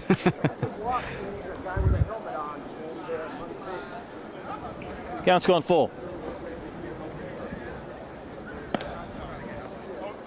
Left that breaking ball a little bit up. Fastball's been in the range of 88, 89, couple of 89s, couple of 88s. Yeah, that's about what he's sitting right now. It wouldn't shock me if he hits 90 here soon, but there's some physicality here and some good projection. It really wouldn't shock me if he's throwing even harder than this. Here comes soon. Popped up to short, and the play is made by Cornelison, able to glove it easily to end the inning. So a leadoff single, but a double play. And then the pop-up ended the frame. So as much as predicted, pitching has dominated. Just 3 hits combined, no runs as we go to the bottom of the third inning on our game of the week, brought to you by Launch Hydrate. Final game of the perfect game, Junior National Showcase. Sophomores will get ready to take over this afternoon. We talked a little bit about the schedule. Of course, we're working our way through the first 2, and then the National Showcase, the big one, Chase Field, home of the first place Arizona Diamondbacks in Phoenix, July 11th through the 16th. 13U and the 14U National Showcases in West Palm Beach at the ballpark of the Palm Beaches, where the Nationals and Astros have their spring training. All streams live on perfectgame.tv. That just takes you through the end of July before we jump in with a few of the select fests in August and September. Coming up at 2 o'clock Eastern time, we'll have the sophomore workout. 6 teams rather than 4, but we'll run the 60s, of course. Throw from the outfield, infield, first base. Do some pop times before the 6 teams get to take BP. I know Campbell will be excited for all of that. Got new pitcher as well. In fact, it's the second inning now for Lessard. Back out there again, and might feel like a second inning because, I mean, he just clipped through that third in a blink of an eye with a couple of Ks and a ground out. Yep, just rolled through that first inning, and hopefully he can back it up here. It was really impressive stuff, that first inning.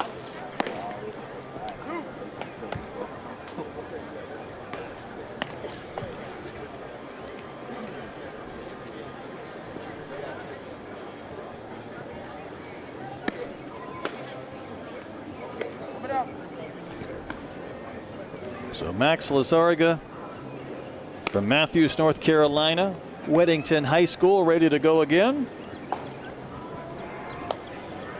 And Jason Delamar heads to the box. From the Arkansas Sticks summer program, big Razorback fan, Arkansas commit.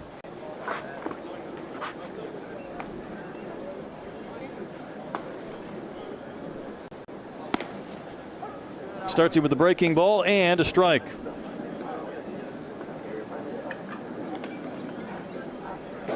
Yeah, we saw it in that first inning. He's doing the same thing here, landing that breaking ball early on in the count.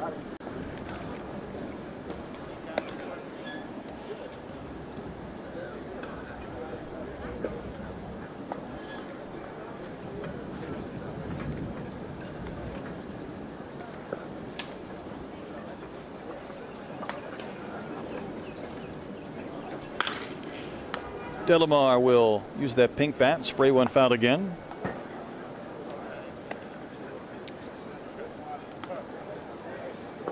The pink bat's starting to become a common thing on the travel ball circuit. It started with Max Clark, and PJ Morlando in the 24 class uses one. We're starting to see we saw it with Jax Bishop and his glove earlier, the more colorful gloves and the colorful bats. So there's a reinvigoration of colors to the game nowadays. It's funny.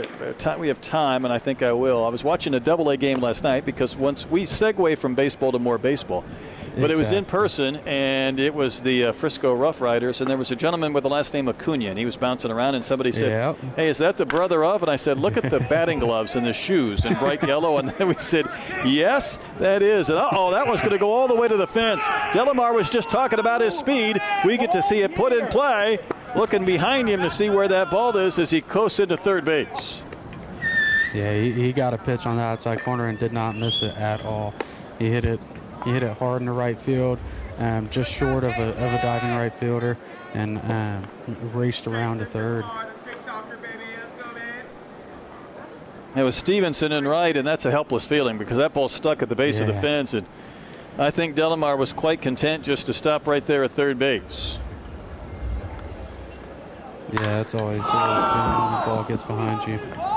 Joshua Campbell skies one to left, high off the monster. He's going to have an RBI. Does he have a double? Yes, he will. In standing, a triple and a double, and Campbell knocks home Delamar, the first run for the white team. That was another pitch in the middle of the plate that he did not miss at all. It was a fastball in the inside corner, got the barrel to it, hit hard, high off the wall, just missing a home run, and slides into second for an easy double. It was loud contact. You could hear the oohs and the ahs from those in the dugout. Thought maybe it had a chance to go. This is Kyle Lewin.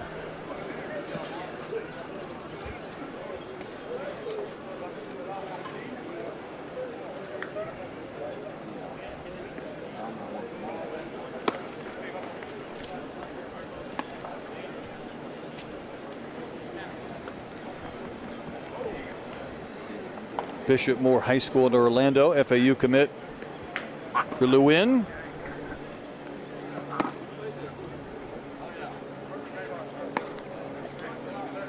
He's going with the bright shoes as well. Yeah. Even got that colorful look to that all-white uniform.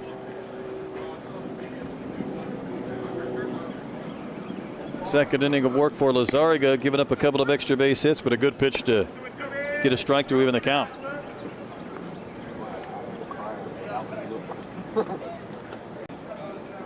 Yeah, 2-1, throwing a breaking ball. It's always a tough pitch to hit as a hitter, and then it goes fastball up and away, and tunneled perfectly off of it. I mean, that's as good as you're going to see. Picks up that first out.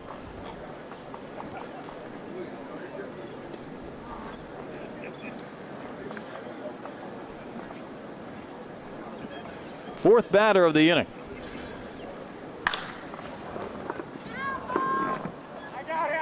Seth Hernandez pops it up just behind what would be the infield dirt, and that will end the inning. So a triple and a double, 4 batters faced. Campbell had the 2-base hit off the monster that provided a run for the white squad, and it's a 1-0 lead through 3.5. Take a look at the pitchers' work going back through the 3rd inning for Lessard, where he had the very efficient, perfect inning with a couple of Ks. Yeah, we see it here. The landing the breaking ball for strikes was such a big thing for him. It was fastballs, curveballs, telling perfectly off of one another. You see it there again. Both innings. First inning looked dominant. 2 or 3 strikeouts in that first, and then the 4th he gave up a few hits but settled in, and this was really impressive. Perfect game of the week, brought to you by Launch Hydrate.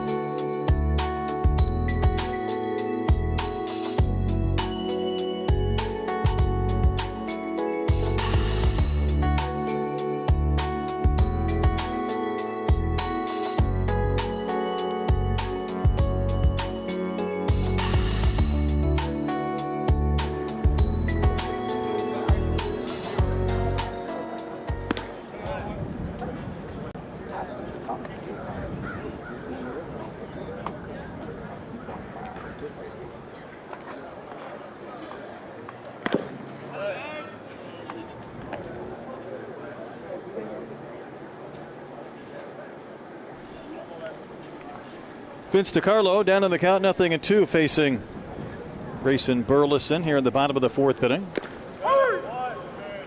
Well, we've seen the breaking balls today, haven't we, Cam? Yeah, they're so good. He landed that one there. First 2 pitches were fastballs, painted on both corners, and then does that. I mean, good luck as a hitter hitting that. I think that's an apt suggestion. Good luck.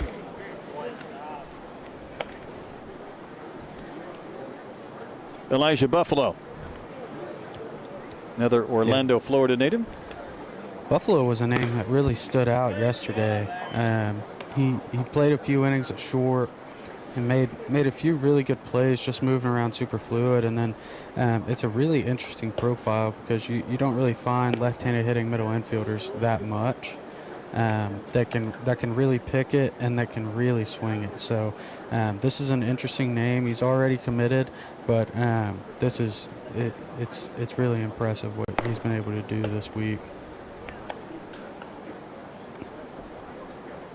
That's in part what this event and this showcase is all about. I mean, players from around the country measuring themselves against others from different regions, or for that matter, just top-tier players going up against those that maybe don't have quite the accolades but have the opportunity to do so.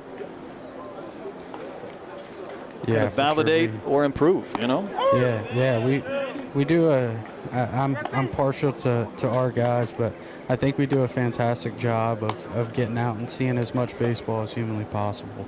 And this is an invite-only event, so most of those invites come from scouts personally. So we try and get the most talent that we can out to this event, and I'd say we did a pretty good job this year. Cooper Moss, the batter. We're trying to get through 4 innings. You just want to take a quick guess without thinking how many strikeouts combined we've seen from the pitchers? 14 maybe.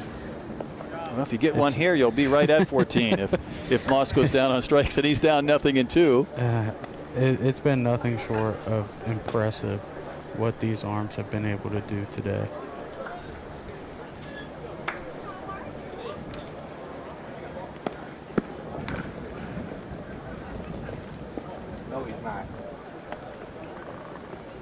Just the 1 run for the white squad, which came in the 4th on the double from Campbell. Pitchers otherwise have kind of had their way navigating through the first half of this game, our game of the week.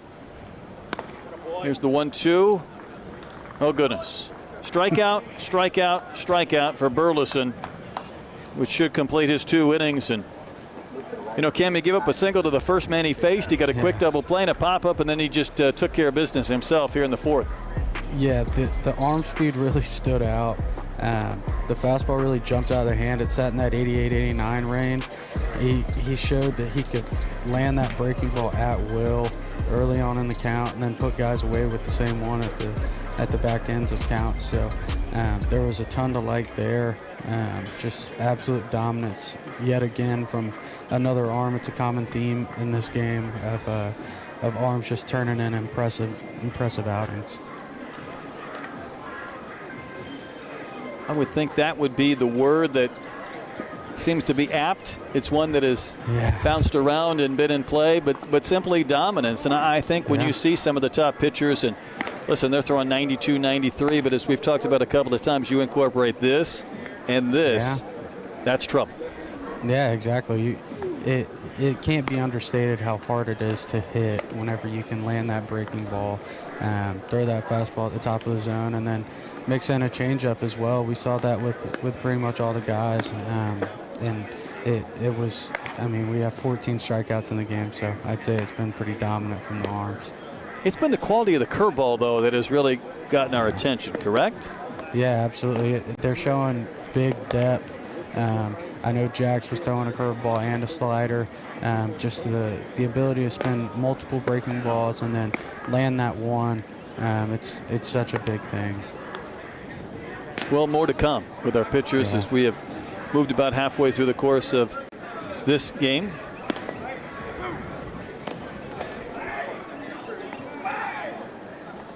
Nolan Bernard, next man in, Tennessee native from Walden, Tennessee.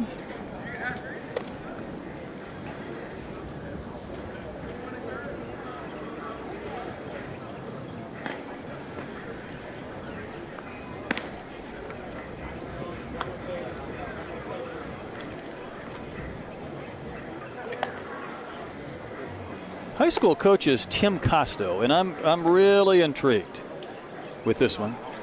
Tim, if you're the Tim I think you are, tweet at me, Brett Dolan 24, if that's the former Iowa Hawkeye. I'm also always partial to those Hawks. I would have called his collegiate games if indeed that's the case. But he's a big Sandy Alcantara fan. Tell you more about Bernard as he works here in the 5th inning. If that's the same Tim Costo, I think he was a first-round pick.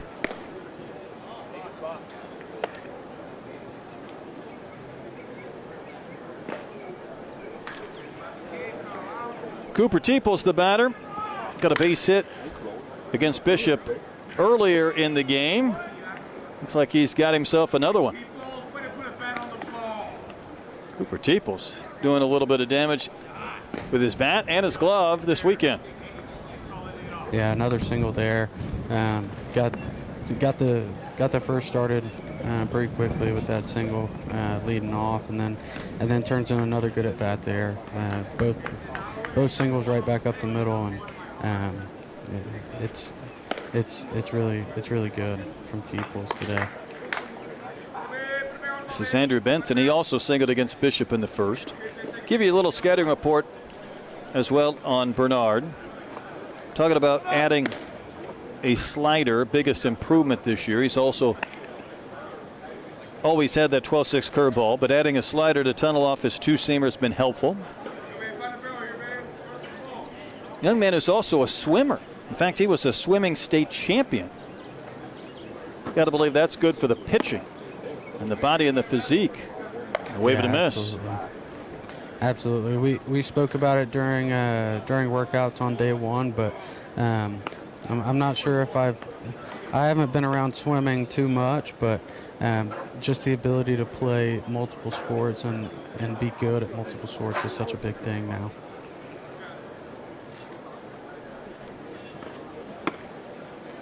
Says he's fortunate to have been around so many crazy good athletes at his high school, and the throw down to second base while bouncing kind of trickled away.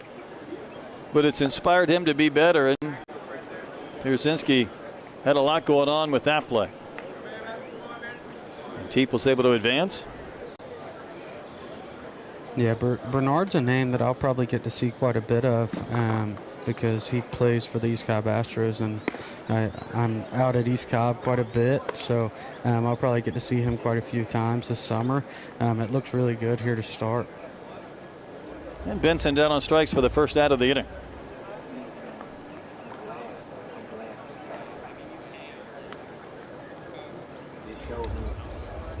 Clear. Okay. Next one. We'll move back to second base before Luke Sullivan gets a chance to see a pitch. Sullivan batted in the first and struck out. Clear. Bristow, Virginia native. Good pitch, finds that outside corner at the knees for strike one.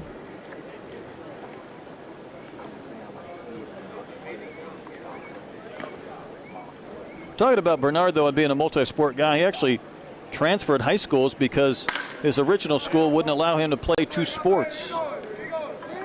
That ball down, rolling all the way to the fence. So Sullivan is going to have extra bases. Huge turnaround second. He will scramble back in with an RBI double.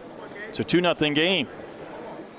Yeah, he put a good swing on that one. I absolutely smoked it into right center for a double. Fastball down in the zone and went down and got it.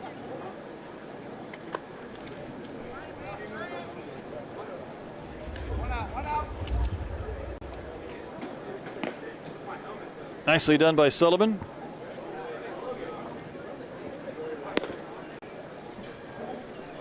And this is Billy Carlson.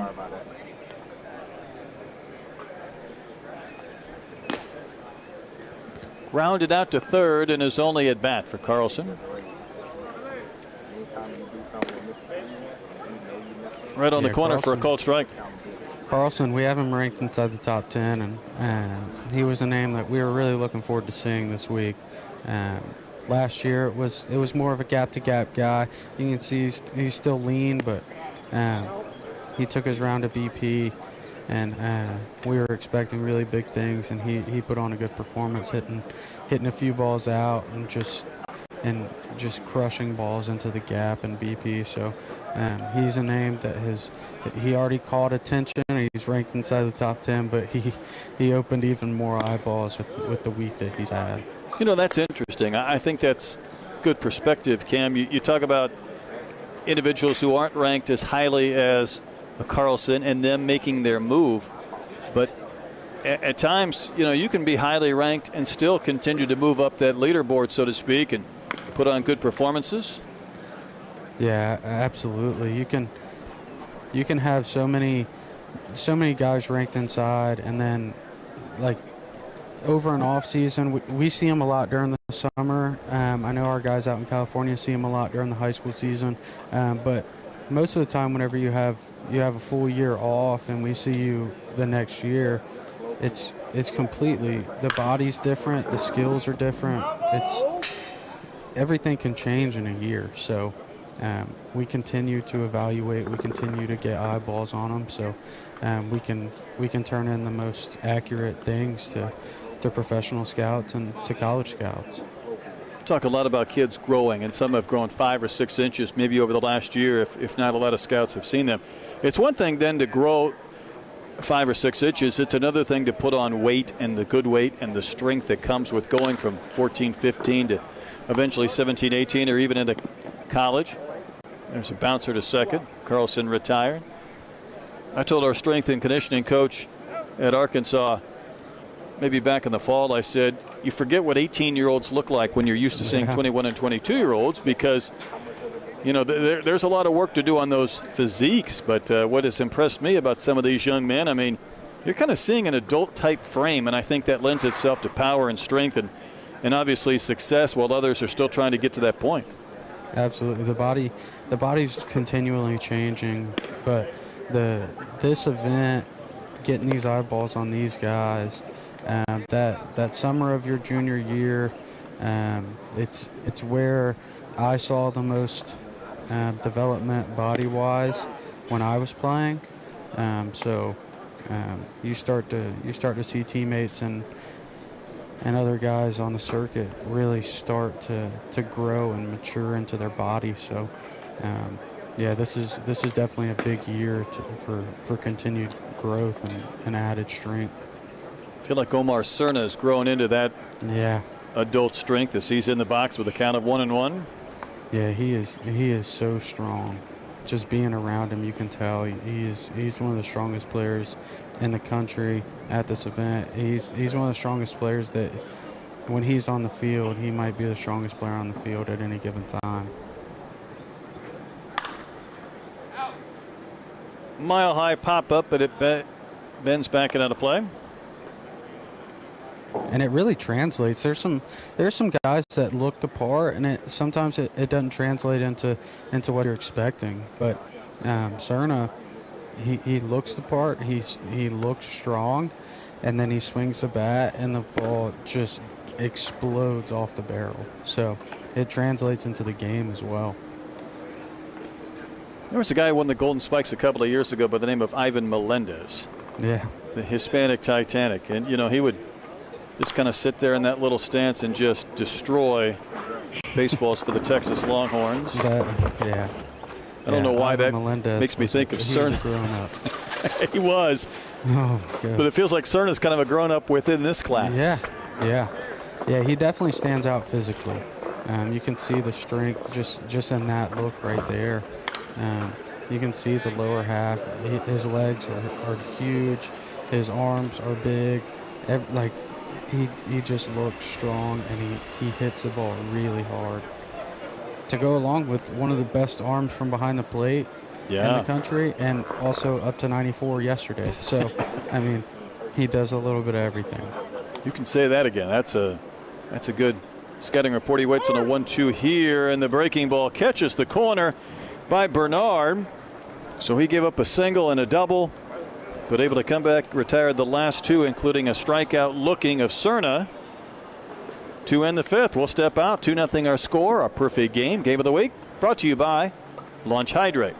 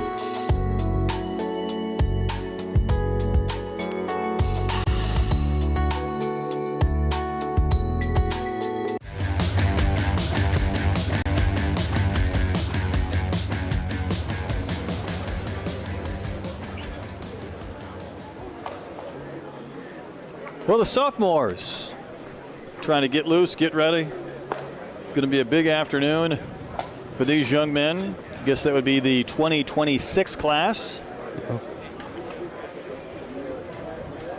Going through their skills once we conclude this game with a little break in between. That'll be coming up next on PerfectGame.tv. Steve Lennox will be with you. Are you covering that as well, or are you back on location? I will be back out at the field with my eyes on them in person. Okay.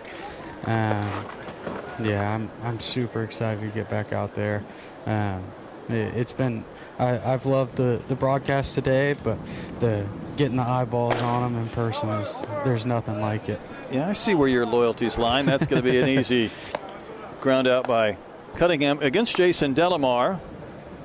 Play was handled by Benson over at first by Andrew Benson, but can't have enough Razorbacks.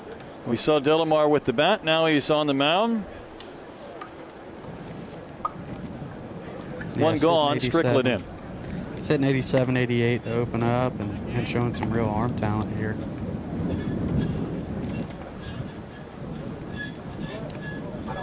Arkansas is another school that does an absolutely fantastic job on the recruiting trail, and it turns into wins at the collegiate level as well. Sure does, and we talked a lot about the commitments for these kids, and just today alone we've talked about Vandy, talked about Arkansas, Miami a couple of days ago had several players, and you can see those that have gotten out in advance, and I guess that makes sense. Yeah. The top tier programs, Florida's had a few. The top programs are going to have their pick, or at least get out there, and if they're good at evaluating players, get an opportunity first to get this class. And even this class then they had to have the pause before those that are uncommitted get a chance to jump back in this fall. Yeah. Some of the guys out here committed, they got out ahead of everything, but there's been countless college coaches in attendance at this event, just waiting on August when they can talk to these guys. I believe I'm saying that right. I believe it's August of junior year. I think you're right. There's been a lot of eyeballs. It hadn't stopped the coaches from looking at them.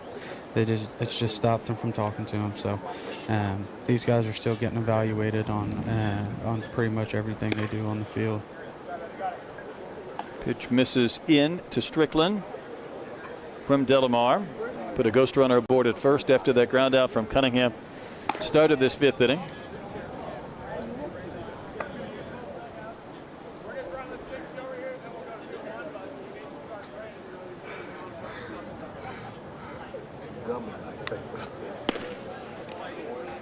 Wave and a miss. Strickland struck out back in the first. He was facing Hernandez, and 5 of the 6 that faced Hernandez did strike out. Yeah, he turned in one of the most impressive outings I've seen in some recent memory in the first 2 innings. It's going to find its way to play.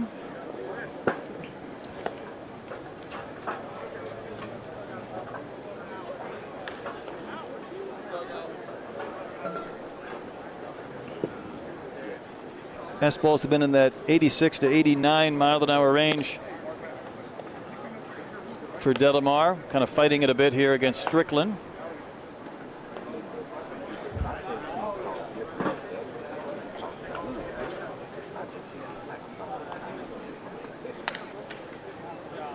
Fouled right back to the screen. Strickland hanging tough.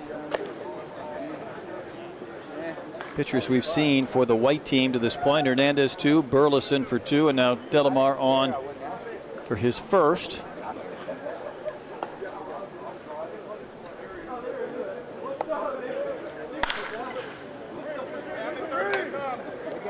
Hard hit, base hit.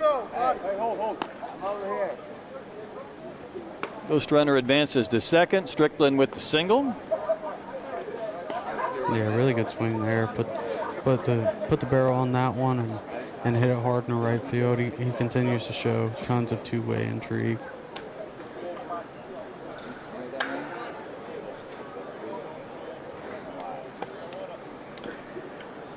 This is Paulino. He was the only hitter in 2 innings against Seth Hernandez to put the ball in play and flew out to the warning track in left.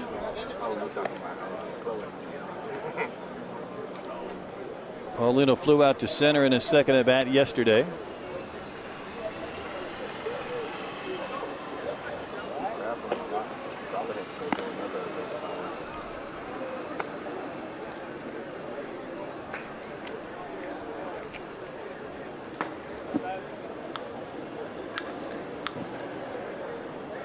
Big Manny Machado, Nolan Arenado fan for Paulino.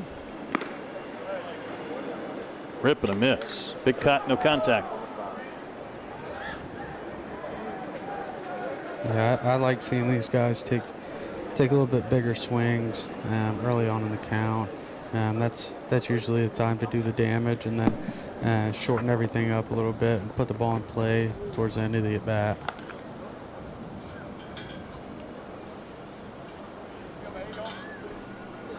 Free base for our runners on the wild pitch.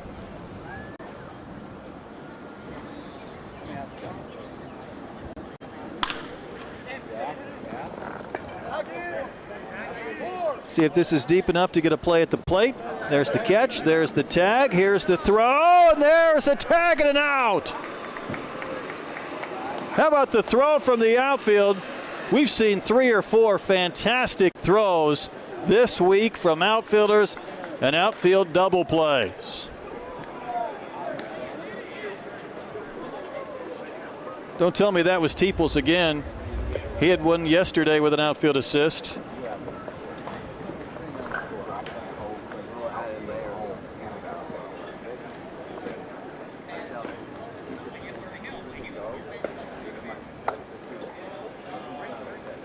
Throw to the plate in time. Kai Lewin, I believe, with the outfield assist. 2-0 through 5 innings.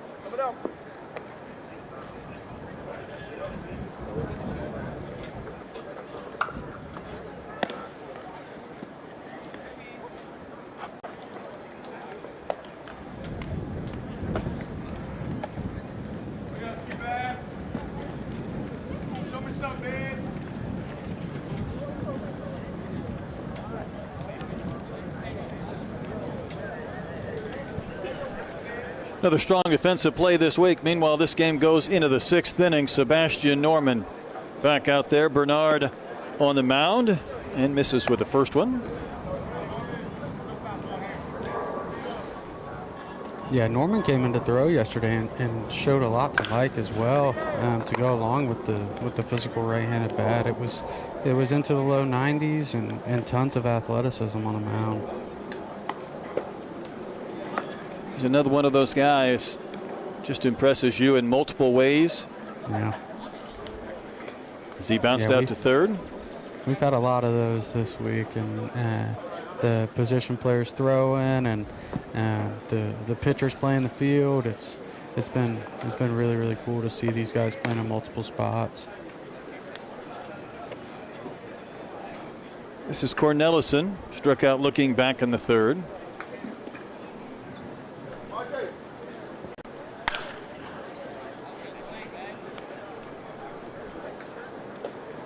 Actually, this is Goldstein. Now, he's moved all over the batting order. Remember, he was hit by a pitch and then went and gave up his turn. He hit then the next inning. They skipped him in the 5th inning, but now he'll bat in the 6th.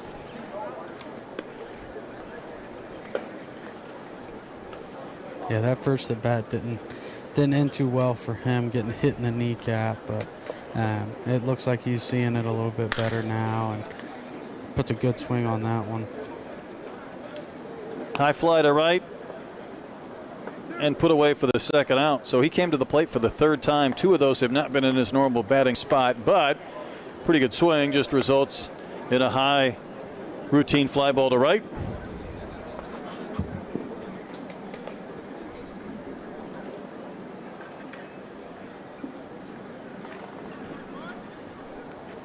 This is Cornelison.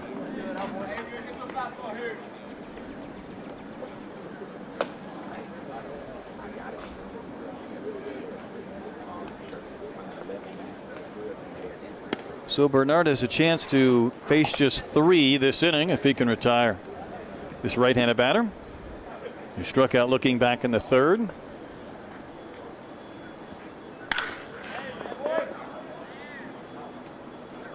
Hard hit and sprayed into right for a base hit.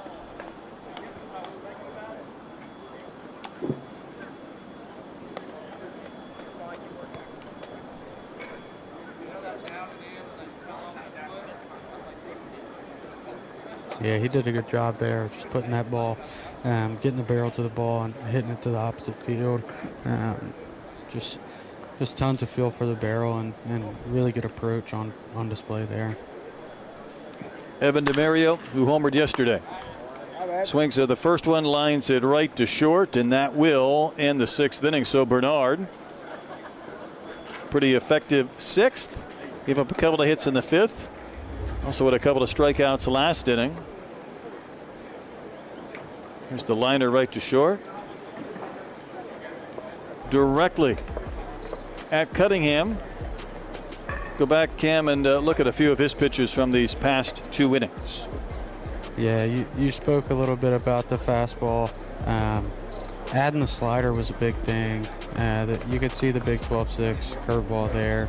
The fastball sat in that 88 range, 86, 87, 88 range for the duration of the outing, and then landing those breaking balls at will. So really impressive, really physical build, and excited to get to follow him the rest of the summer. No doubt. Going to move this game into the bottom of the 6th inning. Just 1 hit for the blue team. We went about 6 innings before we had a squad get a hit in our previous game. Yeah. Yeah, the arms have been on display today.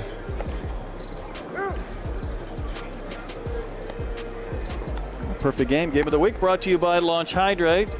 Highly ranked individuals from this class of 2025 competing in our final game, the Perfect Game Junior National Showcase. Sophomores up next.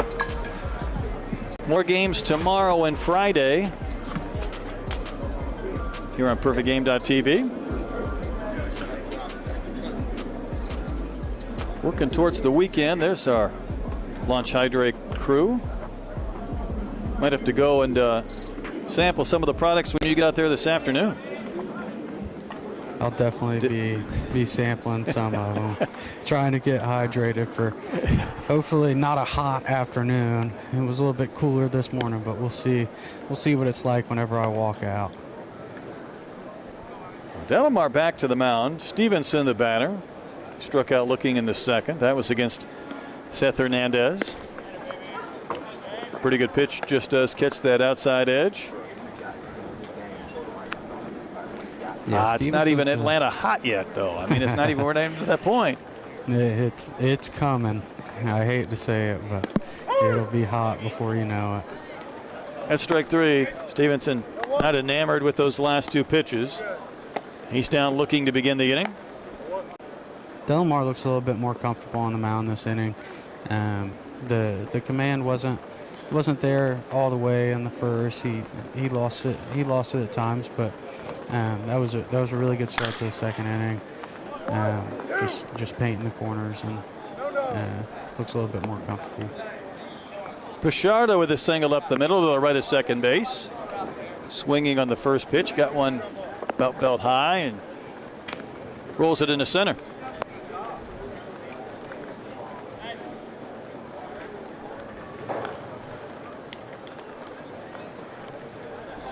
Brings up next hitter, Nash Pierce. He was skipped earlier this inning, so he'll jump back in. We're all over the dial in this game.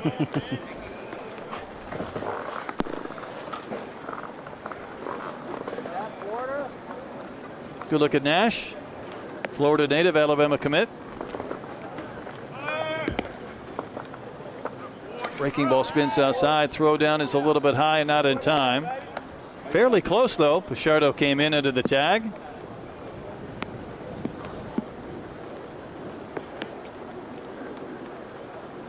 That throws down a couple of feet. It's probably an out. Yeah, to be able to even go out and get that curveball on the outside and make a good throw over is really impressive. Good point. Bit of a high throw, but either the tag was made or the out was recorded before the tag. Pierce retired. 2 gone. The runner has to hold at second base.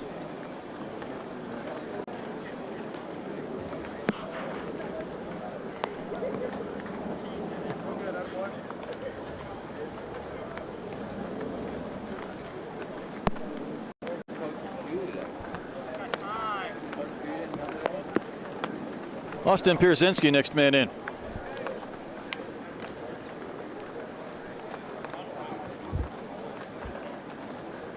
Austin singled in his previous at bat, coming back in the 3rd inning. That's the pitch that Delamar's been able to hit, and I don't know, in a true tournament sense, whether that's a strike or not. It might be just a little bit off, but I tell you what, he keeps hitting that location. Yeah, he keeps spinning at that exact spot every time. Throws that one on the inside corner, but it's been a really good pitch here in the 2nd inning, and the fastball's still sitting in that 87, 88 range. So this is really good stuff here from Delamar.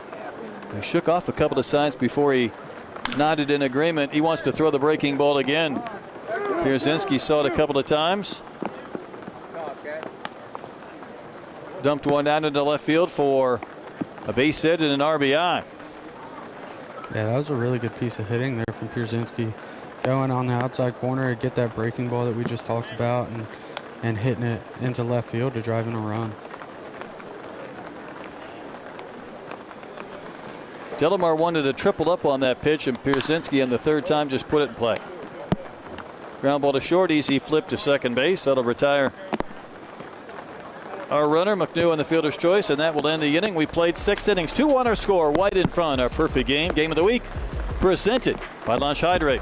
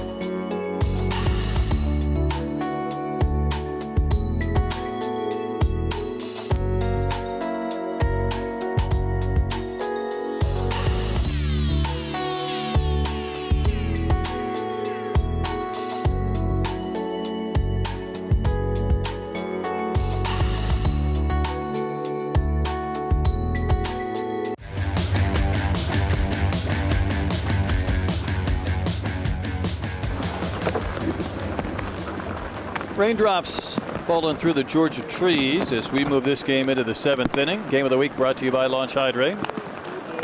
Nash Pierce is the new pitcher. See if he can pitch through the raindrops. We just saw him a couple of times with the bat.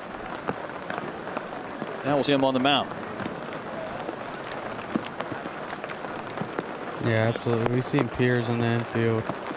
He went through an infield workout and showed off the arm up to 86 across the diamond. So the arm strength is definitely here. The build looks really good. I'm really excited to see what he has.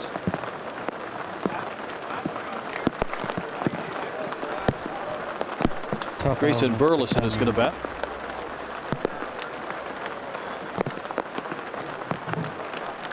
So Burleson was pitching earlier through the third and fourth frames.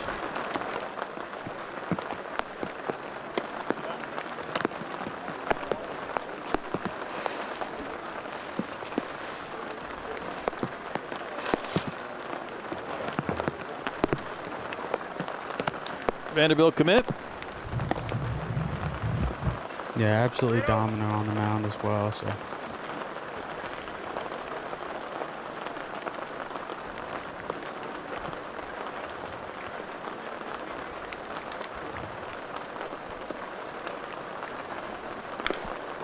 And the 3-0 swinging away, and he fouled it right off his foot.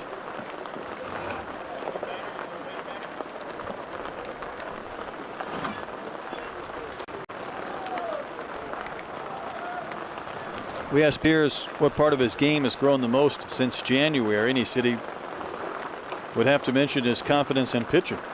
He was able to lead his area in earned run average with a 0.68 ERA.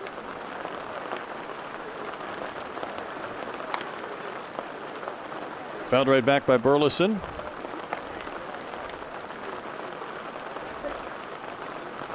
Yeah, these are not ideal elements to come in for Piers, but he looks to be doing a good job handling it.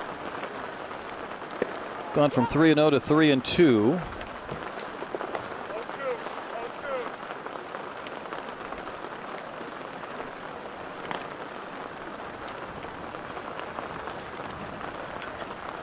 Piers is scheduled to go the 7th and the 8th. Right now, I think he'd like to get through this inning, and this is when the foul balls start coming from Burleson. We have one more pitcher set to throw as well for the white team. Yeah, I believe the last pitcher for the white team we'll see is Billy Carlson. So that'll be an interesting look at him on the mound. Cunningham makes that play, one gone.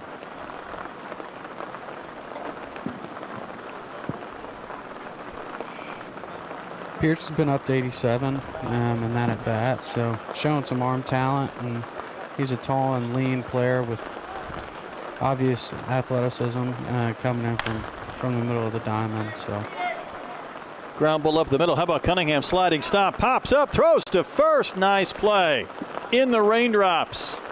He was able to navigate the moisture, make a fine play. Yeah, Kaysen did a good job getting there, making that sliding stop, and then that throw over to first was on the money.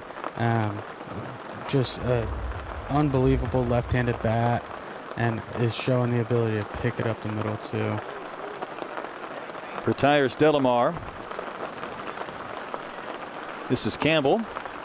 He doubled in a run back in the fourth inning. One of the two runs the white team has scored. It followed the triple by Delamar, so it provided a run that inning. IMG Academy hammered foul outside of third base.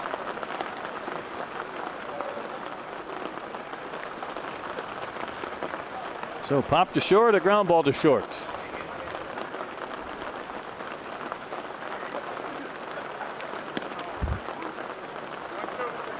Yeah, you can see the simple delivery from Piers here, working just directly out of the stretch, not even worrying about a windup. So yeah, he's simplifying, isn't he?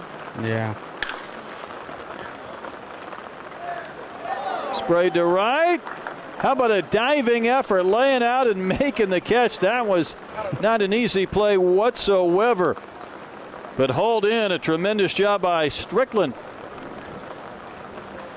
Two absolutely incredible defensive plays in that inning. First, the diving play up the middle by Case and Cunningham, and then Strickland turns in another one, another impressive catch, laying out down the right field line. I didn't think he was going to be able to get to that spot, but watch this dive at the end, this lunge to make the grab. Trying to shorten this game just a bit, and Pierce gets back in the dugout quickly. Not a bad place to be when the raindrops are coming down. Stretch time here for our game of the week, brought to you by Launch Hydrate. Remains a 2-1 game. Pitching again has had the upper hand a bit, but I think sometimes you talk about pitching, you can't forget about defense. We've had a play at the plate. We've had a diving catch. We've had that sliding stop at short, a little bit of everything. Yeah, exactly. We've had the defense and the arms have been on display throughout this game. The bats haven't been what we were expecting, but hey, the arms have just been that good. So it's nothing against the bats. Make sure you download the brand new redesigned Perfect Game app.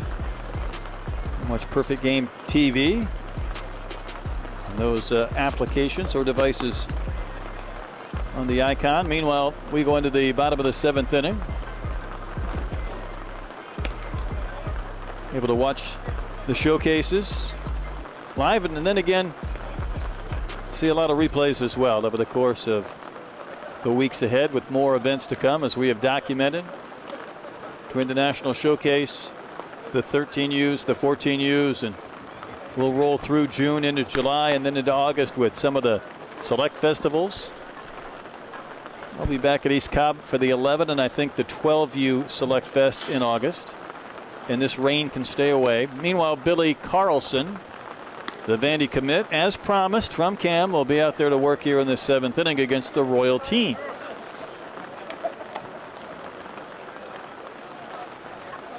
What should we look for with Carlson on the bump? It is loud arm speed. We saw the infield velo there, 98 across the diamond, so it's obvious arm strength. There's been a little bit of internal debate on because there's so much two-way intrigue here because of how good it is on the mound. But the actions at short, it's just a really dynamic overall profile from Carlson. So I'm excited to see what he is on the mound.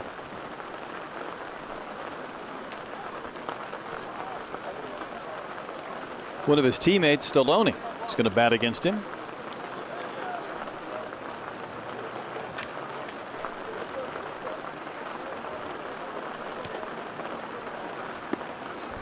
Yeah, first pitch at 90. Yep. Yeah, didn't mean to steal your thunder there. No, showing off the arm speed and just arm strength, and as an overall, I mean, to play a few innings up the middle and then have a few at bats and jump on the mound and do this is really impressive. And the fun thing is, and you know this, Cam, hitters love to pitch, pitchers love to hit. Yeah. And when you do them both, it really adds a different dimension. Exactly. And when you do both at such a high level, I'm sure that's really fun. I can never do anything at an extremely high level like Carlson, but I bet it is fun doing both of them. Yeah, one's hard enough, right? Two is pretty crazy. Exactly. That's why we're fascinated by whether it's Shohei or Ohtani or Jack Caglione at the college level, Jack Tani, whatnot. Absolutely. And it's starting a little bit younger now. You're starting to see a lot of guys play all over the place in youth baseball. We see it down in our 11, 12, 13 events, and they just keep doing it as they get older. So Carlson gets the K. And the rain has forced another delay. Are we back in camera? Had a brief delay in our first game. I don't know, somewhere in the neighborhood of maybe 20, 25 minutes. Wasn't terribly lengthy, and the turf does help to be able to wait out the raindrops and then to resume. But with an out here in the Bottom of the 7th inning.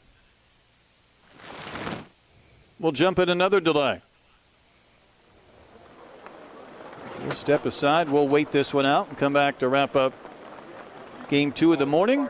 Complete our Perfect Game Junior National Showcase right here on PerfectGame.tv and our Perfect Game Game of the Week presented by Launch Hydrate.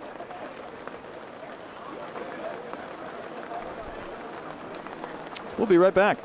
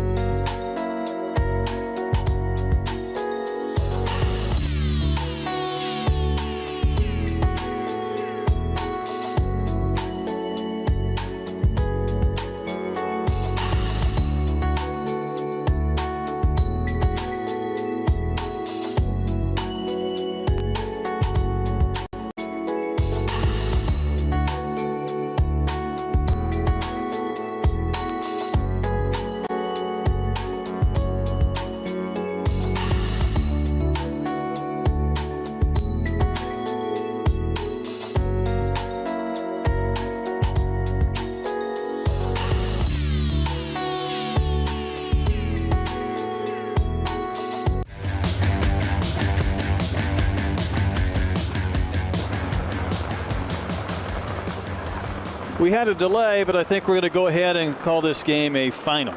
A 2-1 win for the White Squad over Royal. The rain might linger for a little while, and there's more to come. But certainly, Cam, we saw some tremendous individual performances today.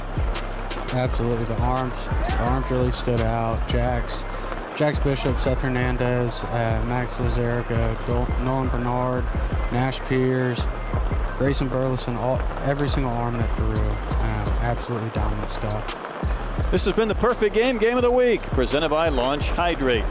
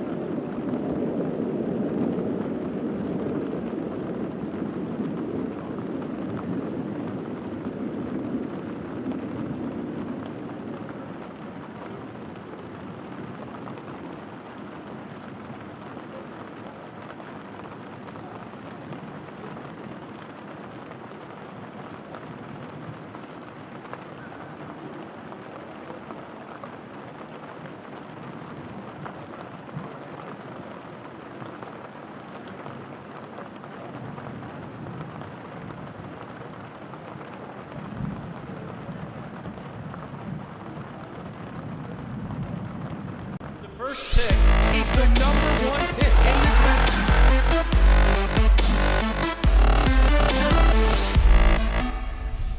Major League Baseball's amateur draft is about 1 month away, so now is the time. It's Perfect Game's Mock Draft 2023. And by the way, you can follow along by visiting perfectgame.org. You can go player by player, track by track.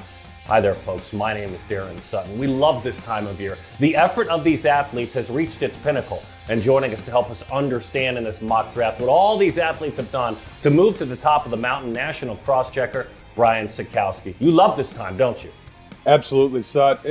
It's one of my favorite times of the year, just the culmination of everything that's going on as far as like a year's worth of work, a year's worth of scouting, all that coming together in a way for us to kind of give our final ideas on guys, and then the draft itself happens, and it's controlled chaos, and I love every part of it. This time of year is awesome every single year. Yeah, and then you start right over on the class of 24. The theme of the class of 2023 in your mind is? There's a couple, I would say, Darren. I think the more macro answer might be prep bats. Not necessarily prep outfielders. It's not necessarily prep infielders, just prep hitters. I think there's a strong top tier. I think there's good depth. I think it can go into day 2 in terms of the depth.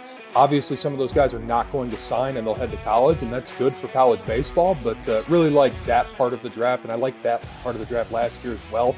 And the more micro example is, I think, the upper crust, the top 5, top 6 players, depending on your perspective on what the top tier is. I think that's really, really good, and anytime you can have a really good top part of the class, you're setting yourself up to have a good draft, so that's where I'm at with it. So for me, a brief, if you don't mind, theme, because you think of COVID, and someday we won't talk about this as much, but it's very current.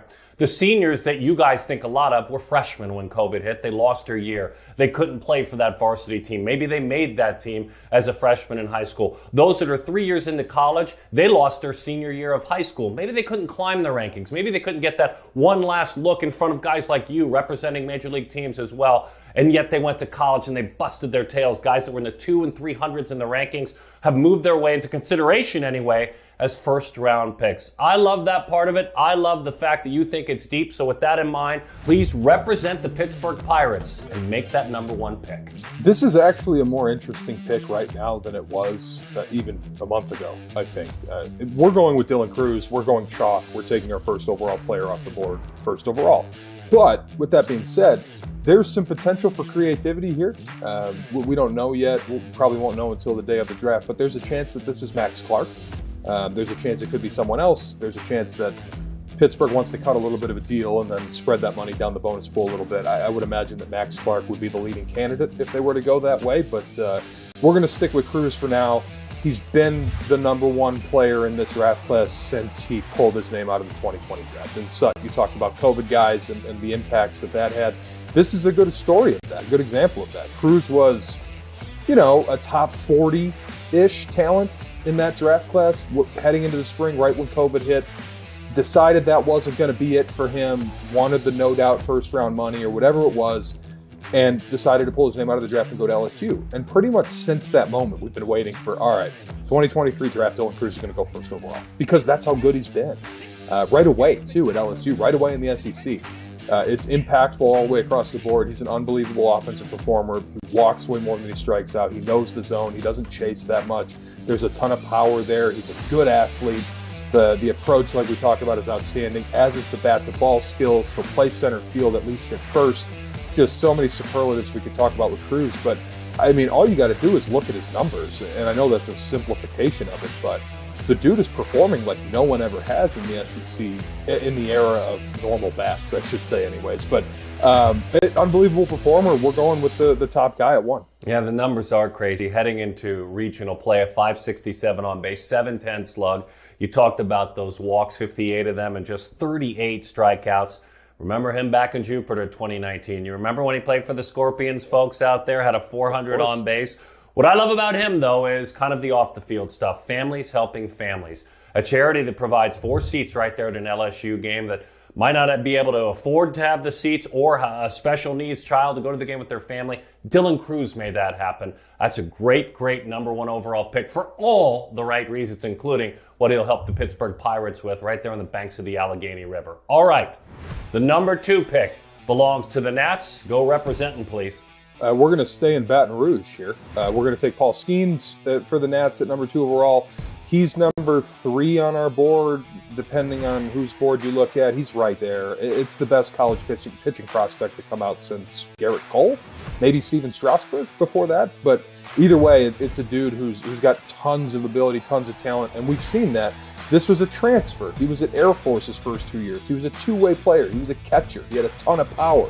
He would have maybe played first base for LSU this year with a ton of power if all of a sudden he hadn't become the best pitching prospect since Garrett Cole to come out of college. So obviously his future's on the mound, but an interesting backstory nonetheless. Either way, it's unbelievable fastball velocity. It's 98 to 101 deep into starts. It's a 70 grade slider. He has a plus changeup. There's a good curveball in there too. He throws a ton of strikes. Sud, I know you have the specific number. He struck out nearly half of everyone he's faced this year, which is pretty good the last time I checked. So it's just, we're talking about more so how much do you value the risk of taking a pitcher this high, because pitchers do get hurt and we don't know. It's impossible to project. But so there's an element of risk in that sense, but when you're the best guy since Cole, you're probably not going to fall very far. So we're going to go Skeens here at 2. Yeah, Sack, that K rate, 46.1%, number 1 in the nation. That's about 300 Division I schools and their pitching staffs, number 1 in the country. Half of them he strikes out. I love the fact that he too, like his teammate gives back, Folds of Honor, who helps to uplift the widows or the children of those that have lost their lives serving our country, paying tuition, making sure they can go. On his own, he's raised $5,000. This is a college kid. There's not a lot of money. He's raised $5,000 himself. That'll change. But when it changes, he's going to keep giving back, and that's a good thing. And by the way, in the class of 2020, he was ranked 400th. 400th. So all you players out there, you're going to college, don't give up hope. He was the number 35th ranked catcher in the country as ranked by Perfect Game. I love what he has done. Part of that COVID growth, using college to do so. So a couple of LSU guys now represent, if you don't mind, the Tigers at number 3. Yeah, and this one, I think if the draft were to go this way, where Cruz goes 1 and Skeens goes 2, that they would take Wyatt Langford from Florida, the outfielder. That's the pick that we're going to lock in. In the universe where Cruz and Langford are gone, then I don't know what they'll do. Then maybe it's one of the prep guys, maybe Kyle Teal from Virginia throws his name in the mix there. We'll talk about him shortly. But Langford, a lot to like. He missed a little bit of time this year with an injury, but came back fully healthy from that. He's explosive. He's a guy who will flash plus run times down the line. The raw speed is impactful. He can play defense. We'll see in center field, but he's a valuable defensive outfielder regardless of where they're going to put him. But it comes down to bat speed, power. He has as much raw power as anybody in the country, and does it with that athleticism. Good bat-to-ball skills. On the whole, it's an impactful, potentially fast-moving college bat who you could see playing next to Riley Green in Detroit not far from now. Ooh, that's a fun call. His number's great. Again, walked more than he struck out. 17 home runs to end the regular season. On base 521, 823 slug. Played when he was playing travel ball for that Canes national team, Wyatt Langford.